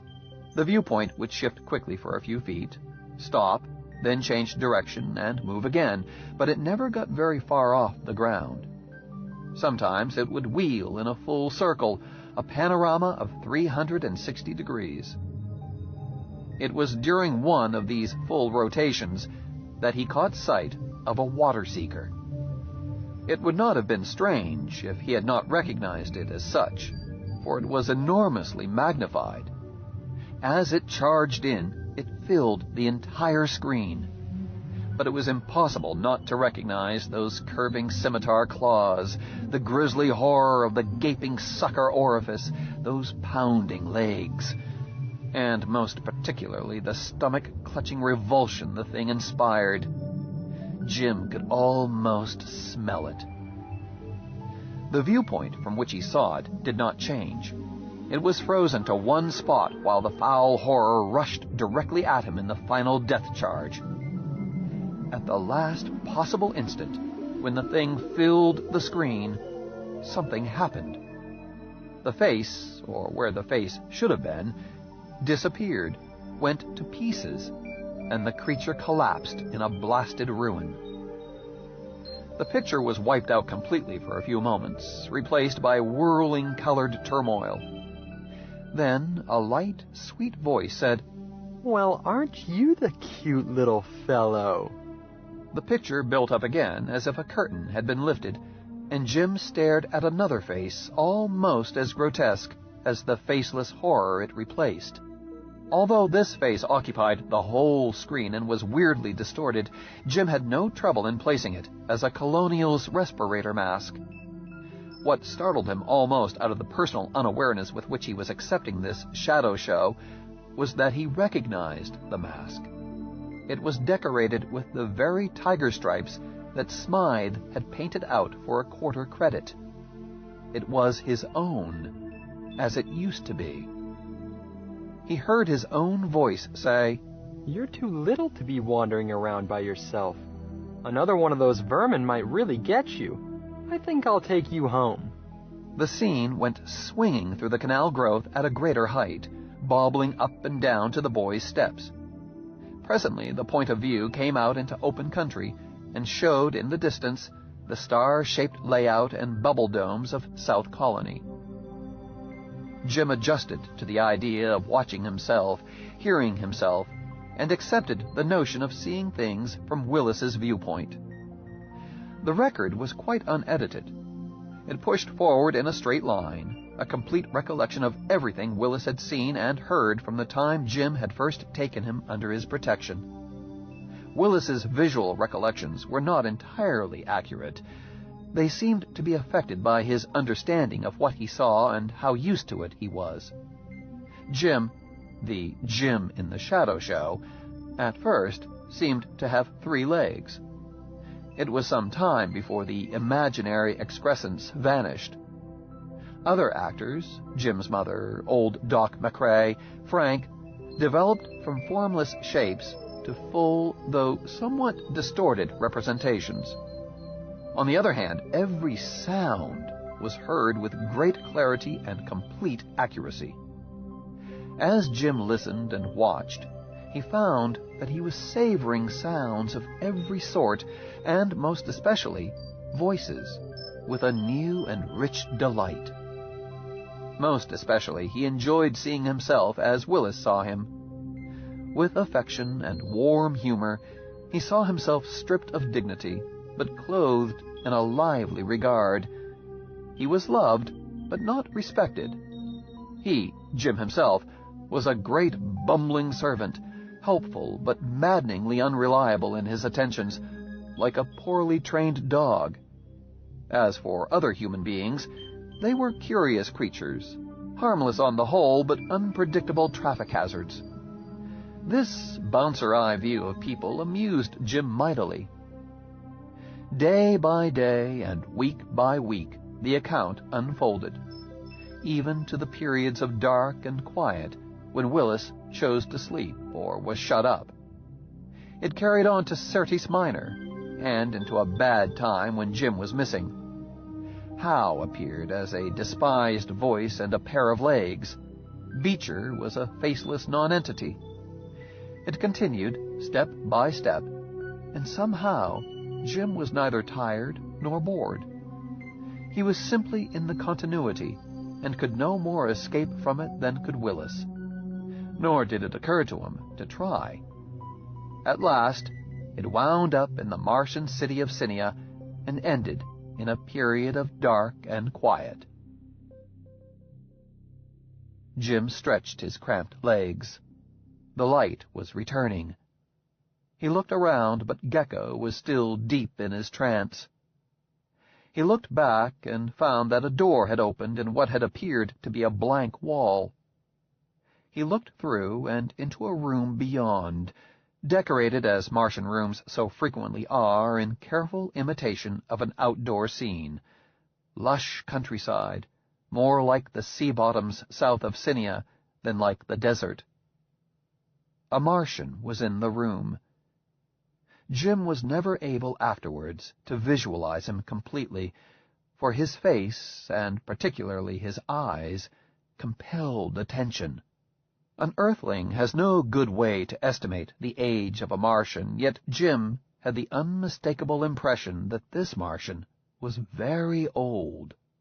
Older than his father, older even than Doc McRae. "Jim Marlowe," the native said in clear tones. "Welcome, Jim Marlowe, friend of my people and friend of mine. I give you water." He spoke in basic English, in an accent vaguely familiar. Jim had never heard a Martian speak an earthly tongue before, but he knew that some of them did speak basic. It was a relief to be able to answer in his own speech. "I drink with you. May you ever enjoy pure and plentiful water." "I thank you, Jim Marlowe." No actual water was used, and none was needed. There followed a polite period of quiet, during which Jim thought about the Martian's accent. It was oddly familiar. It put him in mind of his father's voice. Again, it sounded like Doc McRae. "You are troubled, Jim Marlowe. Your unhappiness is ours. How may I help you?" "I don't want anything, except to go home and take Willis with me. They took Willis away. They shouldn't have done that." The silence that followed was even longer than before. At last the Martian answered, "When one stands on the ground, one may not see over the horizon. Yet Phobos sees all horizons." He hesitated a moment before the word Phobos. As if in afterthought, he added, "Jim Marlowe, I have but lately learned your tongue. Forgive me if I stumble." "Oh, you speak it beautifully." "The words I know. The pictures are not clear. Tell me, Jim Marlowe, what is the London Zoo?" Jim had to ask him to repeat it before it was clear that the Martian asked about the London Zoo. Jim tried to explain, but broke off before he had finished elaborating the idea. The Martian radiated such cold, implacable anger that Jim was frightened. After a time, the Martian's mood changed abruptly, and Jim was again bathed in a warm glow of friendliness that poured out of his host like rays from the sun, and was as real as sunshine to Jim. "Jim Marlowe, twice you have saved the little one whom you call Willis from—" He used first a Martian term not known to Jim, then changed it to water-seekers. "Have you killed many such?" Quite a few, I guess. I kill 'em whenever I see 'em. They're getting too smart to hang around the colonies much." The Martian appeared to be thinking this over, but when he got around to answering, he had again changed the subject. "Jim Marlowe, twice, perhaps 3 times, you have saved the little one. Once, perhaps twice, our little one has saved you. Each time you have grown closer together. Day by day you have grown together until neither one of you is complete without the other. Do not leave here, Jim Marlowe. Stay. You are welcome in my house, a son and a friend." He had said daughter first, instead of son, then corrected it, without any comic effect nor loss of emphasis. Jim shook his head. "I have to go home. In fact, I have to go home right away. It's a mighty kind offer, and I want to thank you, but—" He explained as clearly as he could the threat to the welfare of the colony and the urgent need for him to carry the message. If you please, sir, my friend and I, would like to be taken back where Kaboomch found us. Only I want Willis back before we go. You wish to go back to the city where you were found? You do not wish to go home? Jim explained that Frank and he would go home from there. Now, sir, why don't you ask Willis whether or not he wants to stay or to go home with me? The old Martian sighed, exactly as Jim's father had been known to sigh after a fruitless family discussion. There is a law of life and a law of death, and both are the law of change. Even the hardest rock is worn away by the wind. You understand, my son and friend, that even if the one you call Willis returns with you, there will come a time when the little one must leave you. Yes, I guess so. You mean Willis can come home with me? We will speak to the one you call Willis. The old one spoke to Gecko, who stirred and muttered in his sleep. Then the three of them wound back up the ramps, with Gecko carrying Jim and the old one following a little behind. They stopped in a chamber about halfway up to the surface. The room was dark when they reached it, but it became illuminated as soon as the party entered. Jim saw that the place was lined, floor to ceiling, with little niches, and each niche contained a boundful niches, and each niche contained a boundful niches, and each niche contained a boundful niches, and each niche contained a boundful niches, and each niche contained a boundful as similar, each to the other, as identical twins. The little fellows raised their eye stalks when the light came on and peered interestedly around. From somewhere in the room came a shout of, "Hi, Jim boy!" Jim looked around, but could not pick out the bouncer that had spoken. Before he could do anything about it, the phrase had echoed around the room. "Hi, Jim boy! Hi, Jim boy! Hi, Jim boy! Hi, Jim boy!" Each time in Jim's own voice, as borrowed by Willis. Jim turned back to Gecko in bewilderment. "Which one is Willis?" he demanded, forgetting to speak in the dominant tongue. The chorus started up again. Which one is Willis? Which one is Willis? Which one is Willis? Which one is Willis? Which one is Willis? Which? Jim stepped out into the middle of the room. Willis, come to Jim. Off to his right, a bouncer popped out from a middle tier, landed on the floor, and waddled up to him. Pick up Willis, it demanded. Gratefully, Jim did so. Where Jim boy been? Jim scratched the bouncer. You wouldn't understand if I told you. Look, Willis, Jim is about to go home. Does Willis want to go home with him? Jim, go? Willis said doubtfully, as if the unrelenting echoing chorus had made it hard for him to understand. Jim, go home, right away. Is Willis coming, or is Willis going to stay here? Jim go? Willis go? The bouncer announced, stating it as a law of nature. Okay, tell Gecko that. Why? Tell Gecko that, or you'll get left behind. Go on, tell him. Okay. Willis addressed Gecko in a series of clucks and croaks. Neither the old Martian nor Gecko made any comment. Gecko picked up the two smaller creatures, and the procession continued on up toward the surface. Gecko put them down outside the room assigned to Frank and Jim. Jim carried Willis inside. Frank looked up as they came in. He was sprawled on the silks, and arranged beside him on the floor was a meal, as yet untouched. Well, I see you found him. It sure took you long enough. Jim was suddenly overcome with remorse. He had been gone goodness knows how long. Days, weeks. That moving picture thing had covered months in detail. Gee, Frank, I'm sorry. Were you worried about me? Worried? What for? I just didn't know whether or not to wait lunch on you. You must have been gone at least 3 hours. 3 hours? Jim started to object that it had been more like 3 weeks, then thought better of it.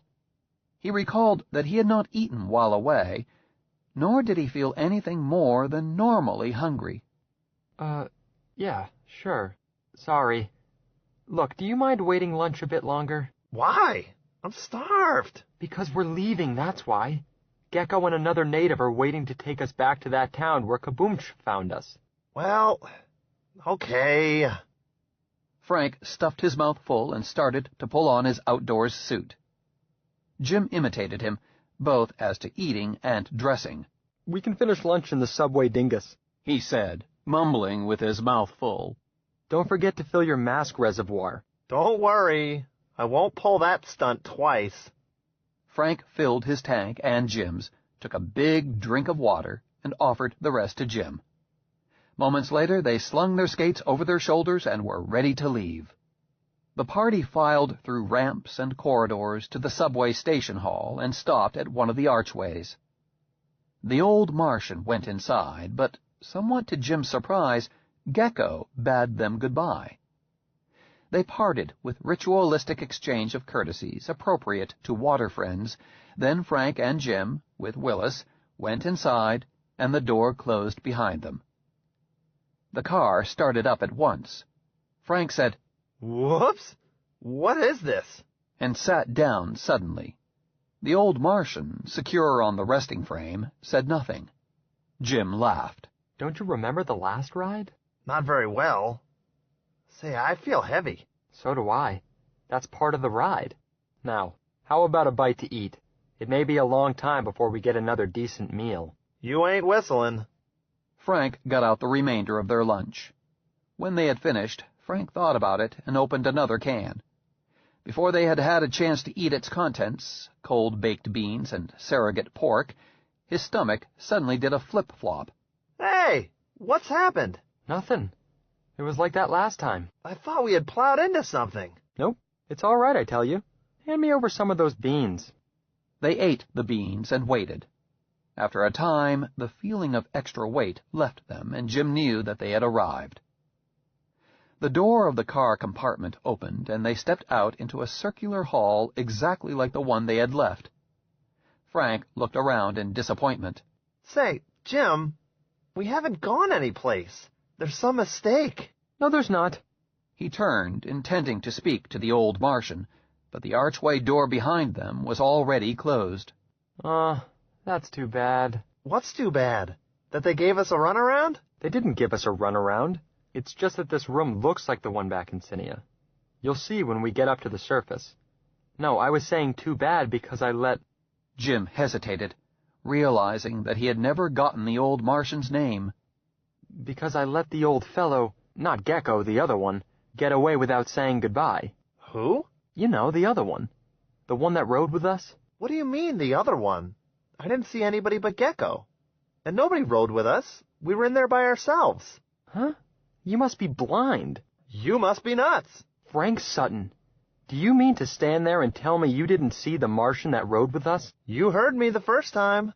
Jim took a deep breath. Well, all I've got to say is, if you hadn't had your face buried in your food the whole time, and had looked around you occasionally, you'd see more. How in... Forget it. Before you get me sore. There were 6 Martians, if you like it that way. Let's get on up and outside and see what the score is. We're wasting time. Well, all right. They started up the ramps. Jim was very silent. The incident bothered him more than it did Frank. Part way up, they were forced to adjust their masks. 10 minutes or so thereafter, they reached a room into which the sunlight came flooding. They hurried through it and outdoors. A moment later, it was Frank's turn to be puzzled and uncertain. Jim, I know I was lightheaded at the time, but wasn't that town we started from just a one-tower burg? It was. This one isn't. No, it isn't. We're lost. That's right.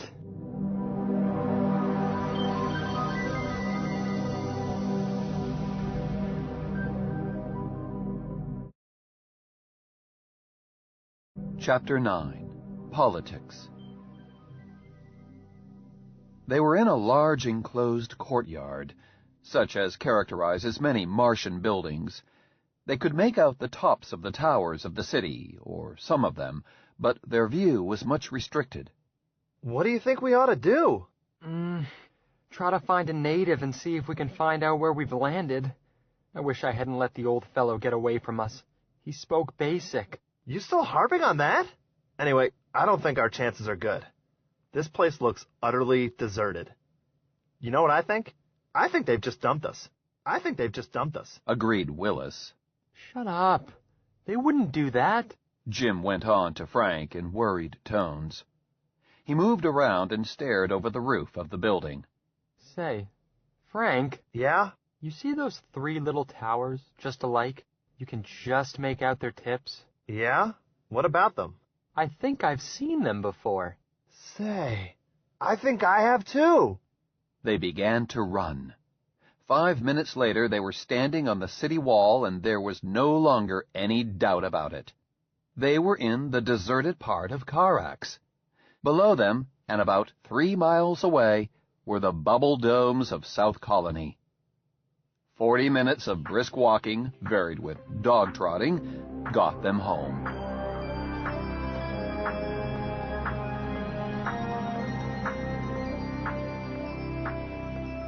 They split up and went directly to their respective homes. See you later, Jim called to Frank and hurried away to his father's house. It seemed to take forever for the pressure lock to let him through.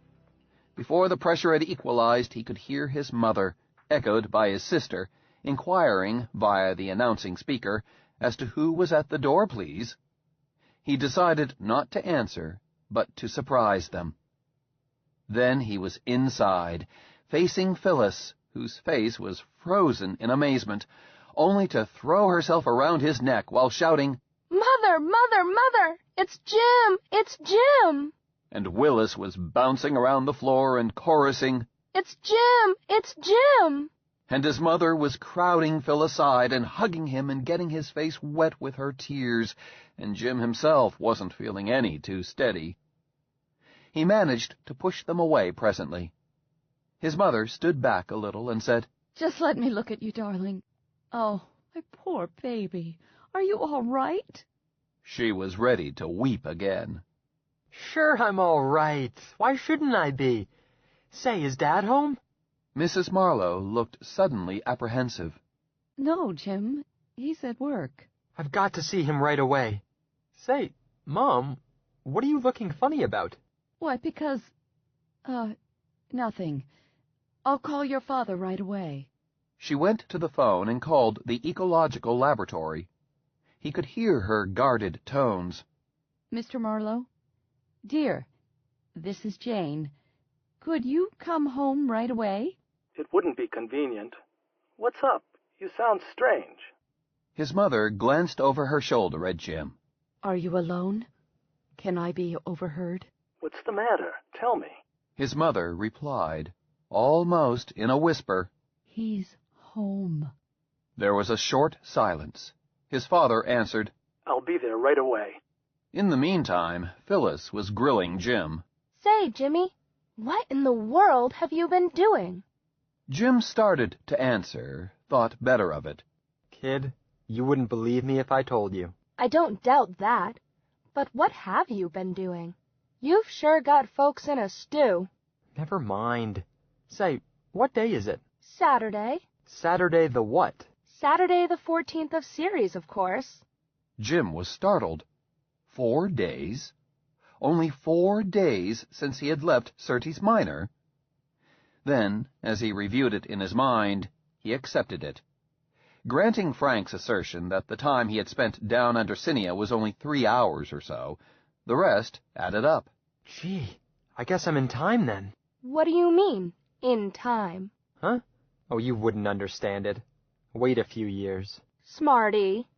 Mrs. Marlowe came away from the phone. "Your father will be right home, Jim." So I heard. Good. She looked at him. "Are you hungry? Is there anything you would like?" Sure, fatted calf and champagne. I'm not really hungry, but I could stand something. How about some cocoa? I've been living on cold stuff out of cans for days. "Cocoa there shall be." Better eat what you can now. Maybe you won't get what you want to eat when... "Phyllis!" But, Mother, I was just going to say that... Phyllis, keep quiet or leave the room. Jim's sister subsided with muttering. Shortly, the cocoa was ready, and while Jim was drinking it, his father came in. His father shook hands with him soberly, as if he were a grown man. It's good to see you home, son. It feels mighty good to be home, Dad. Jim gulped the rest of the cocoa. But look, Dad, I've got a lot to tell you, and there isn't any time to waste. Where's Willis? He looked around. Anybody see where he went? Never mind Willis. I want to know. But Willis is essential to this, Dad. Oh, Willis! Come here! Willis came waddling out of the passageway. Jim picked him up. All right, you've got Willis. Now pay attention. What is this mess you are in, son? Jim frowned. It's a little hard to know where to start. There's a warrant out for you and Frank. Jane, will you please try to keep your daughter quiet? Phyllis, you heard what I said before. Aw, Mother! Everybody knows it. Possibly Jim did not know it. Oh, I guess I did. They had cops chasing us all the way home. Frank came with you? Oh, sure. But we gave him the slip. Those company cops are stupid. Mr. Marlowe frowned. See here, Jim. I'm going to call up the resident and tell him you are here. But I'm not going to let you surrender until something a lot more definite is shown to me than I have seen so far, and certainly not until we've had your side of the matter. When you do surrender, Dad will go along with you and stick by you. Jim sat up straight. Surrender? What are you talking about, Dad? His father suddenly looked very old and tired. Marlowes, don't run away from the law, son. You know I'll stick by you no matter what you've done, but you've got to face up to it. Jim looked at his father defiantly. Dad, if you think Frank and I have beaten our way across better than 2,000 miles of Mars just to give up when we get here, well, you've just got another think coming. And anybody that tries to arrest me is going to find it a hard job. His right hand, almost instinctively, was hovering around the place where his holster ordinarily hung. Phyllis was listening round-eyed. His mother was quietly dripping tears. His father said, Son, you can't take that attitude. Can't I? Well, I do. Why don't you find out what the score is before you talk about giving me up? His voice was a bit shrill. His father bit his lip. His mother said, Please, James, why don't you wait and hear what he has to say? Of course I want to hear what he has to say. Didn't I say that? But I can't let my own son sit there and declare himself an outlaw. Please, James. Speak your piece, son. Jim looked around. I don't know, as I'm so anxious to now. This is a fine homecoming. You all act like I was a criminal or something. I'm sorry, Jim. Let's keep first things first. Tell us what happened. Well, all right. But wait a minute. Phyllis said there was a warrant out for me. For what? Well, truancy, but that's not important. Actions to the prejudice of good order and discipline at the school, and I myself don't know what they mean by that. It doesn't worry me, but the real charges are burglary and theft, and another one they tacked on a day later, escaping arrest. Escaping arrest? That's silly. They never caught us. So, how about the others? Theft is silly, too. I didn't steal anything from him. Howe, I mean, Headmaster Howe. He stole Willis from me. And then he laughed at me when I tried to get him back. I'll theft him. If he ever shows up around me, I'll burn him down. Jim! Well, I will. Go on with your story. The burglary business has got something to it. I busted into his office, or tried to, but he can't prove anything. I'd like to see him show how I could crawl through a 10-inch round hole. And we didn't leave any fingerprints. Anyhow, I had a right to. He had Willis locked up inside. Say, Dad, can't we swear out a warrant against Howe for stealing Willis? Why should he have it all his own way? Wait a minute now. You've got me confused. If you have a cause for action against the headmaster, I'll certainly back you up in it. But I want to get things straight. What hole? Did you cut a hole in the headmaster's door? No, Willis did. Willis? How can he cut anything? Darned if I know. He just grew an arm with a sort of a claw on the end and cut his way out. I called to him, and out he came. Mr. Marlowe rubbed his forehead. Oh, this gets more confusing all the time. How did you boys get here? By subway. You see, by subway? Jim looked thwarted. His mother put in, James, dear, I think perhaps he could tell his story better if we just let him tell it straight through, without interrupting. I think you are right. I'll reserve my questions. Phyllis, get me a pad and pencil. Thus facilitated, Jim started over and told a reasonably consecutive and complete story, from Howe's announcement of military school inspections to their translation via Martian subway from Cinia to Carax. When Jim had done, Mr. Marlowe pulled his chin. Jim, if you didn't have a lifetime reputation for stubborn honesty, I'd think you were romancing. As it is, I have to believe it, but it is the most fantastic thing I ever heard. You still think I ought to surrender? Eh? No, this puts it in a different light. You leave it up to Dad. I'll call the resident and... Just a second, Dad. Eh? I didn't tell you all of it. What? You must, son. If I am to... I didn't want to get my story fouled up with another issue entirely. I'll tell you, but I want to know something. Isn't the colony supposed to be on its way by now? It was supposed to have been. Migration would have started yesterday by the original schedule, but there has been a 2-week postponement. That's not a postponement, Dad. That's a frame-up. The company isn't going to allow the colony to migrate this year. They mean to make us stay here all through the winter. What? Why, that's ridiculous, son. A polar winter is no place for terrestrials. But you are mistaken. It's just a postponement. The company is revamping the power system at North Colony and is taking advantage of an unusually late winter to finish it before we get there. I'm telling you, Dad, that's just a stall. The plan is to keep the colony here until it's too late and force you to stay here through the winter. I can prove it. How? Where's Willis? The bouncer had wandered off again, checking up on his domain. Never mind Willis. You've made an unbelievable charge. What makes you think such a thing? But I've got to have Willis to prove it. Here, boy, come to Jim. Jim gave a rapid summary of what he had learned through Willis's phonographic hearing, following which he tried to get Willis to perform. Willis was glad to perform. He ran over almost all of the boys' conversation of the past few days, repeated a great amount of Martian speech that was incomprehensible out of context, and sang "¿Quién es la señorita?" But he could not, or would not, recall Beecher's conversation. Jim was still coaxing him when the phone sounded. Phyllis, answer that. She trotted back in a moment. It's for you, Daddy. Jim shut Willis up. They could hear both ends of the conversation. Marlowe, this is the resident agent. I hear that boy of yours has turned up. Jim's father glanced over his shoulder, hesitated. Yes, he's here. Well, keep him there. I'm sending a man over to pick him up. Mr. Marlowe hesitated again. That's not necessary, Mr. Kruger. I'm not through talking with him. He won't go away. Come, Marlowe. You can't interfere with orderly legal processes. I'm executing that warrant at once. You are. You just think you are. Mr. Marlowe started to add something, thought better of it, and switched off. The phone sounded again almost at once. If that's the resident, I won't speak to him. If I do, I'll say something I'll regret. But it was not. It was Frank's father. Marlowe, Jamie, this is Pat Sutton. The conversation showed that each father had gotten about to the same point with his son.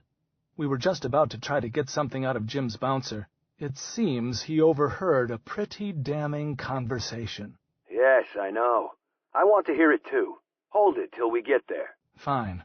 Oh, by the way, friend Kruger is out to arrest the kids right away. Watch out. How well I know it. He just called me, and I put a flea in his ear. Bye now. Mr. Marlowe switched off, then went to the front door and locked it. He did the same to the door of the tunnels. He was none too soon. The signal showing that someone had entered the pressure lock came on shortly. Who is it? Company business. What sort of company business, and who is it? This is the residence proctor. I've come for James Marlowe, Jr. You might as well go away again. You won't get him. There was a whispered exchange outside the door. Then the lock was rattled. "Open up that door," came another voice. "We have a warrant." "Go away. I'm switching off the speaker." Mr. Marlowe did so. The pressure lock indicator showed presently that the visitors had left, but shortly it indicated occupancy again. Mr. Marlowe switched the speaker back on. "If you've come back, you might as well leave." "What sort of a welcome is this, Jamie, my boy?" came Mr. Sutton's voice. "Oh, Pat! Are you alone?" "Only my boy Francis, and that's all." They were let in. "Did you see anything of Proctor's?" "Yep, I ran into him." Pop told them that if they touched me, he'd burn their legs off. And he would, too." Jim caught his father's eye. Mr. Marlowe looked away. Mr. Sutton went on. "Now, what's this about Jim's pet having evidence for us? Let's crank him up and hear him talk." "We've been trying to. I'll try again. Here, Willis." Jim took him in his lap. "Now look, Willis. Do you remember Headmaster Howe?" Willis promptly became a featureless ball. "That's not the way to do it. You remember what set him off before. Hey, Willis." Willis extended his eyes. "Listen to me, chum. Good afternoon." "Good afternoon, Mark," Frank continued in a fair imitation of the Agent General's rich, affected tones. "Sit down, my boy." "Always happy to see you." Willis continued in exact imitation of Beecher's voice. He went on from there, reciting perfectly the two conversations he had overheard between the headmaster and the resident agent general, and including the meaningless interlude between them. When he had finished and seemed disposed to continue with all that had followed up to the present moment, Jim shut him off. "Well, what do you think of it, Pat?" "I think it's terrible," put in Jim's mother. Mr. Sutton screwed up his face. "Tomorrow I am taking myself down to Surtees Minor, and there I shall take the place apart with my 2 hands." "An admirable sentiment, but this is a matter for the whole colony. I think our first step should be to call a town meeting and let everyone know what we are up against." "No doubt, you are right, but you'll be taking all the fun out of it." Mr. Marlowe smiled. "I imagine there will be excitement enough to suit you before this is over. Kruger isn't going to like it, and neither is the Honorable Mr. Gaines Beecher."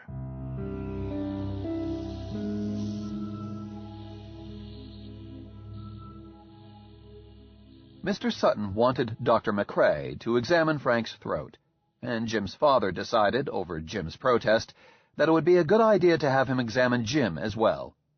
The 2 men escorted the boys to the doctor's house.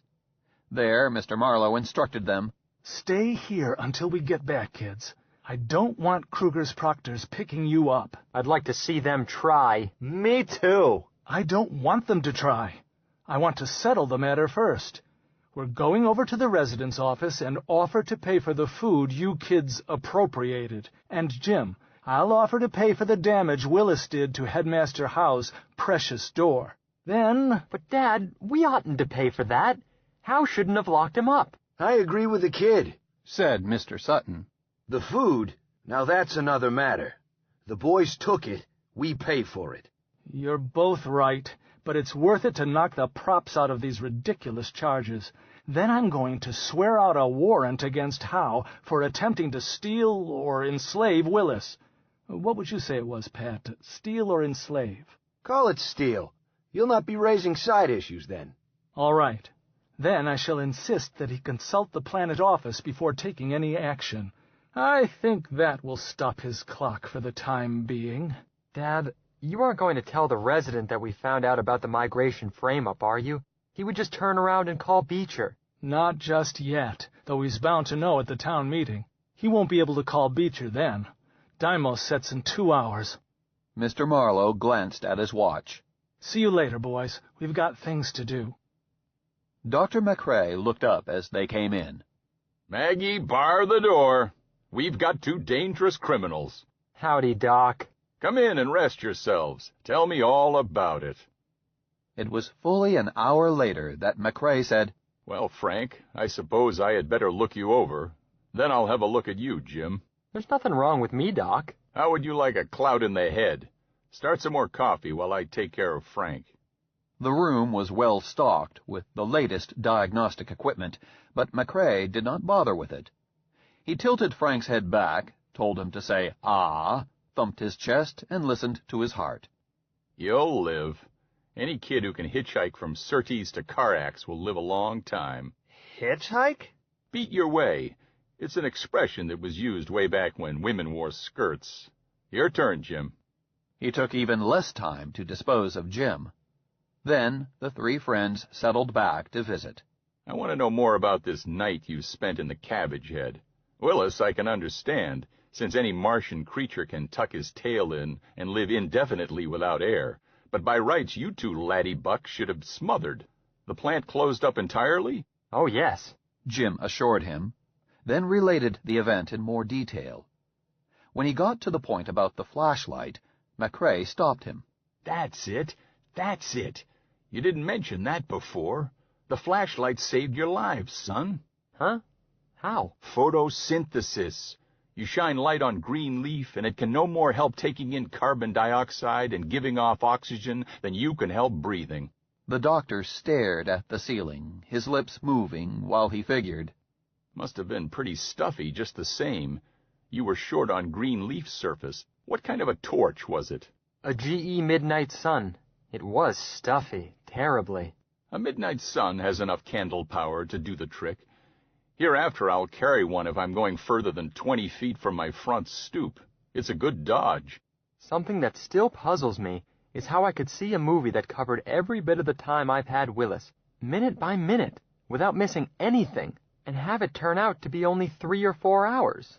That is not nearly so mysterious as the other matter, the matter of why you were shown this. Huh?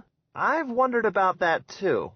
After all, Willis is a pretty insignificant creature. Take it easy, Jim. What was the point in running over his biography for Jim? What do you think, Doc?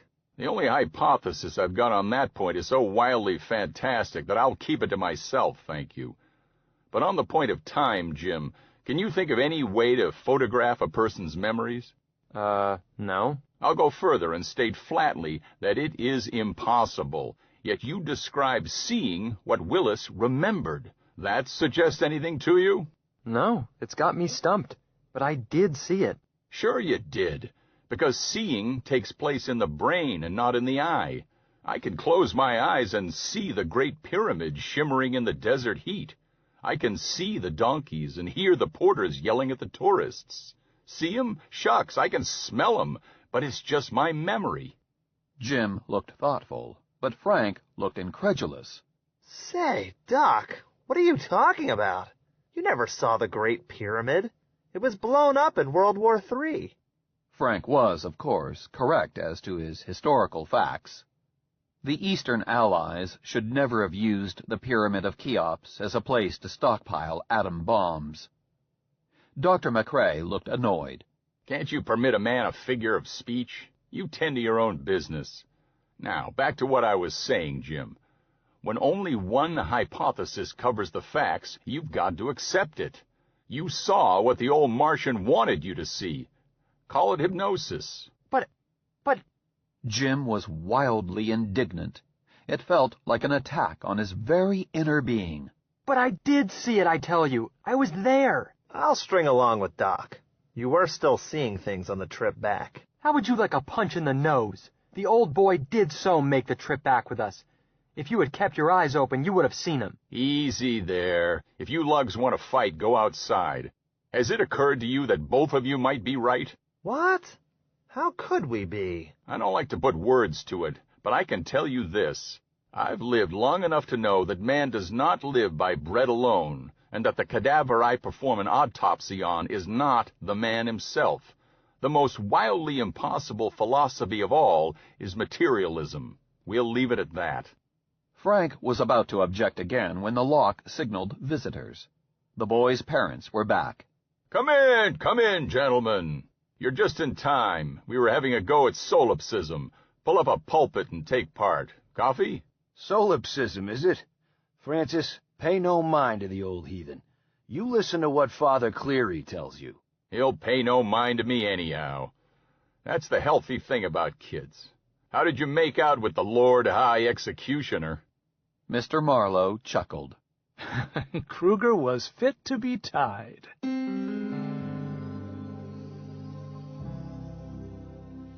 The called meeting of the colonists took place that evening in the town hall, central building of the star-shaped group. Mr. Marlowe and Mr. Sutton, having sponsored the meeting, arrived early.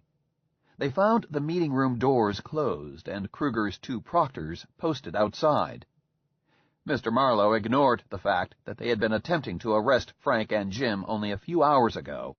He offered them a civil good evening and said, "Let's get the place opened up. People will be arriving any minute now." The proctors did not move. The senior of them, a man named Dumont, announced, "There'll be no meeting tonight." "What? Why not?" "Mr. Kruger's orders." "Did he say why?" "No." "This meeting has been properly called and will be held. Stand aside." "Now, Mr. Marlowe, don't make things tough for yourself. I've got my orders and—" Mr. Sutton crowded forward. "Let me handle him, Jamie." He hitched at his belt. Behind the men, Frank glanced at Jim with a grin and hitched at his belt. All 4 of them were armed, as were the proctors. The 2 fathers had decided not to depend on Kruger's self-restraint while waiting for instructions from Surtees Minor about the warrant. Dumont looked nervously at Sutton. The colony had no real police force. These 2 were clerks in the company's office, and proctors only by Kruger's deputization. "You people have got no call to be running around armed to the teeth inside the colony." "Oh, so that's it. Well, this job calls for no gun. Here, Francis, hold my heater." With empty holster, he advanced on them.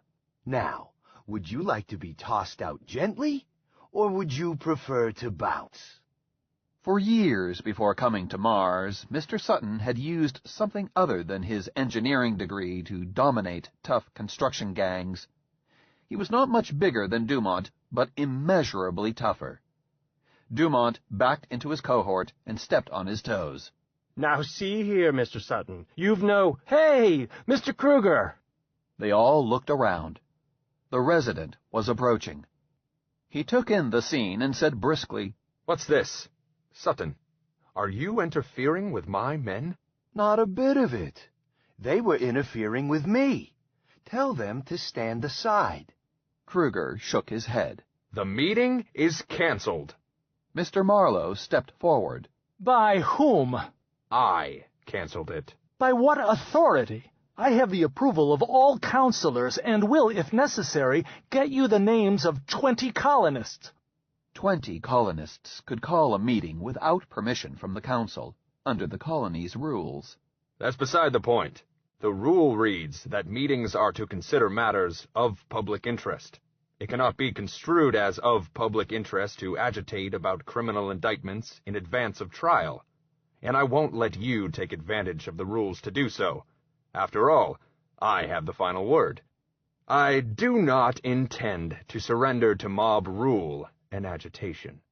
A crowd was forming. Colonists come to the meeting. Marlowe said, "Are you through?" "Yes, except to say that these others and you yourself should return to your quarters." "They will do as they please, and so will I. Mr. Kruger, I am amazed to hear you say that a civil rights case is not of public interest. Our neighbors here have boys who are still under the care, if you call it that, of Headmaster Howe. They are interested in how their sons are treated. However, that is not the purpose of the meeting. I give you my word that neither Mr. Sutton nor I intend to ask the colony to take any action about the charges against our sons. Will you accept that and withdraw your proctors?" "What is the purpose, then?" "It's a matter of urgent interest to every member of the colony. I'll discuss it inside." By this time, several counselors were in the crowd. One of them, Mr. Juan Montes, stepped forward. "Just a minute. Mr. Marlowe, when you called me about this meeting, I had no notion that the resident objected." "The resident has no option in the matter." "Well, that's never come up before. He does have a veto over actions of meetings. Why don't you tell us what the meeting is for?" "Don't give in, Jamie!" It was Dr. McCrae. He shouldered forward. What kind of nincompoop are you, Montez? I'm sorry I voted for you. We meet when it suits us, not when Kruger says we may. How about it, folks? There was a murmur of approval. Mr. Marlowe said, I wasn't going to tell him, Doc. I want everybody here and the doors closed when I talk. Montez went into a huddle with other counselors.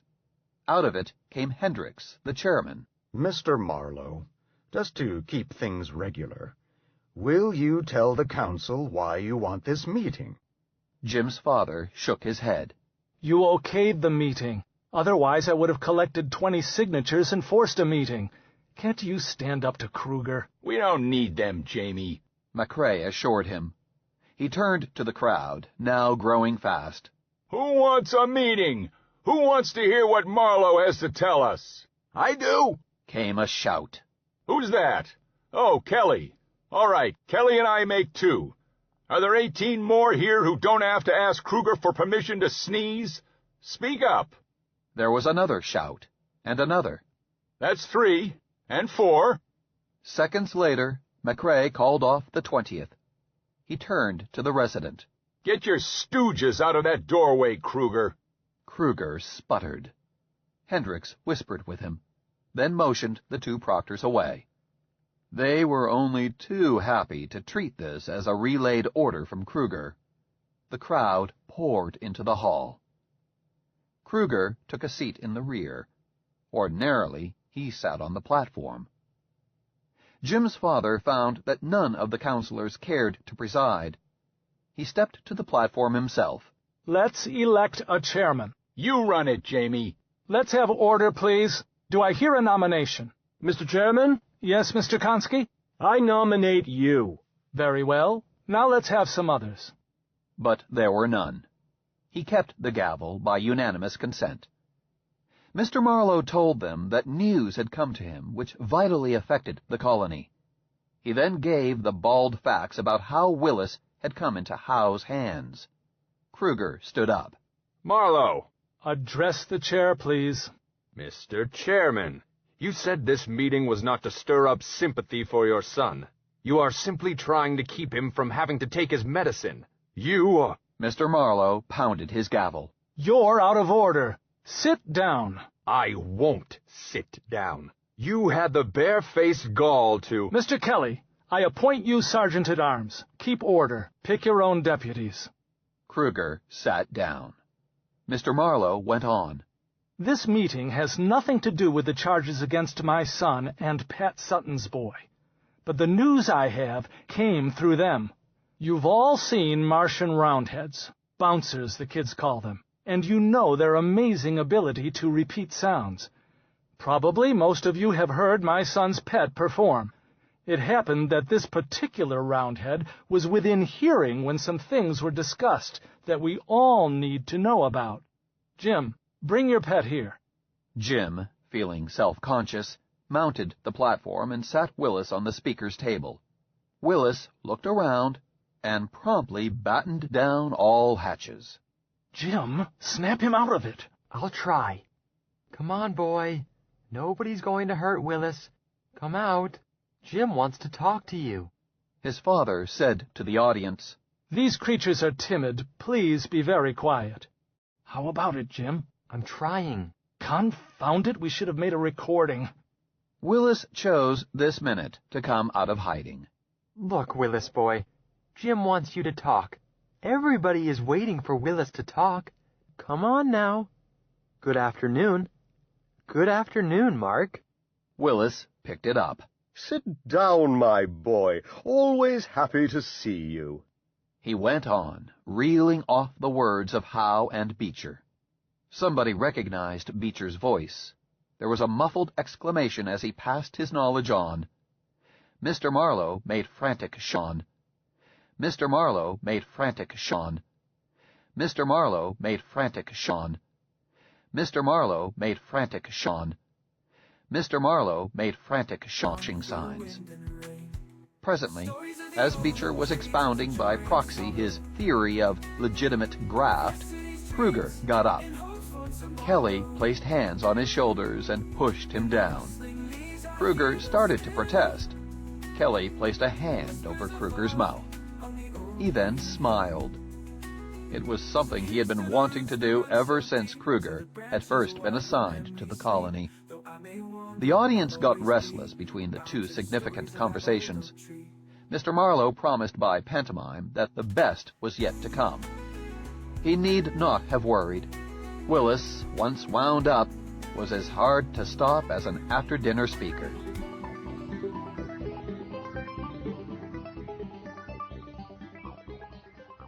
Stories of the old oak tree tells of joy and sorrow.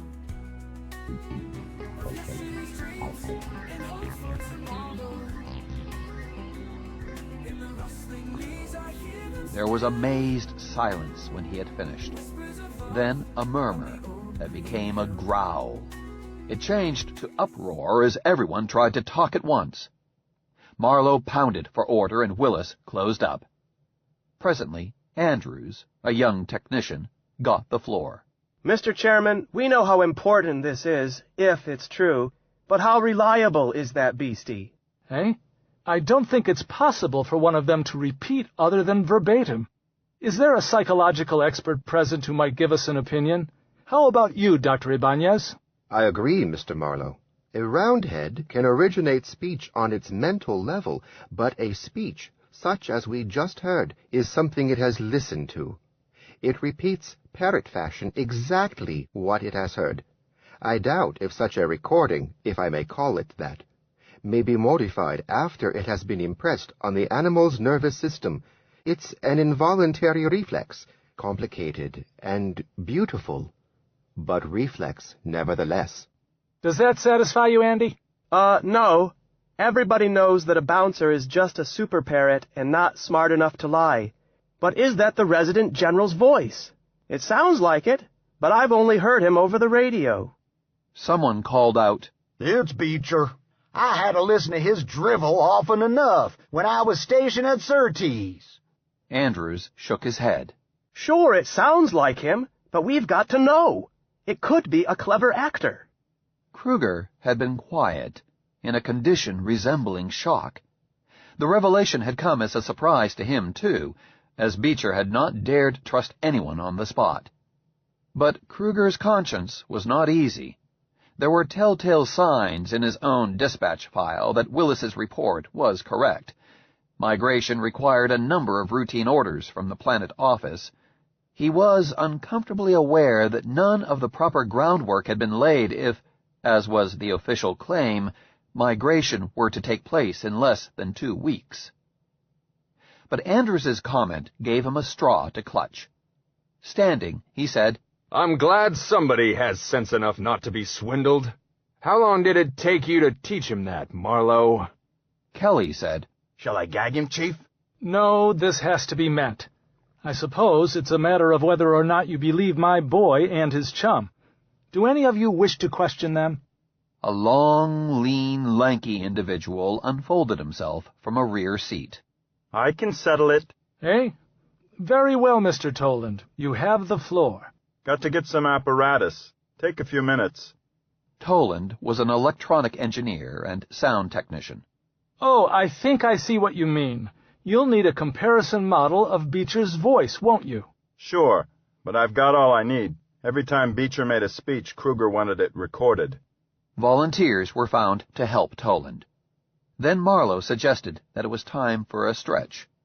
At once, Mrs. Pottle stood up. "Mr. Marlowe?" "Yes, Mrs. Pottle. Quiet, everybody." "I, for one, will not remain here 1 minute longer and listen to this nonsense. The idea of making such charges against dear Mr. Beecher, to say nothing of what you let that awful man Kelly do to Mr. Kruger, and as for that beast—" She pointed to Willis. "It is utterly unreliable, as I know full well." She paused to snort, then said, "Come, dear," to Mr. Pottle, and started to flounce out. Stop her, Kelly. I had hoped that no one would try to leave until we reached a decision. If the colony decides to act, it may be to our advantage to keep it as a surprise. Will the meeting authorize me to take steps to see that no scooter leaves the colony until you have made up your minds about the issue? There was just one no from Mrs. Pottle. Conscript some help, Mr. Kelly, and carry out the will of the meeting. Right, Chief. You can go now, Mrs. Pottle. Not you, Mr. Kruger. Mr. Pottle hesitated in bewilderment, then trotted after his wife. Toland returned and set up his apparatus on the platform. With Jim's help, Willis was persuaded to perform again, this time into a recorder. Shortly, Toland held up his hand. That's enough. Let me find some matching words. He selected colony, company, afternoon, and Martian, because they were easy to find in each recording. Willis's, and an identified radio speech of the resident general. Each he checked with care, throwing complex standing waves on the bright screen of an oscilloscope, waves that earmarked the peculiar timbre of an individual's voice as certainly as a fingerprint would identify his body. At last, he stood up. It's Beecher's voice. Jim's father again had to pound for order.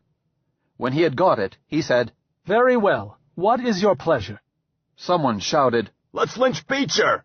The chairman suggested that they stick to practical objectives. Someone else called out, What's Kruger got to say about it? Marlowe turned to Kruger. Mr. Resident Agent, you speak for the company. What about it? Kruger wet his lips. If one assumes that that beast is actually reporting statements of the Agent General... Quit stalling. Toland proved it. Kruger's eyes darted around. He was faced with a decision impossible for a man of his temperament. Well, it's really no business of mine. I'm about to be transferred. McCrae got up. Mr. Kruger, you are custodian of our welfare. You mean to say you won't stand up for our rights? Well now, Doctor, I work for the company. If this is its policy, and I'm not admitting it, you can't expect me to go against it. I work for the company, too. But I didn't sell myself to it body and soul. His eyes swept the crowd. How about it, folks? Shall we throw him out on his ear? Marlowe had to bang for order. Sit down, Doctor. We haven't time to waste on trivia. Mr. Chairman. Yes, Mrs. Palmer? What do you think we ought to do? I would rather that suggestions came from the floor. Oh, nonsense. You've known about it longer than we have. You must have an opinion. Speak up. Marlowe saw that her wish was popular. Very well. I speak for myself and Mr. Sutton. By contract, we are entitled to migrate, and the company is obligated to let us. I say go ahead and do so, at once. I so move. I second. Question. Is there debate? Just a moment, Mr. Chairman. The speaker was one Humphrey Gibbs, a small, precise individual. We are acting hastily, and, if I may say so, not in proper procedure. We have not exhausted our possible reliefs. We should communicate with Mr. Beecher. It may be that there are good reasons for this change in policy. How are you gonna like 100 below? Mr. Chairman, I really must insist on order. Let him have his say. As I was saying, there may be good reasons, but the company board back on Earth is perhaps not fully aware of conditions here. If Mr. Beecher is unable to grant us relief, then we should communicate with the board, reason with them. But we should not take the law into our own hands. If worst comes to worst, we have a contract. If forced to do so, we can always sue. He sat down. McCrae got up again. Anybody mind if I talk? I don't want to hog the proceedings. Silence gave approval. He went on. So this panty-waist wants to sue. With the temperature outside 130 below by the time he has exhausted his means, and us, and with the rime frost a foot deep on the ground, he wants it put on some judge's calendar back on Earth and hire a lawyer. If you want a contract enforced, you have to enforce it yourself. You know what lies behind this? It showed up last season when the company cut down on the household allowance and started charging excess baggage. I warned you then, but the board was 100 million miles away, and you paid rather than fight. The company hates the expense of moving us, but more important, they are bloody anxious to move more immigrants in here faster than we can take them. They think they see a cheap way out by keeping both North Colony and South Colony filled up all the time instead of building more buildings. As Sister Gibbs put it, they don't realize the conditions here, and they don't know that we can't do effective work in the winter.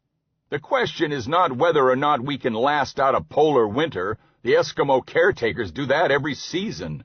It isn't just a matter of contract, it's a matter of whether we are going to be free men, or are we going to let our decisions be made for us on another planet by men who have never set foot on Mars. Just a minute, let me finish. We are the advance guard. When the atmosphere project is finished, millions of others will follow. Are they going to be ruled by a board of absentee owners on Terra? Is Mars to remain a colony of Earth? Now is the time to settle it. There was dead silence, then scattered applause. Marlowe said, Is there more debate? Mr. Sutton got up. Doc has something there. It was never in my blood to love absentee landlords. Kelly called out, Right you are, Pat. I rule that subject out of order. The question before the House is to migrate at once and nothing else. Are you ready for the question? They were, and it was carried unanimously.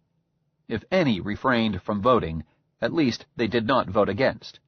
That matter settled, by another ballot, they set up an emergency committee. The chairman to hold power subject to review by the committee, and the committee's decisions to be subject to review by the colony. James Marlowe, Sr. was elected chairman. Dr. McCrae's name was proposed, but he refused to let it be considered. Mr. Marlowe got even with him by sticking him on the committee.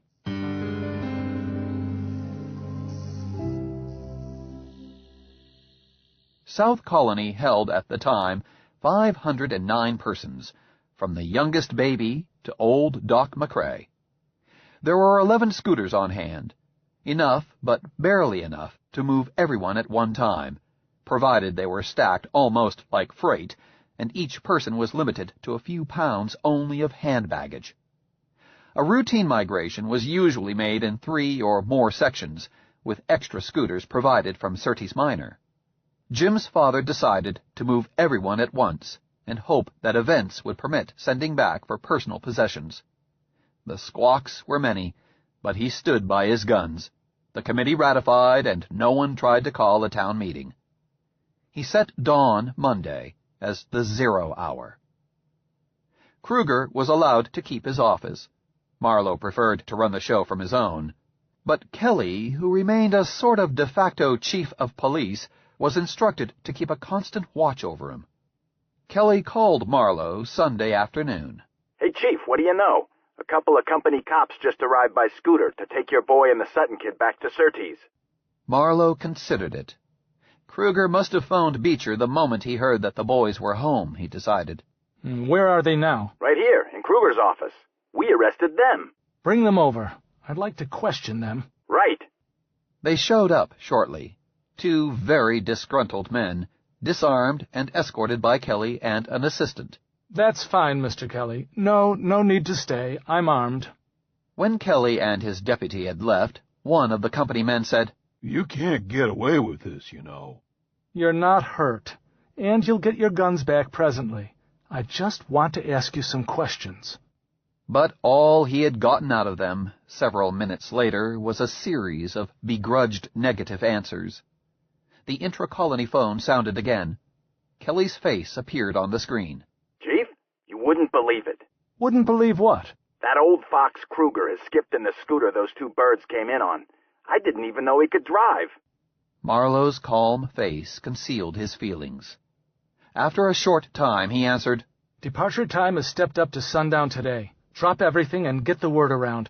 He consulted a chart. That's 2 hours and 10 minutes from now. The squawks were louder even than before. Nevertheless, as the sun touched the horizon, the first scooter got underway. The rest followed at 30-second intervals. As the sun disappeared, the last one shoved off, and the colony was headed north on its seasonal migration.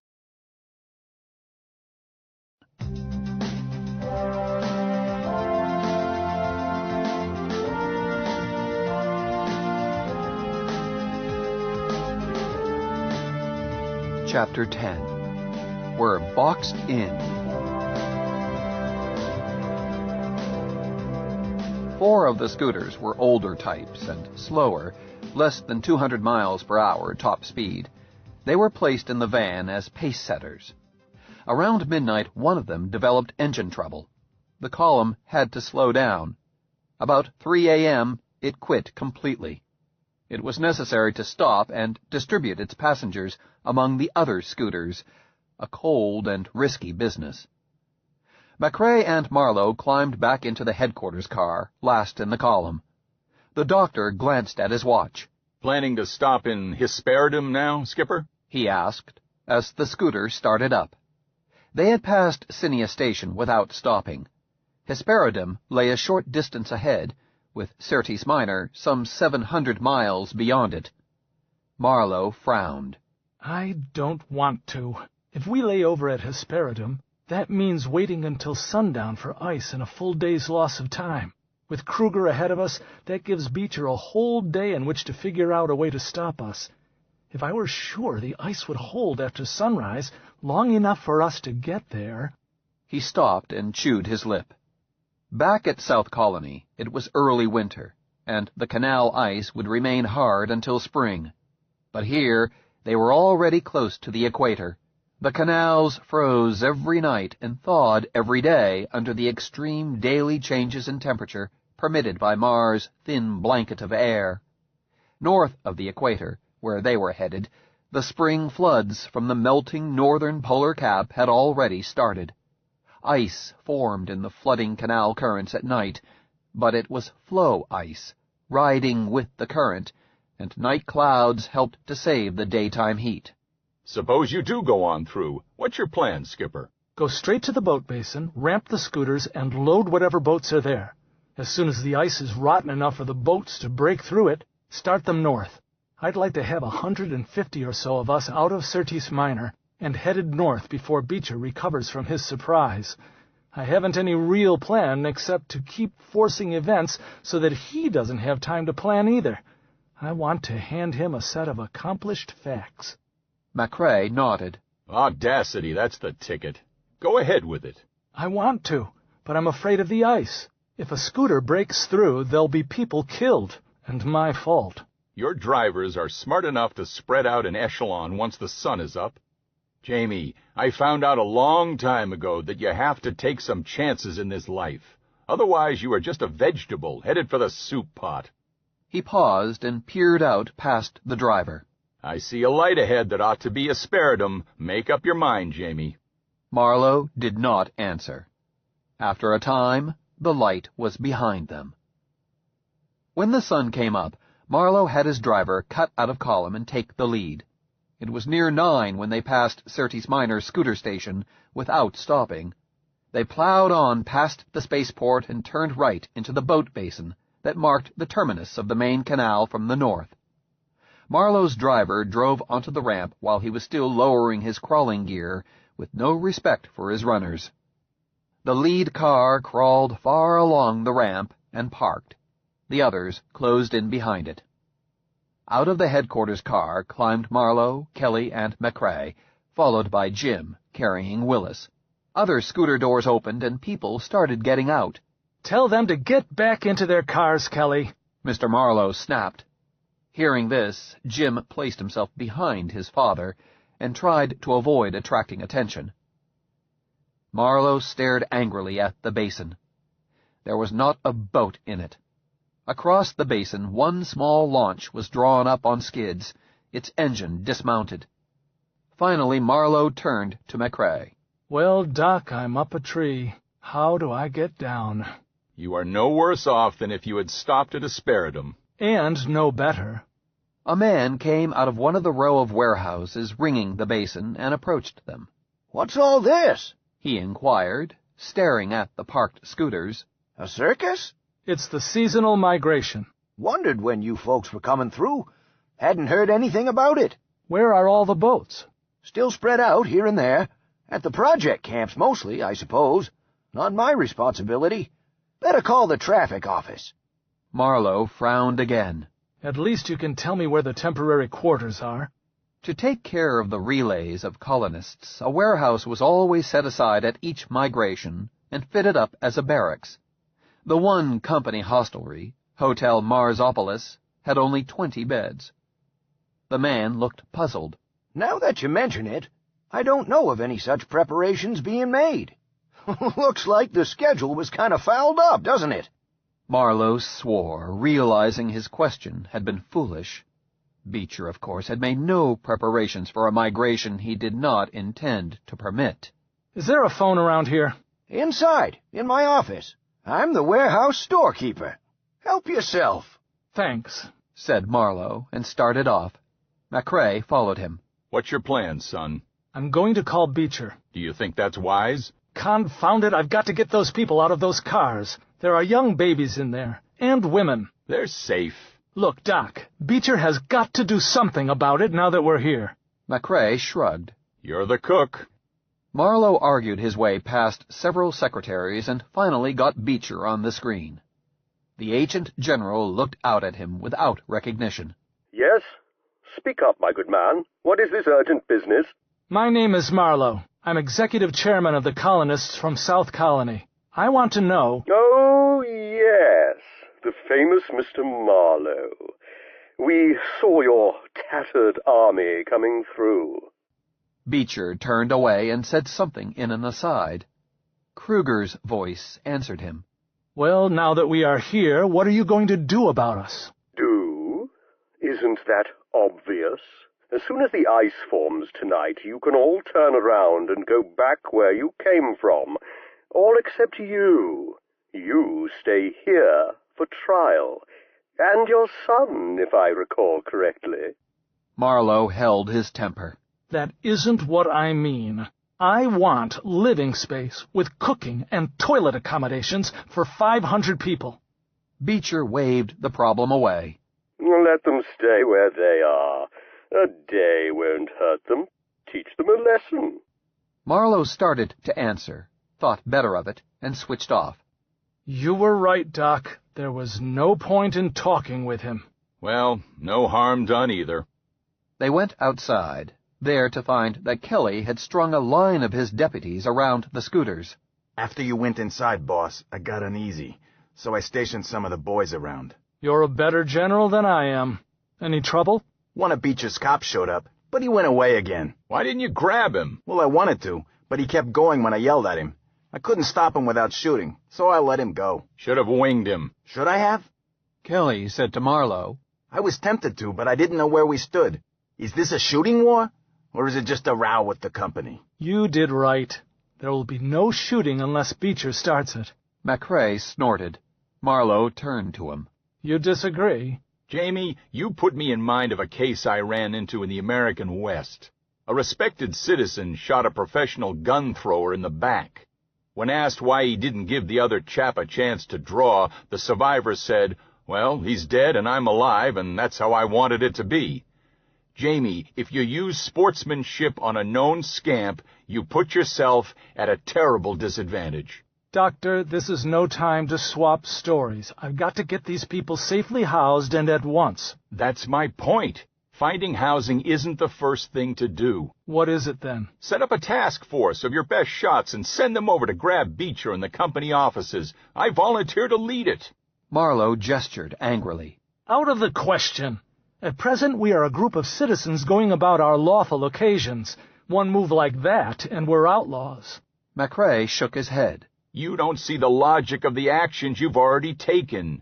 You know that water runs downhill, but you think, praise God, it'll never reach the bottom. In Beecher's books, you are an outlaw now, all of us." "Nonsense. We're just enforcing our contract.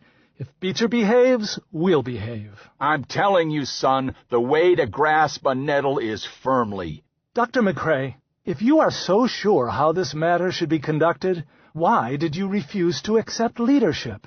McCrae turned red. I beg your pardon, sir. What are your orders? You know Surtees better than I do. Where is a building we can commandeer as a barracks? Jim decided that this was a good time to come out of hiding. Dad? He said, coming around in front of him. I know where we are, and the school is... Jim, I've no time to chat. Get in the car. But, Dad, it's only about 10 minutes' walk. I think he's got something. The school will have real beds for the kids and a kitchen. Very well. Possibly we should use both schools and put the women and small children in the girls' school. Jamie, at the risk of getting my ears batted down again, I say no. Don't divide your forces. I didn't really want to. Kelly? Yes, sir? Get them all out and put a deputy in charge of each car party to keep them together. We're moving out. Right. There is very little foot traffic in the streets of the Earth settlement at Surtees Minor. Pedestrians prefer to go by tunnel.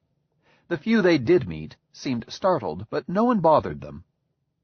The pressure lock at the school's front door could hold about 20 people at a time. As the outer door opened after the second load, Howe stepped out. Even with his mask on, it could be seen that he was angry. What is the meaning of this? Willis took one look at him and closed up. Jim got behind his father. Marlowe stepped forward. We're sorry, but we've got to use the school as an emergency shelter. You can't do that. Who are you, anyway? My name is Marlowe. I'm in charge of the migration. But... Howe turned suddenly, pushed his way through the crowd, and went inside. Nearly 30 minutes later, Marlowe, McCrae, and Kelly went inside with the last party. Marlowe directed Kelly to station guards on the inside at each door. McCrae considered suggesting a string of armed guards around the outside of the building, but he held his tongue. Mr. Sutton was waiting for Marlowe in the entrance hall. A news flash from Mrs. Palmer, Chief. She says to tell you that chow will be ready in about 20 minutes. Good. I could use a bite myself. And the school's regular cook is sulking in the dining room. She wants to talk to you. You deal with her. Where is Howe? Darned if I know. He went through here like a destroying angel. A man pressed forward through the crowd. The entrance hall was jammed, not only with colonists, but with students, each of whom wanted to see the excitement. Reunions were going on all around, between parents and sons. Kelly was pounding a slightly smaller replica of himself on the back, and was himself being pounded. The babble was deafening. The man who had forced his way forward put his mouth to Marlowe's ear and said, Mr. Howe is in his office. He's locked himself in. I've just come from trying to see him. Let him stay. Who are you? Jan van der Linden, instructor here in natural sciences. Who, may I ask, are you? Name's Marlowe. I'm supposed to be in charge of this madhouse. Look here, could you round up the boys who live outside the school? We are going to have to stay here for a day or two at least. I'm sorry, but it's necessary. There can't very well be any classes. You might as well send the town boys home, and the teachers, too. The teacher looked doubtful. Mr. Howe won't like me doing it without his say-so. It's necessary. I'm going to do it in any case, but you can speed things up and help me put an end to this riot. I take full responsibility. Jim saw his mother through the crowd and did not wait to hear the outcome. She was leaning against the wall, holding Oliver and looking very tired, almost sick. Phyllis was standing close to her. Jim wormed his way through the crowd. Mother! She looked up. What is it, Jimmy? You come with me. Oh, Jimmy, I'm too tired to move. Come on, I know a place where you can lie down. A few minutes later, he had the three in the room abandoned by Frank and himself. It was, as he had guessed, still unoccupied. His mother sank down on his bunk. Jimmy, you're an angel. You just take it easy. Phil can bring you something to eat when it's ready. There's a toilet right across the hall. I'm going back and see what's going on. He started to leave, then hesitated. Phil, would you take care of Willis for me? Why? I want to see what's doing, too. You're a girl. You'd better stay out from underfoot. Well, I like that. I guess I've got just as much business. Stop it, children. Jimmy, we'll take care of Willis. Tell your father where we are. Jim delivered his mother's message, then found himself rather late in the chow line. By the time he had gone through for seconds as well, and eaten same, he discovered that most of the colonists were gathered in the school auditorium. He went in, spotted Frank and Dr. McCrae standing against the rear wall, and squeezed over to them. His father was pounding for order, using the butt of his gun as a gavel. Mr. Linthicum has the floor. The speaker was a man about 30, with an annoyingly aggressive manner. I say Dr. McCrae is right. We shouldn't fool around. We've got to have boats to get to Copays, right? Beecher won't give them to us, right? But all the actual force Beecher has is a squad of cops, right? Even if he deputizes every man in Surtees, he only has maybe 100 to 150 guns, right? We've got twice that many or more right here. Besides which, Beecher won't be able to get all the local employees to fight us. So, what do? We go over and grab 'em by the neck and force 'em to do right by us, right? He sat down triumphantly. McCrae muttered, "Heaven defend me from my friends." Several tried to speak. Marlowe picked one out. Mr. Gibbs has the floor. Mr. Chairman, neighbors, I have rarely heard a more rash and provocative speech. You persuaded us, Mr. Marlowe, to embark on this reckless adventure, a project of which, I must say, I never approved. You came along, someone shouted. Order. Get to the point, Mr. Gibbs. But in which I exceeded rather than opposed the will of the majority. Now, the hasty and ill-tempered would make matters worse with outright violence. But now that we are here, at the seat of government, the obvious thing to do is to petition for redress of grievances. If you mean by that to ask Beecher for transportation to Copays, Mr. Gibbs, I've already done that. Gibbs smiled thinly. Forgive me, Mr. Marlowe, if I say that the personality of the petitioner sometimes affects the outcome of the petition. I understand we have here Mr. Howe, the headmaster of this school, and a person of some influence with the resident agent general. Would it not be wise to seek his help in approaching the resident? Mr. Sutton shouted, He's the last man on Mars I'd let speak for me. Address the chair, Pat. Personally, I feel the same way, but I won't oppose it if that's what the crowd wants. But, he continued, addressing the audience, is Howe still here? I haven't seen him. Kelly stood up. Oh, he's here all right. He's still holed up in his office. I've talked to him twice through his ventilator. I've promised him a honey of a beating if he will only do me the favor of coming out and standing up to me like a man. Mr. Gibbs looked scandalized. Well, really? It's a personal matter, involving my boy. Marlowe banged the table. I imagine Mr. Kelly will waive his privilege if you folks really want Howe to speak for you. Do I hear a motion? Gibbs proposed it. In the end, only he and the Pottles voted for it. After the vote, Jim said, Dad! Address the chair, son. What is it? Mr. Chairman, I just got an idea. I was wondering, since we haven't got any boats, just maybe we could get to Copays the way Frank and I got back to Carax. That is, if the Martians would help us. If folks wanted us to, I guess Frank and I could go back and find Gecko and see what could be done about it.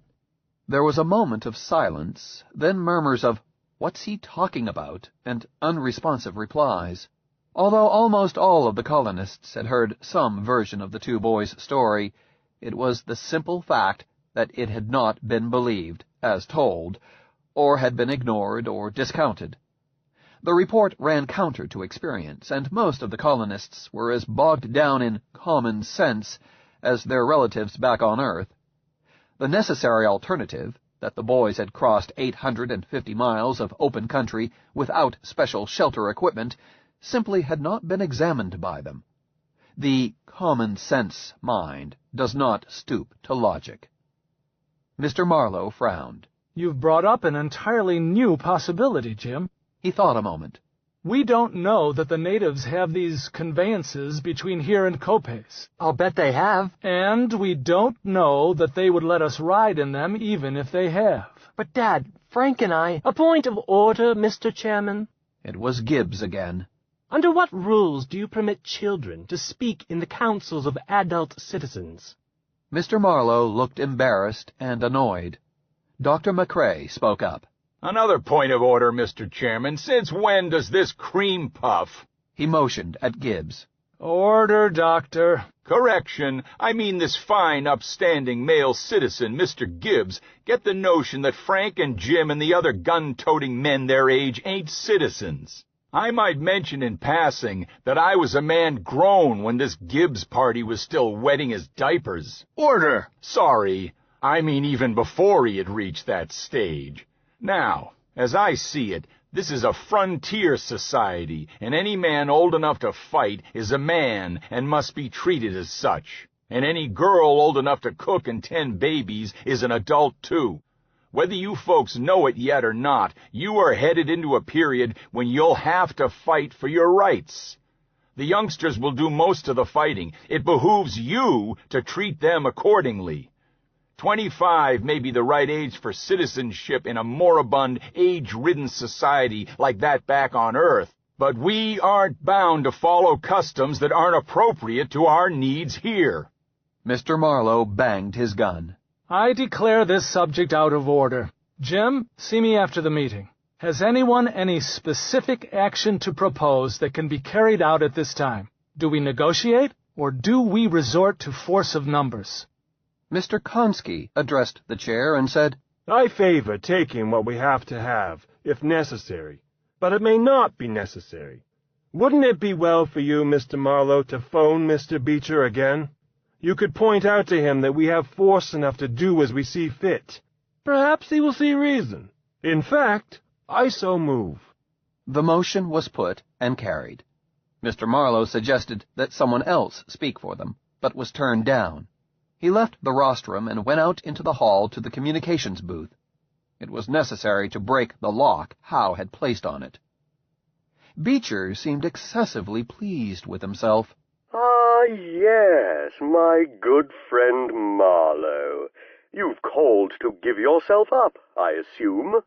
Marlowe glanced around at the half-dozen colonists crowded into the open door of the booth, then explained civilly to Beecher the purpose of his call. Boats to Copays? Scooters will be ready at nightfall to take the colonists back to South Colony. You may tell them that all who are ready to go at that time will escape the consequences of their hasty actions. Not you, of course. The purpose of this call was to point out to you that we are considerably larger in numbers than the largest force you can possibly drum up here in Syrtis Minor. We intend to carry out the contract. If you crowd us into using force to get our rights, force we will use. Beecher sneered through the TV screen. Your threats do not move me, Marlowe. Surrender. Come out one at a time and unarmed, hands up. Is that your last word? One more thing. You are holding Mr. Howe a prisoner. Let him go at once, or I shall see to it that you are prosecuted for kidnapping. Howe? He's not a prisoner. He's free to leave at any time. Beecher elaborated. Marlowe answered. That's a private matter between Kelly and Howe. You can call Howe in his office and tell him so. You must give him safe conduct out of the building. Marlowe shook his head. I'm not going to interfere in a private quarrel. Howe is safe where he is. Why should I bother? Beecher, I am offering you one more chance to provide boats peacefully. Beecher stared at him and switched off. Kelly said, Maybe you should have thrown me to the wolves, Chief. Marlowe scratched his chin. I don't think so. I can't conscientiously hold a hostage, but I have a feeling that this building is safer with Howe in it. I don't know just what Beecher has. So far as I know, there isn't a bomb nor any other heavy weapon of any sort in Syrtis. but I would like to know what makes him so confident. He's bluffing. I wonder.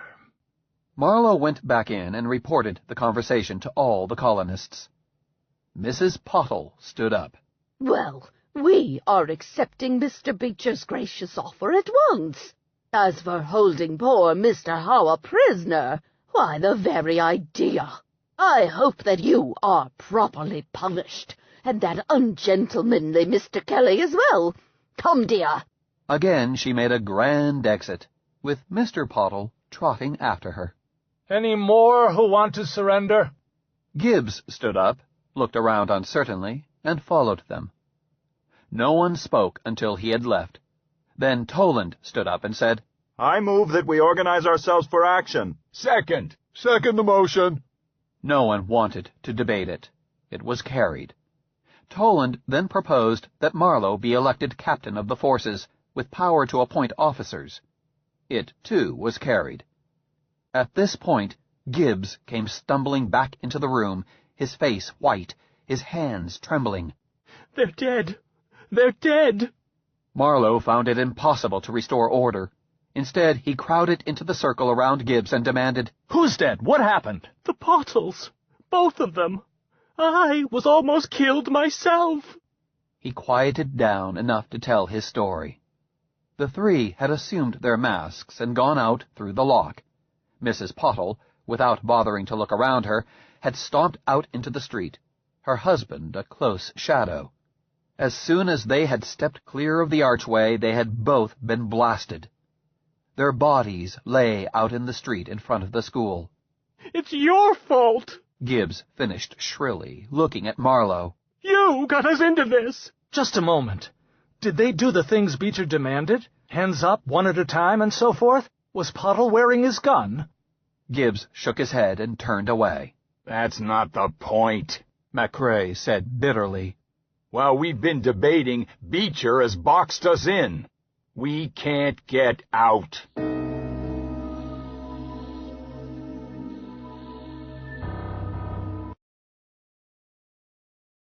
Chapter 11. Besieged. Besieged. Besieged. Besieged. Besieged. It was maddeningly true, as a cautious investigation soon proved. Both the front and back exits were covered by gunmen, Beecher's police, supposedly, who were able to blast anyone emerging from the building without themselves being under fire. The airlock nature of the doors made a rush suicidal. The school was at a distance from the settlement's dwellings. It was not connected by tunnel, nor had it any windows. Men and women, boys and girls, the colony listed hundreds of licensed gun-wearers, and yet a handful of gunfighters outside, as few as 2, could keep them holed up. Under the influence of Doc McCrae's bellowing voice, the assembly got back to work. Before I go ahead with organizing, does anyone else want to surrender? I'm fairly sure that the Pottles were shot because they blundered out without notice. If you shout and wave something white, I think your surrender will be accepted. He waited. Presently a man got up with his wife, and then another. A few more trickled out. They left in dead silence. When they were gone, Captain Marlowe went on with the details of organizing. Mrs. Palmer he confirmed as head of commissary. Doc he designated as executive officer. Kelly he appointed permanent officer of the watch, responsible for the interior guard. Sutton and Toland were given the job of devising some sort of a portable screen to block the enfilading fire that had dropped Mr. and Mrs. Pottle. Jim followed all this with excited interest until, after the appointment of platoon leaders, it became evident that his father did not intend to use boys as combatants. The students from the school were organized into 2 platoons, designated as reserve, and dismissed. Jim hung around, trying to get a word with his father. At last he managed to catch his eye. Dad, don't bother us now, Jim. But, Dad, You told me to see you about the business of getting the Martians to help us get to Copays. The Martians? Oh. Mr. Marlowe thought about it, then said, Forget about it, Jim. Until we can break out of here, neither that scheme nor any other will work. Now let us be. Go see how your mother is doing. Thus brushed off, Jim turned disconsolately away. As he was leaving, Frank fell in step with him and locked arms. Do you know, Jim, sometimes you aren't as full of guff as you are other times. Jim eyed him suspiciously. If that's a compliment, thanks. Not a compliment, Jim. Merely justice. Seldom as I approve of one of your weary notions, this time I am forced to admit that you had a bright idea. Quit making a speech and get to the point. Very well. Point. When you suggested getting the Martians to help us, you were firing on all jets. Huh? Well, thanks for the applause, but I don't see it myself. As Dad pointed out, there's nothing we can do about it until we find some way to break out of here and slap old Beecher down. Then I suppose we won't need their help. You're supposing too fast. Let's, as Doc would say, analyze the situation. In the first place, your father got us boxed in here. You lay off my father. I wasn't picking on your father. Your father is a swell guy, and my old man says that he is a swell scientist, too. But by behaving like a gentleman, he got us cornered in here, and we can't get out. Mind you, I'm not blaming him, but that's the situation. So what are they going to do about it? Your old man tells my old man and that drip Toland to work out a shield, some sort of armor, that will let us get out the door and into the open where we can fight. Do you think they'll have any luck? Well, I hadn't thought about it. I have. They are going to get exactly no place. Now, Dad is a good engineer with a lot of savvy. You give him equipment and materials, and he'll build you anything. But what's he got to work with now? For equipment, he's got the school workshop, and you know what a sad mess that is. The company never spent any real money on equipping it. It's about right for making bookends. Materials? What are they going to make a shield out of? Dining room tabletops? A heater would cut through a tabletop like soft cheese. Well, there must be something around they can use. You name it. Well, what do you want us to do? Surrender? Certainly not. The old folks are stuck in a rut. Here's where we show finesse, using your idea. Quit calling it my idea. I haven't got any idea. Okay, I'll take all the credit. We get word to Gecko that we need help. He's our water friend. He'll see to it. How can Gecko help us? Martians don't fight. That's right, but, as it says in geometry, what's the corollary? Human beings never fight Martians. Never. Beecher can't risk offending the Martians. Everybody knows what a terrible time the company had persuading the Martians that it was all right to let us settle here in the first place. Now just suppose that about 20 or 30 Martians, or even one, came stomping up to the front door of this place. What do Beecher's cops do? Huh? They cease fire. That's what they do. And we come swarming out. That's what Gecko can do for us. He can fix it so that Beecher is forced to call off his gun-toters. Jim thought about it. There was certainly merit in what Frank had to say.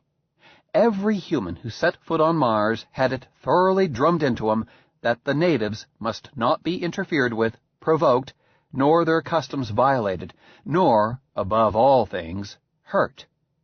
The strange and distressing history of the first generation of contact with the Martians had resulted in this being the first law of the extraterritorial settlements on Mars. Jim could not imagine Beecher violating this rule, nor could he imagine one of the company police doing so. In normal times, the principal duty of the police was the enforcement of this rule, particularly with respect to tourists from Earth, who were never allowed to come in contact with natives. There is just one thing wrong with your idea, Frank. Supposing Gecko and his friends were willing to come to our rescue, how in the name of mud are we going to let him know that we need help? We can't just call him on the phone. No, we can't. But that is where you come in. You can send him a message. How? Willis. You're crazy. Am I now? Suppose you go out that front door. You're fertilizer. But suppose Willis goes out. Who's going to shoot a bouncer? I don't like it. Willis might get hurt. If we just sit tight and do nothing, you'll wish he was dead. Beecher will sell him to the London Zoo. Jim considered this unpleasant probability, then answered, Anyhow, your scheme is full of holes. Even if he gets outside safely, Willis couldn't find Gecko and couldn't be depended on to deliver a message. He'd be just as likely to sing or recite some of Doc's bum jokes. I've got a better idea. Convince me. I'll bet that Beecher's plug uglies didn't think to keep watch on the garbage dump. I'll deliver the message to Gecko myself. Frank thought it over. No good. Even if they aren't really watching the dump, they can see you from the corner where they are watching the back door. They'd nail you before you could scramble to your feet. I'll wait till dark. Could work. Only I'll do it. I'm faster on my feet than you are. Look who's talking. All right. We'll both do it. An hour apart. But that doesn't cut Willis out of it. He'll try it too. One of us might get through. Now, wait a minute. You underrate your little pal. We'll teach him just what he's to say. That'll be easy. Then you tell him to go over into the native city and stop the first Martian he meets and recite his piece. The Martian does the rest, because we'll put it all into the message. The only question is whether or not Willis is bright enough to do as you tell him and go over into Syrtis Minor proper. I've got grave doubts about that. Jim bristled. You're always trying to make out that Willis is stupid. He's not. You just don't understand him. Okay, then he can find his way over to the city and deliver the message. Or can't he? Well, I don't like it. Which do you prefer? To take a small risk with Willis, or to have your mother and your baby brother have to spend the winter at South Colony? Jim chewed his lip in a manner just like his father. All right, we'll try it. Let's go get Willis. Don't get in a rush. Neither you nor I know the native language well enough to whip up just what we want to say. But Doc does. He'll help us. He's the only one of the grown-ups I'd want to trust with this anyhow. Come on. They found McCrae easily enough, but were not able to speak with him at once. He was in the communications booth, bellowing at the screen. They could hear his half of the conversation. I want to talk to Dr. Rawlings. Well, get him. Get him. Don't sit there chewing your pencil. Tell him it's Dr. McCrae. Ah, good day, Doctor. No, I just got here. How's business, Doctor? Still cremating your mistakes? Well, don't we all? Sorry, I can't. I'm locked up. Locked up, I said. L-O-C-K-E-D. Up. Like a disorderly drunk. No reason, none at all. It's that simian moron Beecher. Yes, hadn't you heard? The entire colony penned up in the Little Red Schoolhouse. Shoots us down if we so much as stick our noses out. No, I'm not joking. You know Skinny Pottle? He and his wife were killed not 2 hours ago, burned down in cold blood, never had a chance. Damn it, man, I don't joke. Come see for yourself and find out what kind of a madman you have ruling you here. The cadavers were still out in the street in front of the school the last time I looked. We don't dare drag them in and lay them out decently. I said... The screen suddenly went blank. McCrae swore and fiddled with the controls. Nothing happened. Presently, by experiment, he realized the instrument had been cut off completely. He came out shrugging. Well, they finally caught on to me, he remarked to the room in general. But I talked to 3 key men. What were you doing, Doc? Starting a little backfire, some fifth column activity behind Beecher's lines. There are good people everywhere, son, but you have to spell it out for them. Oh. Look, Doc, could you spare us some time? What for? Your father has a number of things for me to do, Jim. This is important. They got McCrae aside and explained to him their plans. McCrae looked thoughtful. It just might work. It's worth a whirl. That notion of making use of Martian inviolability is positively Machiavellian, Frank. You should go into politics. However, about the other stunt, the garbage can paratrooper act, if you ask your father, he'll veto it. Can't you ask him? He'll listen to you. I said if you ask your father, you idiot. Do I have to wipe your nose for you? Oh, I get you. About the other matter, chase up the little beastie and meet me in classroom C. I'm using it as an office. Jim and Frank left to do so. Jim found his mother and Oliver asleep, his sister and Willis gone. He had started to leave when his mother woke up. Jimmy? I didn't mean to wake you, Mother. Where's Phil? I want to find Willis. Your sister is in the kitchen, I think, helping out. Isn't Willis here? He was here on the bed with Baby and me. Jim looked around again, but found no sign of Willis. I'll go ask Phil. Maybe she came back and got him. He can't have wandered far. I'm sorry, Jim. I'll find him. He went to the kitchen, found his sister. How would I know? He was there with Mother when I left. I asked you to look out for him. And I left him with Mother. They wanted me to help out here. Don't go looking at me. Jim joined Frank. Darn it, they've let him wander off. He might be any place. We'll just have to search.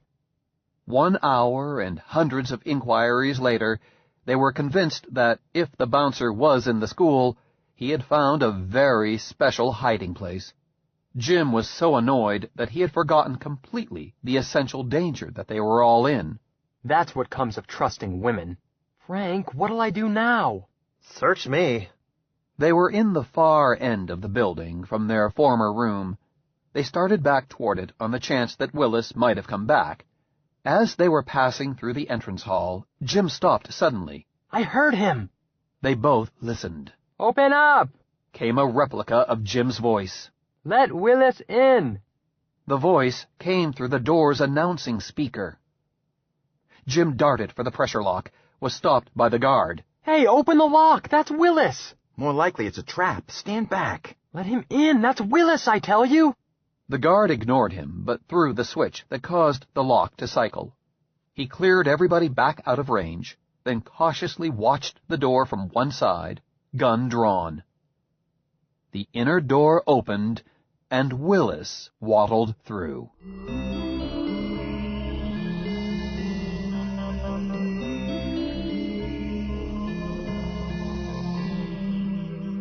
Willis was bland about the whole thing.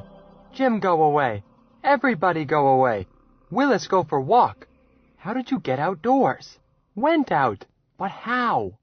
Willis apparently could see nothing difficult about that. He did not amplify. Maybe he went out when the Pottles did? Maybe. Well, I guess it doesn't matter. Go see people, Willis offered. He named off a string of native names, then added, Fine time. Water friends. Give Willis good water. Big drink. He made lip-smacking noises in imitation of Jim, although he had no lips himself. You had a drink just a week ago. Willis, good boy. Wait a minute. He was with Martians. Huh? I don't care if he was with Cleopatra. He shouldn't run away. But don't you see? He can get to the natives. He already has. All we've got to do is to be sure he carries a message for them to pass on to Gecko. The point, relayed to McRae, increased his interest. The three composed a message in English for McRae to translate. Greetings, it began. This is a message from Jim Marlowe, water friend of Gecko of the city of... Here they inserted the unspellable and almost unpronounceable Martian name of Cinia. Whoever you may be, friend of my friend, you are implored to send this word at once to Gecko. I am in great trouble and I need your help. The message went on to tell in detail the nature of the trouble, who was responsible, and what they hoped would be done about it. Telegraphic simplicity was not attempted, since Willis's nervous system could hold 1,000 words as easily as 10. McRae translated it, then drilled Jim in reading it, after which they attempted to impress on Willis what he was to do. Willis was willing, but his consistently slap-happy, feather-brained approach to any problem exasperated them all almost to hysteria. At last, it seemed fairly likely that he might carry out his assignment. At least, when asked what he was to do, he would answer, Go see friends. and B, when asked what he would tell them, he would, usually, answer by reciting the message. It just might work. We know the Martians have some means of rapid communication, even though we've never known what sort. If our plump friend doesn't forget what he is doing and why he is making the trip... Jim took him to the front door. On McCrae's authorization, the guard let them through. Jim checked Willis again while the lock was cycling. The bouncer appeared to be sure of his instructions, although his answers showed his usual mental leapfrog. Jim hung back in the doorway, out of the line of fire, while Willis rolled off the stoop. The potholes still lay where they had fallen. Willis looked at them curiously, then took up a zigzag course down the street and disappeared from Jim's view, cut off as he was by the doorframe. Jim wished mightily then that he had had the foresight to bring along a mirror to use as a periscope. Finally, he screwed up his courage, lay down, and peeked around the edge of the door at the bottommost part. Willis was well down the street, and nothing had happened to him. Far down the street, some sort of cover had been set up. Jim stuck his head out an inch farther, trying to see what it was, when the corner of the doorframe above him gave off a puff of smoke, and he felt the electric tingle of a near miss. He jerked his head hastily back and re-entered the lock. He had an all-gone feeling at the pit of his stomach, and a conviction that he would never see Willis again.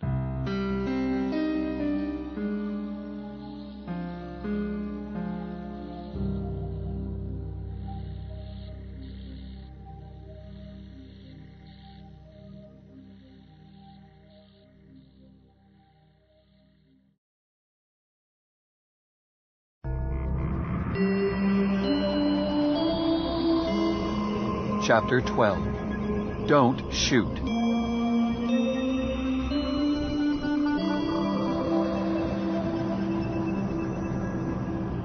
The rest of the day passed wearily for Jim and Frank. There was nothing they could do about their own plan until after dark.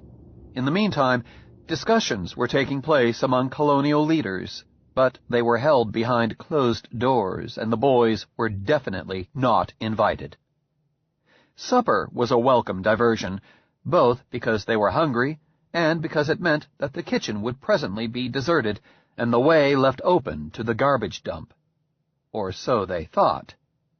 They found that, in practice, the womenfolk running the kitchen first took a leisurely time to clean the place up, then seemed disposed to sit around all night drinking coffee and talking. The boys found excuses to come into the kitchen, excuses that got thinner every trip, and which began to arouse Mrs. Palmer's suspicions. Finally, Jim followed another boy in, wondering what he would say this time, when he heard the other boy say, "Mrs. Palmer, Captain Marlowe sends his regards and wants to know if it would be too much trouble to keep a night watch for coffee and sandwiches for the men on guard." "Why, no," Jim heard her say. "We'll be glad to do that. Henrietta, will you go out and find some volunteers? I'll take the first stint." Jim backed out and went to where Frank awaited him. "What's the chances? Does it look like they're going to break up any time soon?" Jim told him what the chances were, or rather, were not. Frank swore, using a couple of words that Jim had not heard before, and noted down for future use. "What'll we do, Jim?" "I don't know. Maybe when it's down to just one of them on duty, she'll go out occasionally." "Maybe we could get her out with some song and dance." "Maybe. Maybe we could tell her that she's wanted in the headquarters room. That ought to do it." They were still discussing it when the lights went out.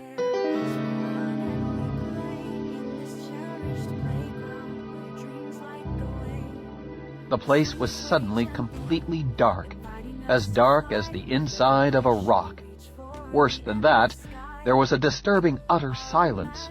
Jim had just realized that the complete emptiness of sound resulted from the ending of the noise of circulating air from the stopping of the supercharger on the roof, when a woman began to scream.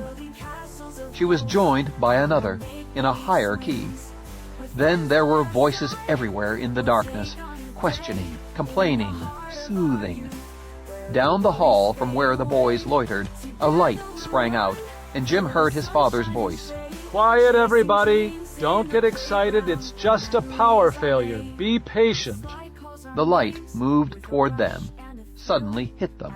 You boys get to bed. Jim's father moved on.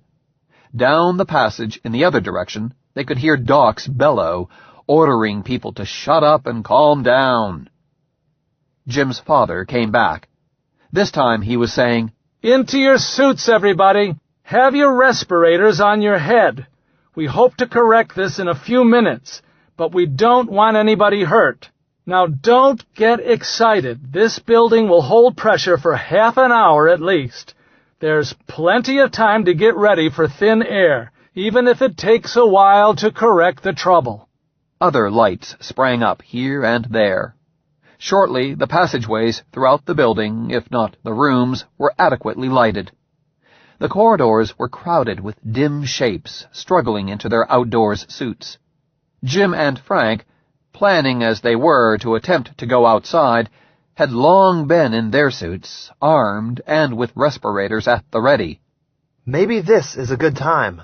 Nope. They're still in the kitchen. I can see a light. McCrae came down the corridor. Jim stopped him. Doc, how long do you think it will be until they get the lights on? Are you kidding? What do you mean, Doc? The lights aren't coming on. This is one of Beecher's stunts. He's pulled the switch on us at the powerhouse. Are you sure? There's no failure. We've checked it. I'm surprised Beecher didn't do it hours ago. In his shoes, I would have done it 5 minutes after we moved in. But don't you birds go blabbing, Jim. Your pop has his hands full keeping the custard heads from blowing their tops. He moved on. In spite of Captain Marlowe's reassuring words, the true state of things was soon common knowledge. The pressure dropped slowly, so slowly that it was necessary to warn everyone to adjust their respirators, lest oxygen starvation sneak up on the unwary. After that, it was hardly possible to maintain the fiction that the power loss was temporary, to be corrected any minute now. The temperature in the building fell slowly. There was no danger of them freezing in the closed and insulated building, but the night chill penetrated.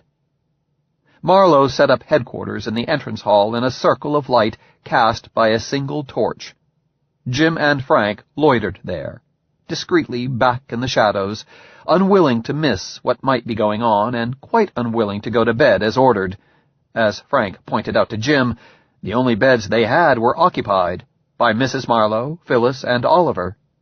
Neither of them had given up the idea of attempting the garbage chute route, but they knew in their hearts that the place was too stirred up to give them the privacy they would require.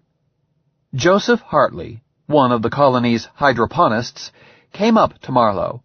His wife was behind him, carrying their baby daughter in a pressurized crib, its supercharger sticking up above the clear plastic shell of it like a chimney.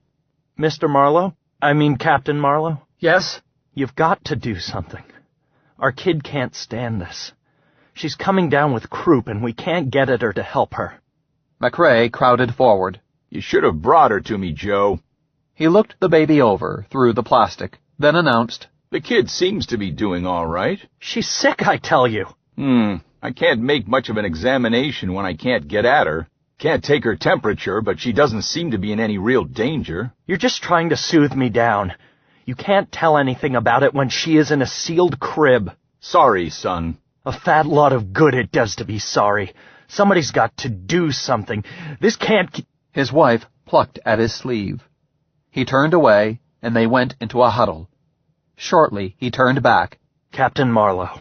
Yes, Mr. Hartley? The rest of you can do as you like. I've had enough. I've got my wife and baby to think about. The decision is yours, Marlowe said stiffly, and turned away in abrupt dismissal. But, said Hartley, and stopped, aware that Marlowe was no longer paying any attention to him. He looked uncertain, like a man who wants someone to argue him out of his resolution. His wife touched his arm. He turned then, and they went together to the front entrance. What do they expect of me? Miracles? Exactly, boy. Most people never grow up. They expect Papa to get 'em the pretty moon. Just the same, Joe accidentally told the truth. We've got to do something. I don't see what we can do until Sutton and Toland get some results. You can't wait any longer for them, son. We've got to crush out of here anyway. Theoretically, a man can live for days in a respirator. Practically, it won't work, and that is what Beecher is counting on. You can't keep several hundred people crouching here in the dark and the cold, wearing masks to stay alive, not indefinitely. You're going to have a panic on your hands. Marlowe looked weary, even through his mask. We can't tunnel out. We can't get out at all, except through the doors. And they've got those doors zeroed. It's suicide. It's got to be done, son. I'll lead the rush. Marlowe sighed. No, I will. In a pig's eye? You've got a wife and kids. I've got nobody, and I've been living on borrowed time so long I've lost track. It's my privilege. That settles it. We'll see. I said that settles it, sir. The argument was left unfinished. The inner door to the pressure lock opened again, and Mrs. Hartley stumbled inside. She was clutching the tiny crib and sobbing wildly.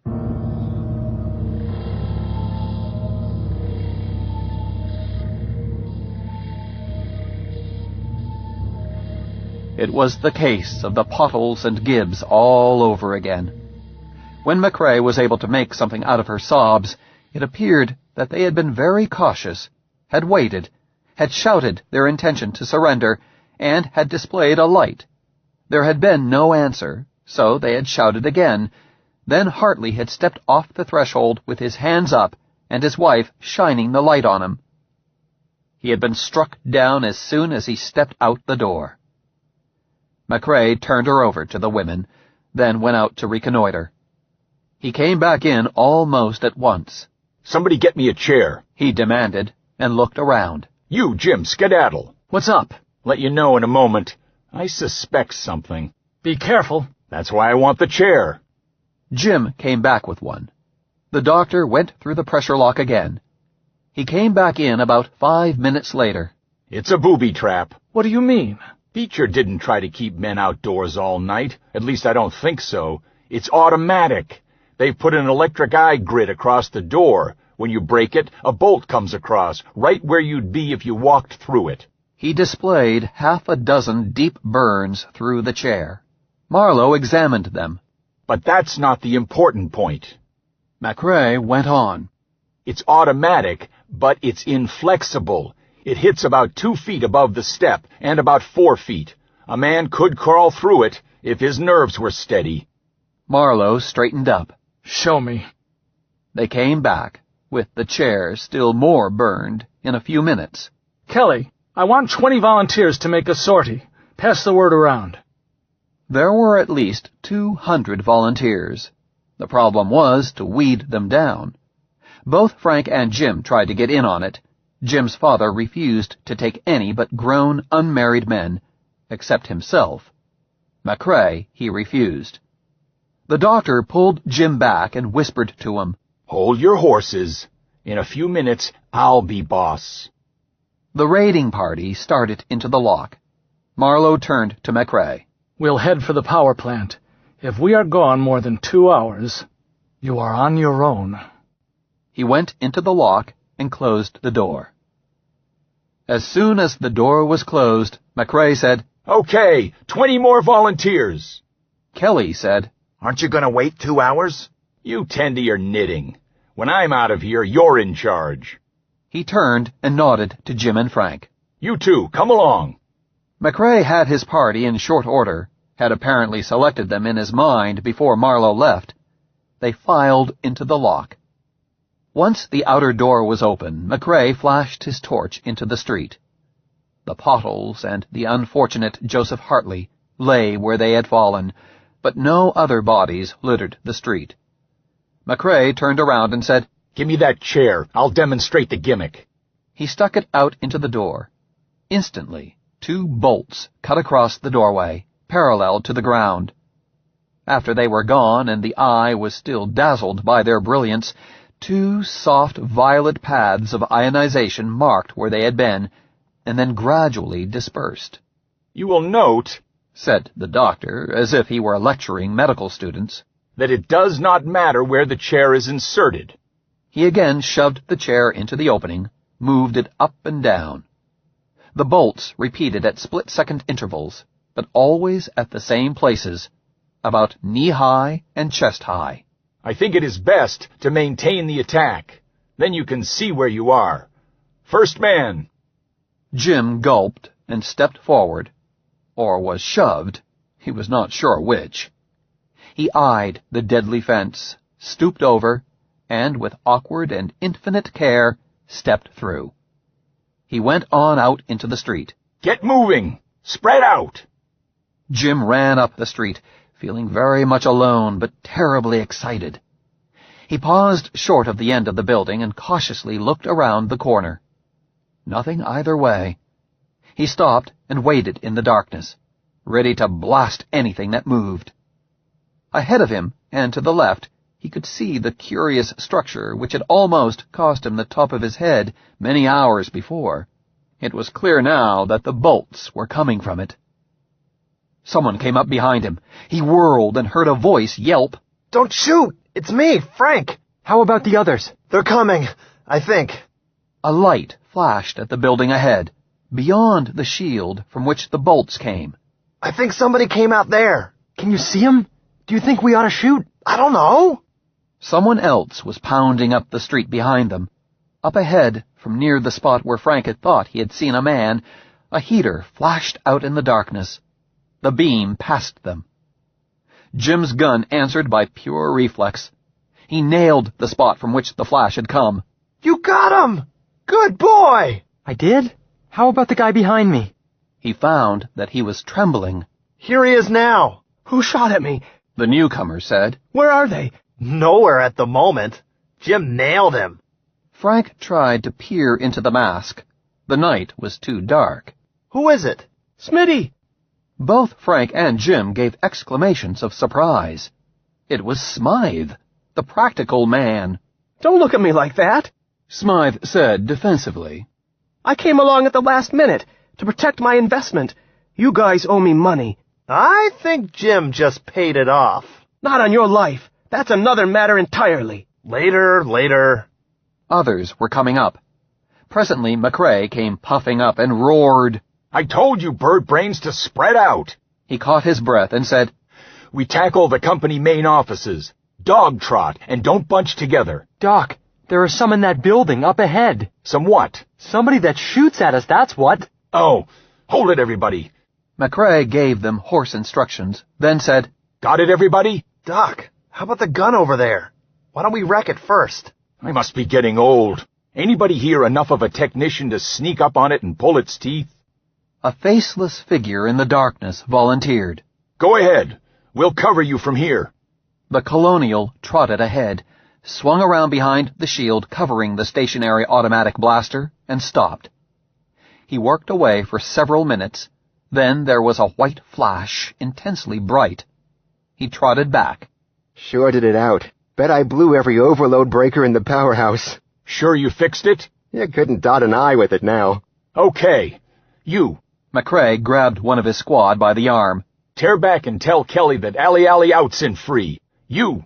He indicated the chap who had wrecked the gun. "Go around and back and see what you can do with the setup back there. You two guys cover him. The rest of you follow me. The building ahead, according to plan." Jim's assignment called for sneaking along the face of the building and taking a covering position about 20 feet short of the doorway. His way led him over the ground where the man had been at whom he had shot. There was no body on the pavement. He wondered if he had missed. It was too dark to look for blood. McCrae gave his covering troops time to reach their stations, then made a frontal assault with 6 to back him up, among them Frank. The doctor himself walked up to the building entrance, tried the outer door. It opened. Motioning the assault group to join him, he went in. The outer door of the building's lock closed on them. Jim huddled against the icy wall, eyes wide, ready to shoot. It seemed a cold eternity that he waited. He began to fancy that he could see some traces of dawn in the east. At last, he saw silhouettes ahead, raised his gun, then identified one as Doc's portly figure. McCrae had the situation in hand. There were 4 disarmed prisoners. One was being half-carried by 2 others. "Take 'em back to the school," Doc ordered one of his group. "Shoot the first one of them who makes a funny move, and tell whoever is in charge back there now to lock 'em up. Come on, men. We've got our real job ahead." There came a shout behind them. McCrae turned. Kelly's voice called, "Doc, wait for baby." He came running up and demanded, "What are the plans?" Behind him, men were pouring out of the school and up the street. McCrae took a few minutes to recast things on the basis of more guns. One of the platoon leaders, a civil engineer named Alvarez, was left in charge at the school with orders to maintain a guard outside the building and to patrol the neighborhood with scouts. Kelly was assigned the task of capturing the communications building, which lay between the settlement and the spaceport. It was an important key to control of the whole situation, since it housed not only the local telephone exchange, but also the radio link to Deimos, and thence to all other outposts on Mars, and also the radar beacons and other aids for incoming ships from Earth. McCrae reserved for himself the job of taking the planet office, the main offices on Mars of the company, Beecher's own headquarters. The resident agent general's personal apartment was part of the same building. The doctor expected to come to grips with Beecher himself.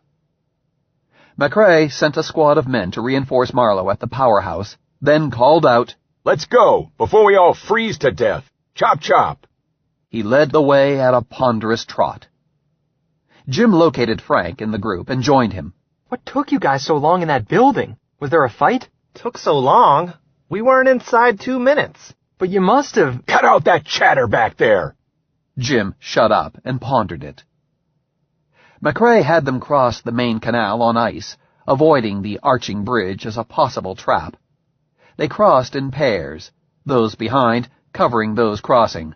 In turn, they who had crossed spread out and covered those yet to come. The crossing held a nightmarish slow-motion quality. While on the ice, a man was a perfect target. Yet it was impossible to hurry. Jim longed for his skates.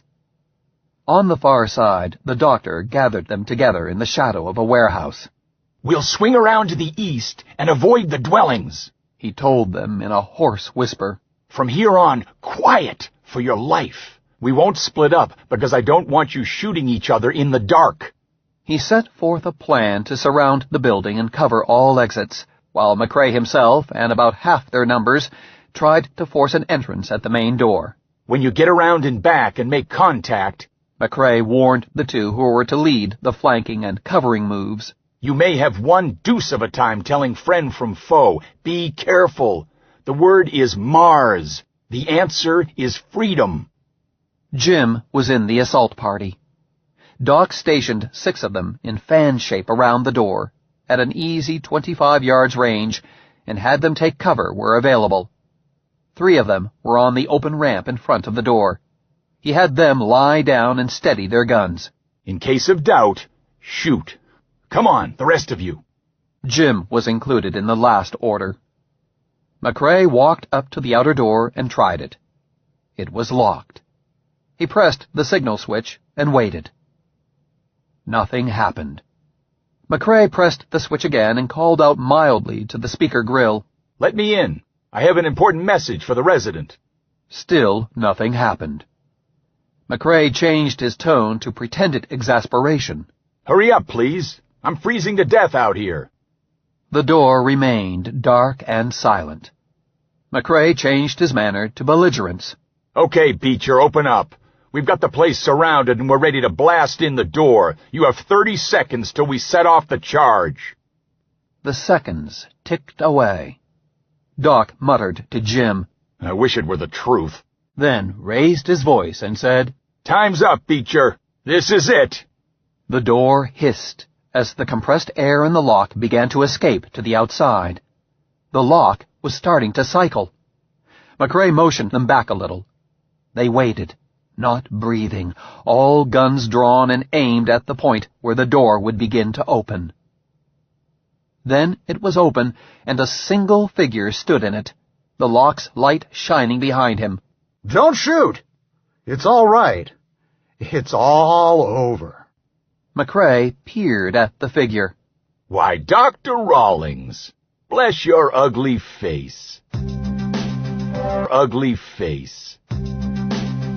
Ugly face. Ugly face. Ugly face.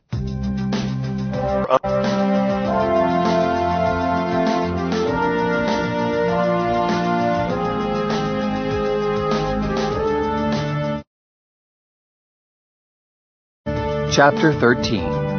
It's an Ultimatum. Rawlings himself had spent half the night locked up, along with half a dozen other prominent citizens who had attempted to reason with Beecher. As the story got around, especially the matter of the deaths of the Pottles, Beecher found himself with no support at all, save from his own clique of sycophants and toadies, and the professional, largely disinterested support of the company's police. Even Kruger cracked up under the strain, tried to get Beecher to reverse himself, and was stuffed in with the other dissidents, which by then included the chief engineer of the power plant. But it was Dr. Rawlings who talked the guard placed over them into risking his job and letting them go. The doctor was treating the guard's wife. "I don't think Beecher would ever stand trial, even if we had him back on Earth," McCrae remarked about the matter to Rawlings and Marlowe. "What do you think, Doctor?" The three were seated in the outer offices of the Planet Office Building. Marlowe had come there after getting word at the powerhouse from McCrae and had gotten busy at once, writing dispatches to the project camps and the other outlying activities, including North Colony itself, trying to round up boats. He had then tried, red-eyed and uncertain from lack of sleep, to compose a suitable report to Earth, until McCrae had interrupted him and insisted that he rest. "Paranoia?" said Rawlings. "A clear case." "My opinion, too. I've seen suggestive indications of it, but the case was not fully developed until his will was crossed. He must be hospitalized and restrained." Dr. Rawlings glanced over his shoulder at a closed door. Behind it was Beecher. "Certainly, certainly. But speaking non-professionally, I'd rather see the no-good so-and-so hang. Paranoia is a disorder contracted only by those of fundamentally bad character." "Now, Doctor." "That's my opinion, and I've seen a lot of cases in and out of hospitals." Marlowe put down his coffee cup and wiped his mouth. "All that is as may be. I think I'll stretch out on one of these desks for a couple of hours. Doc, will you see that someone wakes me?" "Certainly," agreed McCrae, having no intention of allowing the man to be disturbed until he was fully rested. "Don't worry." Jim and the others were back at the school, where they were to remain until boats could be gotten to take them to Copays. Mrs. Palmer was bustling around with her assistants, getting a mammoth breakfast for weary men and boys. Jim himself was dead tired and hungry, but much too excited to think about sleeping, even though dawn had broken outside. He had just received a cup of coffee and was blowing on it when Smythe showed up. "Say, I understand you really did kill that cop that took a pot shot at me." "No, he's in the infirmary now, just wounded. I've seen him." Smythe looked troubled. "Oh, shucks. It won't happen more than once in a lifetime. Here's your IOU." Jim stared at him. "Smitty, you're sick." "Probably. Better take it." Jim reached back into his subconscious memory and quoted his father. "No, thanks. Marlowe's pay their debts." Smythe looked at him, then said, "Oh, the heck with you, you ungracious twerp!" He tore the IOU into small pieces and stalked away. Jim looked wonderingly after him. Now what was he sore about? He decided to look up Frank and tell him about it.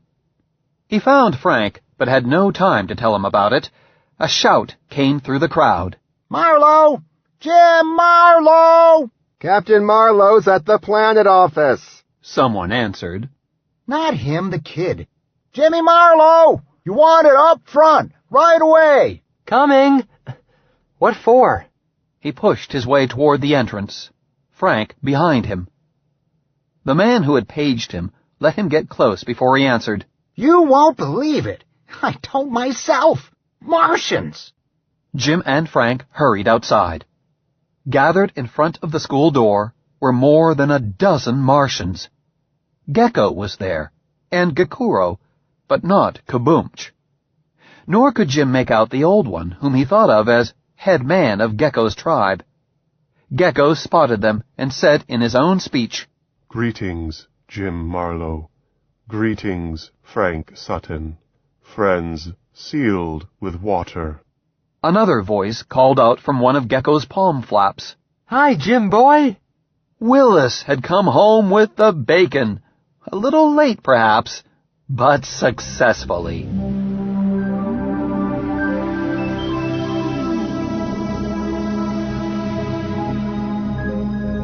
Another voice boomed mellowly. Gecko listened, then said, Where is he who stole our little one? Jim, uncertain of the dominant tongue at best, was not sure that he had understood. Huh? He wants to know where Hal is, said Frank, and answered in fluent, fairly accurate Martian. Hal was still where he had taken refuge, still afraid to face Kelly, despite repeated invitations. Gecko indicated that he would come into the building. Amazed, but cooperative, the boys led him in. Gecko was forced to fold himself into a shape resembling a hat rack to get into the lock, but he managed it. The lock was large. Inside, the sensation caused by his appearance was like that which might have resulted from introducing an elephant into a church. People gave way before him. The door to the outer office was even more of a squeeze than the airlock, but Gecko made it, with Jim and Frank trailing him. Gecko handed Willis to Jim, then gently explored the handle of the door to Howe's office with a hand flap. Suddenly, he pulled and the door came away, not only the lock broken, but the door wrenched completely off its hinges. He squatted down further, completely filling the doorframe. The boys looked at each other. Willis closed up. They heard Howe saying, What's the meaning of this? Who are— Then Gecko stood up as well as he could in a room intended for humans and started for the outer door. The boys hesitated. Frank said, Let's see what he did to him. He stepped to the wrecked door and looked in. I don't see him. Hey, Jim, he's not in here at all. Nor was he. They hurried after Gecko and reached him at the airlock. No one stopped Gecko. No one stopped them. The repeated indoctrination concerning Martians swept a path before them. Outside, Gecko turned to them. Where is the other one who would do harm to the little one? Frank explained that Beecher was some distance away and not available. You will show us, announced Gecko, and picked them both up. Another Martian relieved him of Frank.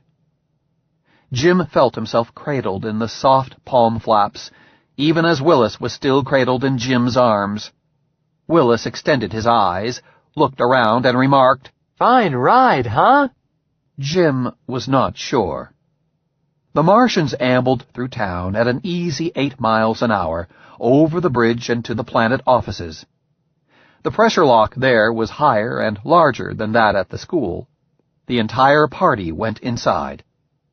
The ceiling of the building's foyer was quite high enough for even the tallest Martian. Once they were inside, Gecko set Jim down, as did the Martian carrying Frank. There had been the same scurrying surprise as at the school. McCrae came out and looked the situation over without excitement. What's all this jamboree? They want to talk to Beecher. McCrae raised his eyebrows, then spoke in clear Martian. One of them answered him. They conversed back and forth. Okay, I'll get him, agreed McCrae. then repeated it in Martian. He went into the offices. He returned in a few minutes, pushing Beecher in front of him, and followed by Rawlings and Marlowe. "Some people to see you," McCrae said, and gave Beecher a shove that carried him out onto the floor of the foyer. "This is the one?" inquired the Martian spokesman. "This is verily the one." Beecher looked up at them. "What do you want me for?" he said in Basic. The Martians moved, so that they were on all sides of him. "Now, you get away from me!" They moved in slowly, tightening the circle. Beecher attempted to break out of it. A great hand flap was placed in his way. They closed in further.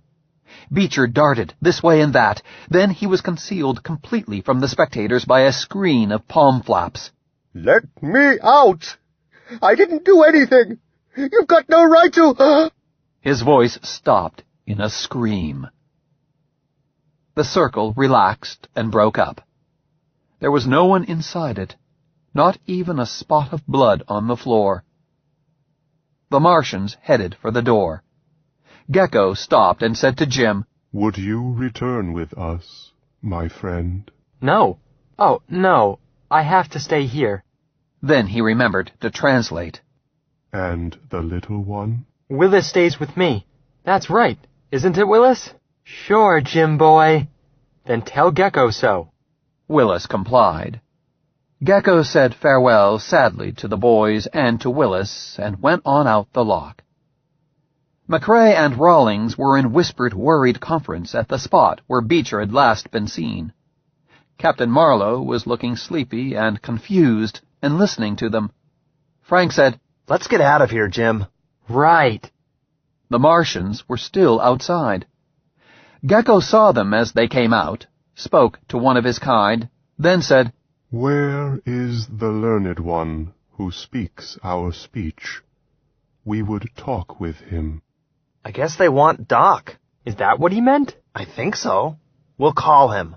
They went back inside and dug McCrae out of a cluster of excited humans. "Doc, they want to talk with you. The Martians." "Huh?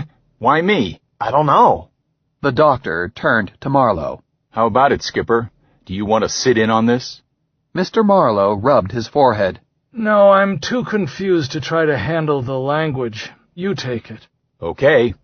McCrae went for his suit and mask, let the boys help dress him, and then did not deny them when they tagged along. However, once outside, they held back and watched from a distance.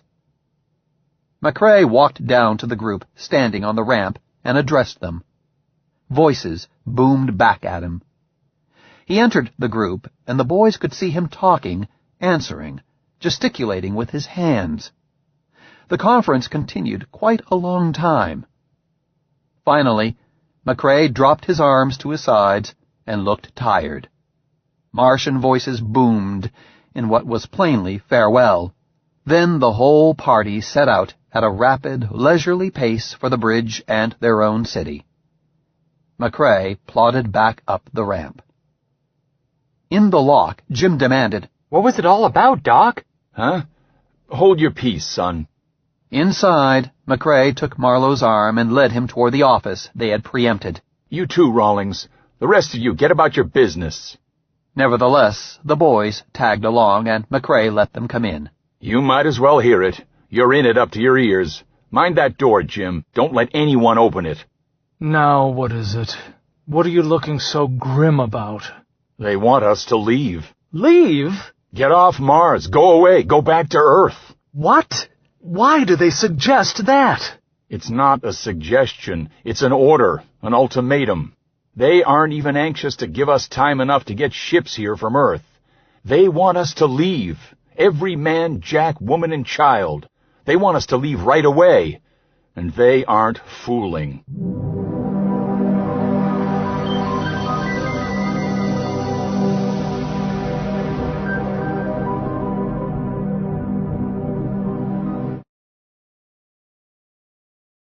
Chapter 14. Willis. 4 days later, Dr. McCrae stumbled into the same office. Marlowe still looked tired, but this time it was McCrae who looked exhausted. Get these other people out of here, Skipper. Marlowe dismissed them and closed the door. Well? You got my message? Yes. Is the Proclamation of Autonomy written? Did the folks go for it? Yes, it's written. We cribbed a good deal from the American Declaration of Independence, I'm afraid, but we wrote one. I'm not interested in the rhetoric of the thing. How about it? It's ratified. Easily enough here. We had quite a few startled queries from the project camps, but it was accepted. I guess we owe Beecher a vote of thanks on that. He made independence seem like a fine idea. We owe Beecher nothing. He nearly got us all killed. Just how do you mean that? I'll tell you, but I want to know about the Declaration. I had to make some promises. It's gone off? Radioed to Chicago last night. No answer yet. But let me ask the questions. Were you successful? Yes. McCrae rubbed his eyes wearily. We can stay. It was a great fight, Ma, but I won. They'll let us stay. Marlowe got up and started to set up a wire recorder. Do you want to talk it into the record and save having to go over it again? McCrae waved it away. No. Whatever formal report I make will have to be very carefully edited. I'll try to tell you about it first. He paused and looked thoughtful. Jamie, how long has it been since men first landed on Mars? More than 50 Earth years, isn't it? I believe I have learned more about Martians in the past few hours than was learned in all that time, and yet I don't know anything about them. We kept trying to think of them as human, trying to force them into our molds, but they aren't human. They aren't anything like us at all. They had interplanetary flight millions of years back, had it and gave it up. What? It doesn't matter. It's not important. It's just one of the things I happened to find out while I was talking with the old one, the same old one with whom Jim talked. By the way, Jim was seeing things. He's not a Martian at all. Wait a minute. What is he then? Oh, I guess he's a native of Mars, all right, but he isn't what you and I mean by a Martian. At least he didn't look like one to me. What did he look like? Describe him. McCrae looked puzzled. I can't. Maybe Jim and I each saw what he wanted us to see. Never mind. Willis has to go back to the Martians, and rather soon. I'm sorry. Jim won't like that. But it's not a high price to pay if it pleases them. You don't understand. You don't understand at all. Willis is the key to the whole thing. Certainly he's been mixed up in it, but why the key? Don't call Willis he. Call him she. There, I did it myself. Habit. I don't care what sex the little beast is. Go on. McCrae rubbed his temples. That's the trouble. It's very complicated, and I don't know where to start. Willis is important, and it does matter that he's a she. Look, Jamie, you'll go down in history as the father of your country, no doubt. But between ourselves, Jim should be credited for being the savior of it. It was directly due to Jim and Willis's love for Jim and Jim's staunch befriending of him, that the colonists are alive today instead of pushing up daisies. The ultimatum to get off this globe represented a concession made to Jim. They had intended to exterminate us. Marlowe's mouth dropped open. But that's impossible. Martians wouldn't do anything like that. Could and would. They've been having doubts about us for a long time. Beecher's notion of shipping Willis off to a zoo pushed them over the edge, but Jim's relationship to Willis pulled them back again. They compromised. I can't believe that they would, nor can I see how they could. Where's Beecher? Yes. So don't talk about what they can or can't do. We don't know anything about them, not anything. I can't argue with you, but can you clear up some of this mystery about Jim and Willis? Why do they care? After all, Willis is just a bouncer. I don't think I can clear it up, but I can sure lace it around with some theories. Do you know Willis's Martian name? Do you know what it means? I didn't know he had one. I mean she. It reads, "In whom the hopes of a world are joined." That suggest anything to you? Gracious, no. Sounds like a name for a messiah, not a bouncer. Maybe you aren't joking. On the other hand, I may have translated it badly. Maybe it means young hopeful, or merely hope. Maybe Martians go in for poetical meanings like we do. Take my name, Donald, means world ruler. My parents sure muffed that one. Or maybe Martians enjoy giving bouncers fancy names. I once knew a Pekingese called, believe it or not, Grand Champion Manchu Prince of Belvedere. McCrae looked suddenly startled. Do you know, I just remembered that dog's family and fireside name was Willis? You don't say. I do say. The doctor scratched the stubble on his chin and reflected that he should shave one of these weeks. But it's not even a coincidence. I suggested the name Willis to Jim in the first place. I was probably thinking of the Peak, engaging Little Devil with a pop-eyed way of looking at you just like Willis, our Willis, which is to say that neither one of Willis's names necessarily means anything. He sat so long without saying anything that Marlowe said, You aren't clearing up the mystery very fast. You think that Willis's real name does mean something, don't you? Else you wouldn't have brought it up. McCrae sat up with a jerk. I do indeed. I think Willis is sort of a Martian crown princess. Now wait a minute, don't throw anything. I won't get violent. That's a far-fetched figure of speech. What do you think Willis is? Me? I think he's an example of exotic Martian fauna, semi-intelligent and adapted to his environment. Big words. I think he is what a Martian is before he grows up. Marlowe looked pained. There is no similarity of structure. They're as different as chalk and cheese. Granted. What's the similarity between a caterpillar and a butterfly? Marlowe opened his mouth and closed it. I don't blame you.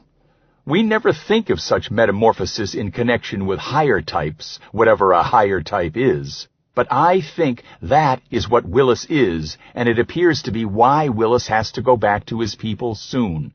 He's in the nymph stage. He's about to go into a pupal stage, some sort of a long hibernation. When he comes out, he'll be a Martian. Marlowe chewed his lip. There's nothing unreasonable about it, just startling. Everything about Mars is startling. Another thing, we've never been able to find anything resembling sex on this planet. Various sorts of species conjugation, yes, but no sex. It appears to me that we missed it.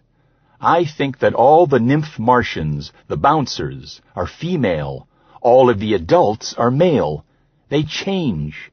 I use the terms for want of better ones, of course. But if my theory is correct, and mind you, I'm not saying it is, then it might explain why Willis is such an important personage. Eh? You ask me to assimilate too much at once. Emulate the Red Queen. I'm not through. I think the Martians have still another stage, the stage of the Old One to whom I talked, and I think it's the strangest one of all. Jamie, can you imagine a people having close and everyday relations with heaven, their heaven, as close and matter-of-fact as the relations between, say, the United States and Canada? Doc, I'll imagine anything you tell me to. We speak of the Martian other world. What does it mean to you? Nothing. Some sort of a trance, such as the East Indians indulge in. I ask you because I talked, so they told me, to someone in the other world. The Old One, I mean. Jamie, I think I negotiated our new colonizing treaty with a ghost.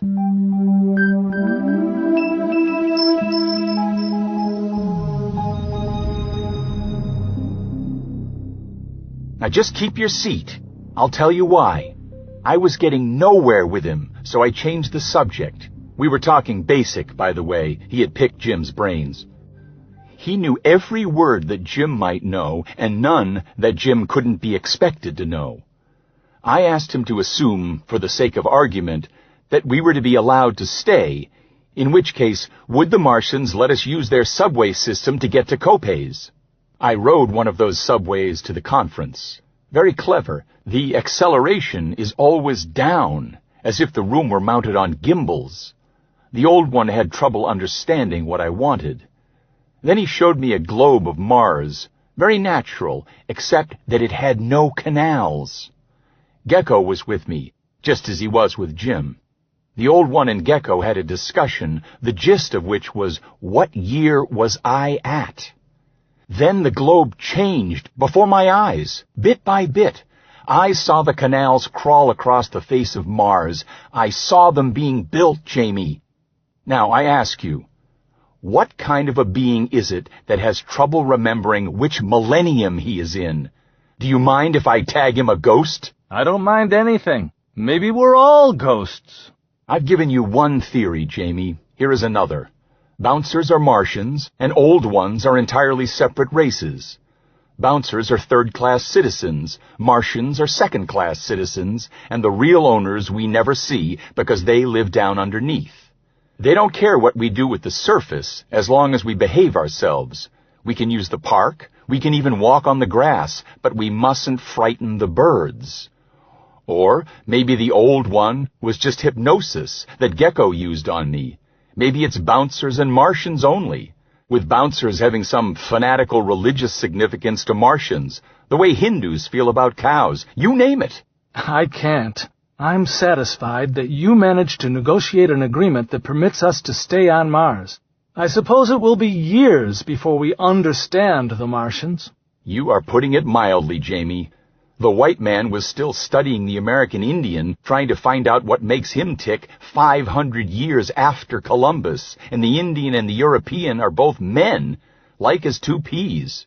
These are Martians. We'll never understand them. We aren't even headed in the same direction. McCrae stood up. I want to get a bath and some sleep after I see Jim. Just a minute. Doc, do you think we'll have any real trouble making this autonomy declaration stick? It's got to stick. Relations with the Martians are 8 times as delicate as we thought they were. Absentee ownership isn't practical. Imagine trying to settle issues like this one by taking a vote back on Earth among board members that have never even seen a Martian. That's not what I mean. How much opposition will we run into? McCrae scratched his chin again. Men have had to fight for their liberties before, Jamie. I don't know. It's up to us to convince the folks back on Earth that autonomy is necessary.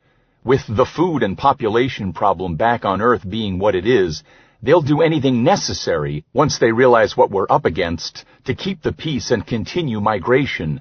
They don't want anything to hold up the project. I hope you're right. In the long run, I have to be right. We've got the Martians pitching on our team. Well, I'm on my way to break the news to Jim. He's not going to like it. He'll get over it. Probably he'll find another bouncer and teach him English and call him Willis, too. Then he'll grow up and not make pets of bouncers. It won't matter. He looked thoughtful and added, But what becomes of Willis? I wish I knew.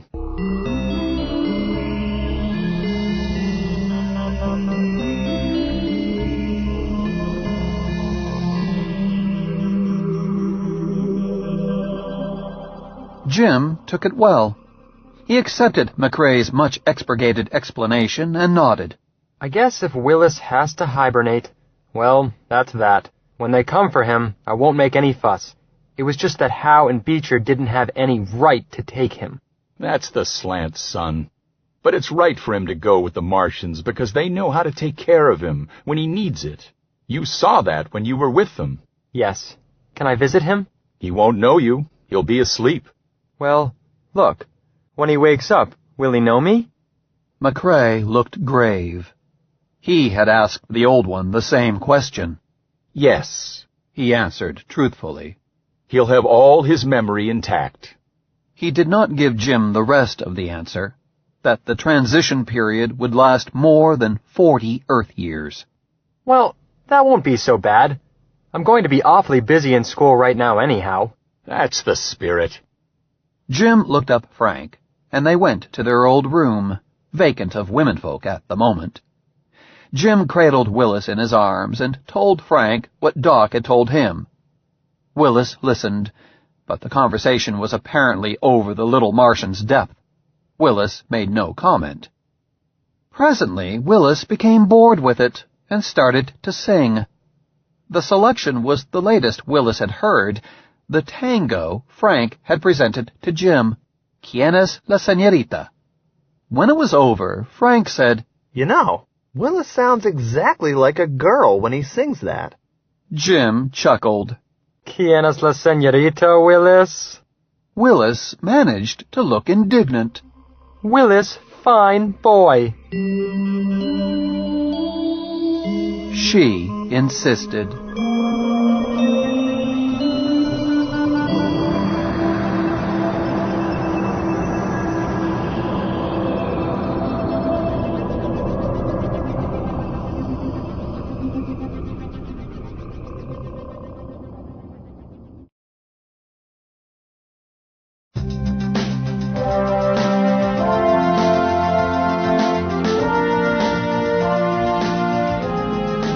We hope you have enjoyed Full Cast Audio's unabridged production of Red Planet, which was written by Robert A. Heinlein and narrated by William Dufresne. Our featured players included Jacob Coppola as Jim, Christopher Riley as Frank, and Christopher Price as Doc McRae. The members of Jim's family were played by David LaGraff as Mr. Marlowe, Kimberly Dakin as Mrs. Marlowe, and Lindsay Duffy as Phyllis.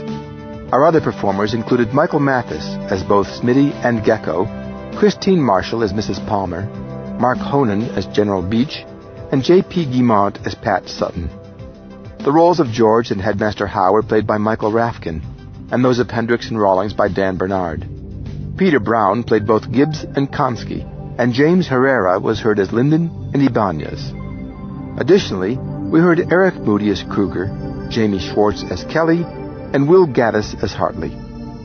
This full cast recording was produced by Bruce Koval and Daniel Bostic, and directed by William Dufresne. Music for this production was written and performed by Todd Hoban. The text of Red Planet is copyright 1949 and 1976 by Robert A. Heinlein. This production is copyright 2008 by Full Cast Audio. This entire production was recorded and edited at Mind's Eye Productions in Cape Elizabeth, Maine, with post-production at the Full Cast Audio Studios in Syracuse, New York. If you'd like to know more about our Full Cast productions, please visit us on the web at www.fullcastaudio.com or write to Full Cast Audio, Post Office Box 6110, Syracuse, New York 13217 for a free catalog. If you enjoyed this recording, you'll also want to listen to Full Cast Audio's production of Robert Heinlein's The Star Beast. You'll find a sneak preview right after these credits. This is Bruce Colville saying, thanks for listening.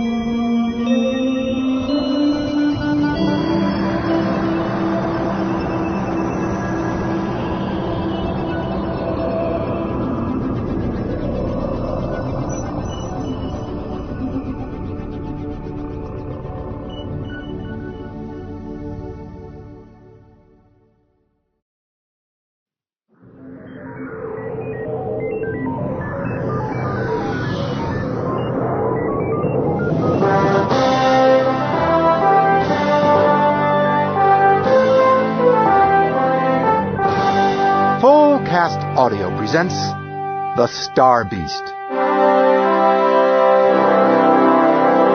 by Robert A. Heinlein.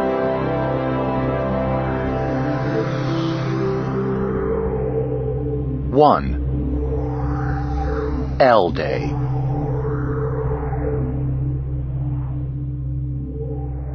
Lummox was bored and hungry. The latter was a normal state. Creatures of Lummox's breed were always ready for a little snack, even after a full meal. Being bored was less usual, and derived directly from the fact that Lummox's chum and closest associate, John Thomas Stewart, had not been around all day, having chosen to go off somewhere with his friend Betty. One afternoon was a mere nothing. Lummox could hold his breath that long, but he knew the signs and understood the situation. John Thomas had reached the size and age when he would spend more and more time with Betty, or others like her, and less time with Lummox. Then there would come a fairly long period, during which John Thomas would spend practically no time with Lummox, but at the end of which there would arrive a new John Thomas, which would presently grow large enough to make an interesting playmate. From experience, Lummox recognized this cycle as necessary and inevitable. Nevertheless, The immediate prospect was excruciatingly boring. He lumbered listlessly around the backyard of the Stewart home, looking for anything, a grasshopper, a robin, anything at all that might be worth looking at. He watched a hill of ants for a while. They seemed to be moving house. An endless chain was dragging little white grubs in one direction, while a countermarching line returned for more grubs. This killed a half hour. Growing tired of ants, he moved away toward his own house. His number 7 foot came down on the anthill and crushed it, but the fact did not come to his attention. His own house was just big enough for him to back into it, and was the end building of a row of decreasing size. The one at the far end would have made a suitable doghouse for a chihuahua. Piled outside his shed were 6 bales of hay. Lummox pulled a small amount off one bale and chewed it lazily. He did not take a second bite because he had taken as much as he thought he could steal and not have it noticed. There was nothing to stop him from eating the entire pile, except the knowledge that John Thomas would bawl him out bitterly, and might even refuse for a week or more to scratch him with the garden rake. The household rules required Lummox not to touch food other than natural forage until it was placed in his manger. Lummox usually obeyed, as he hated dissension and was humiliated by disapproval. Besides, he did not want hay. He had had hay for supper last night, he would have it again tonight, and again tomorrow night. Lummox wanted something with more body and a more interesting flavor. He ambled over to the low fence which separated the several acres of backyard from Mrs. Stewart's formal garden, stuck his head over, and looked longingly at Mrs. Stewart's roses. The fence was merely a symbol marking the line he must not cross. Lummox had crossed it once a few years earlier, and had sampled the rose bushes. Just a sample, a mere appetizer, but Mrs. Stewart had made such a fuss that he hated to think about it even now. Shuddering at the recollection, he backed hastily away from the fence. But he recalled some rose bushes that did not belong to Mrs. Stewart, and therefore, in Lummox's opinion, did not belong to anybody. They were in the garden of the Donahues, next door west. There was a possible way, which Lummox had been thinking about lately, to reach these ownerless rose bushes. The Stewart place was surrounded by a 10-foot concrete wall. Lummox had never tried to climb over it, although he had nibbled the top of it in places. In the rear, there was one break in it, where the gully draining the land crossed the property line. The gap in the wall was filled by a massive grating of 8x8 timbers, bolted together with extremely heavy bolts. The vertical timbers were set in the stream bed, and the contractor who had erected it had assured Mrs. Stewart that it would stop Lummox, or a herd of elephants, or anything else too big-hipped to crawl between the timbers. Lummox knew that the contractor was mistaken, but his opinion had not been asked, and he had not offered it. John Thomas had not expressed an opinion either, but he had seemed to suspect the truth. He had emphatically ordered Lummox not to tear the grating down. Lummox had obeyed.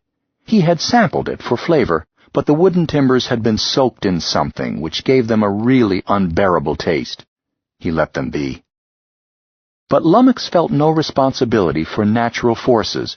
He had noticed about 3 months back that spring rains had eroded the gully so that 2 of the vertical timbers were no longer embedded, but were merely resting on the dry stream bed. Lummox had been thinking about this for several weeks, and had found that a gentle nudge tended to spread the timbers at the bottom. A slightly heavier nudge might open up a space wide enough without actually tearing down the grating. Lummox lumbered down to check up. Still more of the stream bed had washed away in the last rain. One of the vertical timbers hung a few inches free of the sand. The one next to it was barely resting on the ground. Lummox smiled like a simple-minded gollywog, and carefully, delicately, insinuated his head between the 2 big posts. He pushed gently. Above his head came a sound of rending wood, and the pressure suddenly relieved. Startled, Lummox pulled his head out and looked up. The upper end of one 8x8 had torn free of its bolts. It pivoted now on a lower horizontal girder. Lummox clucked to himself. Too bad. But it couldn't be helped. Lummox was not one to weep over past events. What has been, must be. No doubt John Thomas would be vexed, but in the meantime here was an opening through the grating. He lowered his head like a football linesman, set himself in low gear, and pushed on through. There followed several sounds of protesting and rending wood, and sharper ones of broken bolts. But Lummox ignored it all. He was on the far side now, a free agent. He paused and raised up like a caterpillar, lifting legs 1 and 3, 2 and 4 off the ground, and looked around. It was certainly nice to be outside. He wondered why he had not done it sooner. It had been a long time since John Thomas had taken him out, even for a short walk. He was still looking around, sniffing free air, when an unfriendly character charged at him, yapping and barking furiously. Lummox recognized him, an oversized and heavily muscled mastiff that ran ownerless and free in the neighborhood. They had often exchanged insults through the grating. Lummox had nothing against dogs. In the course of his long career with the Stewart family, he had known several socially, and had found them pretty fair company in the absence of John Thomas. But this mastiff was another matter. He fancied himself boss of the neighborhood, bullied other dogs, terrorized cats, and repeatedly challenged Lummox to come out and fight like a dog. Nevertheless, Lummox smiled at him, opened his mouth wide and, in a lisping, baby girl voice from somewhere far back inside him, called the mastiff a very bad name. The dog gasped. It is likely that he did not comprehend what Lummox had said, but he did know that he had been insulted.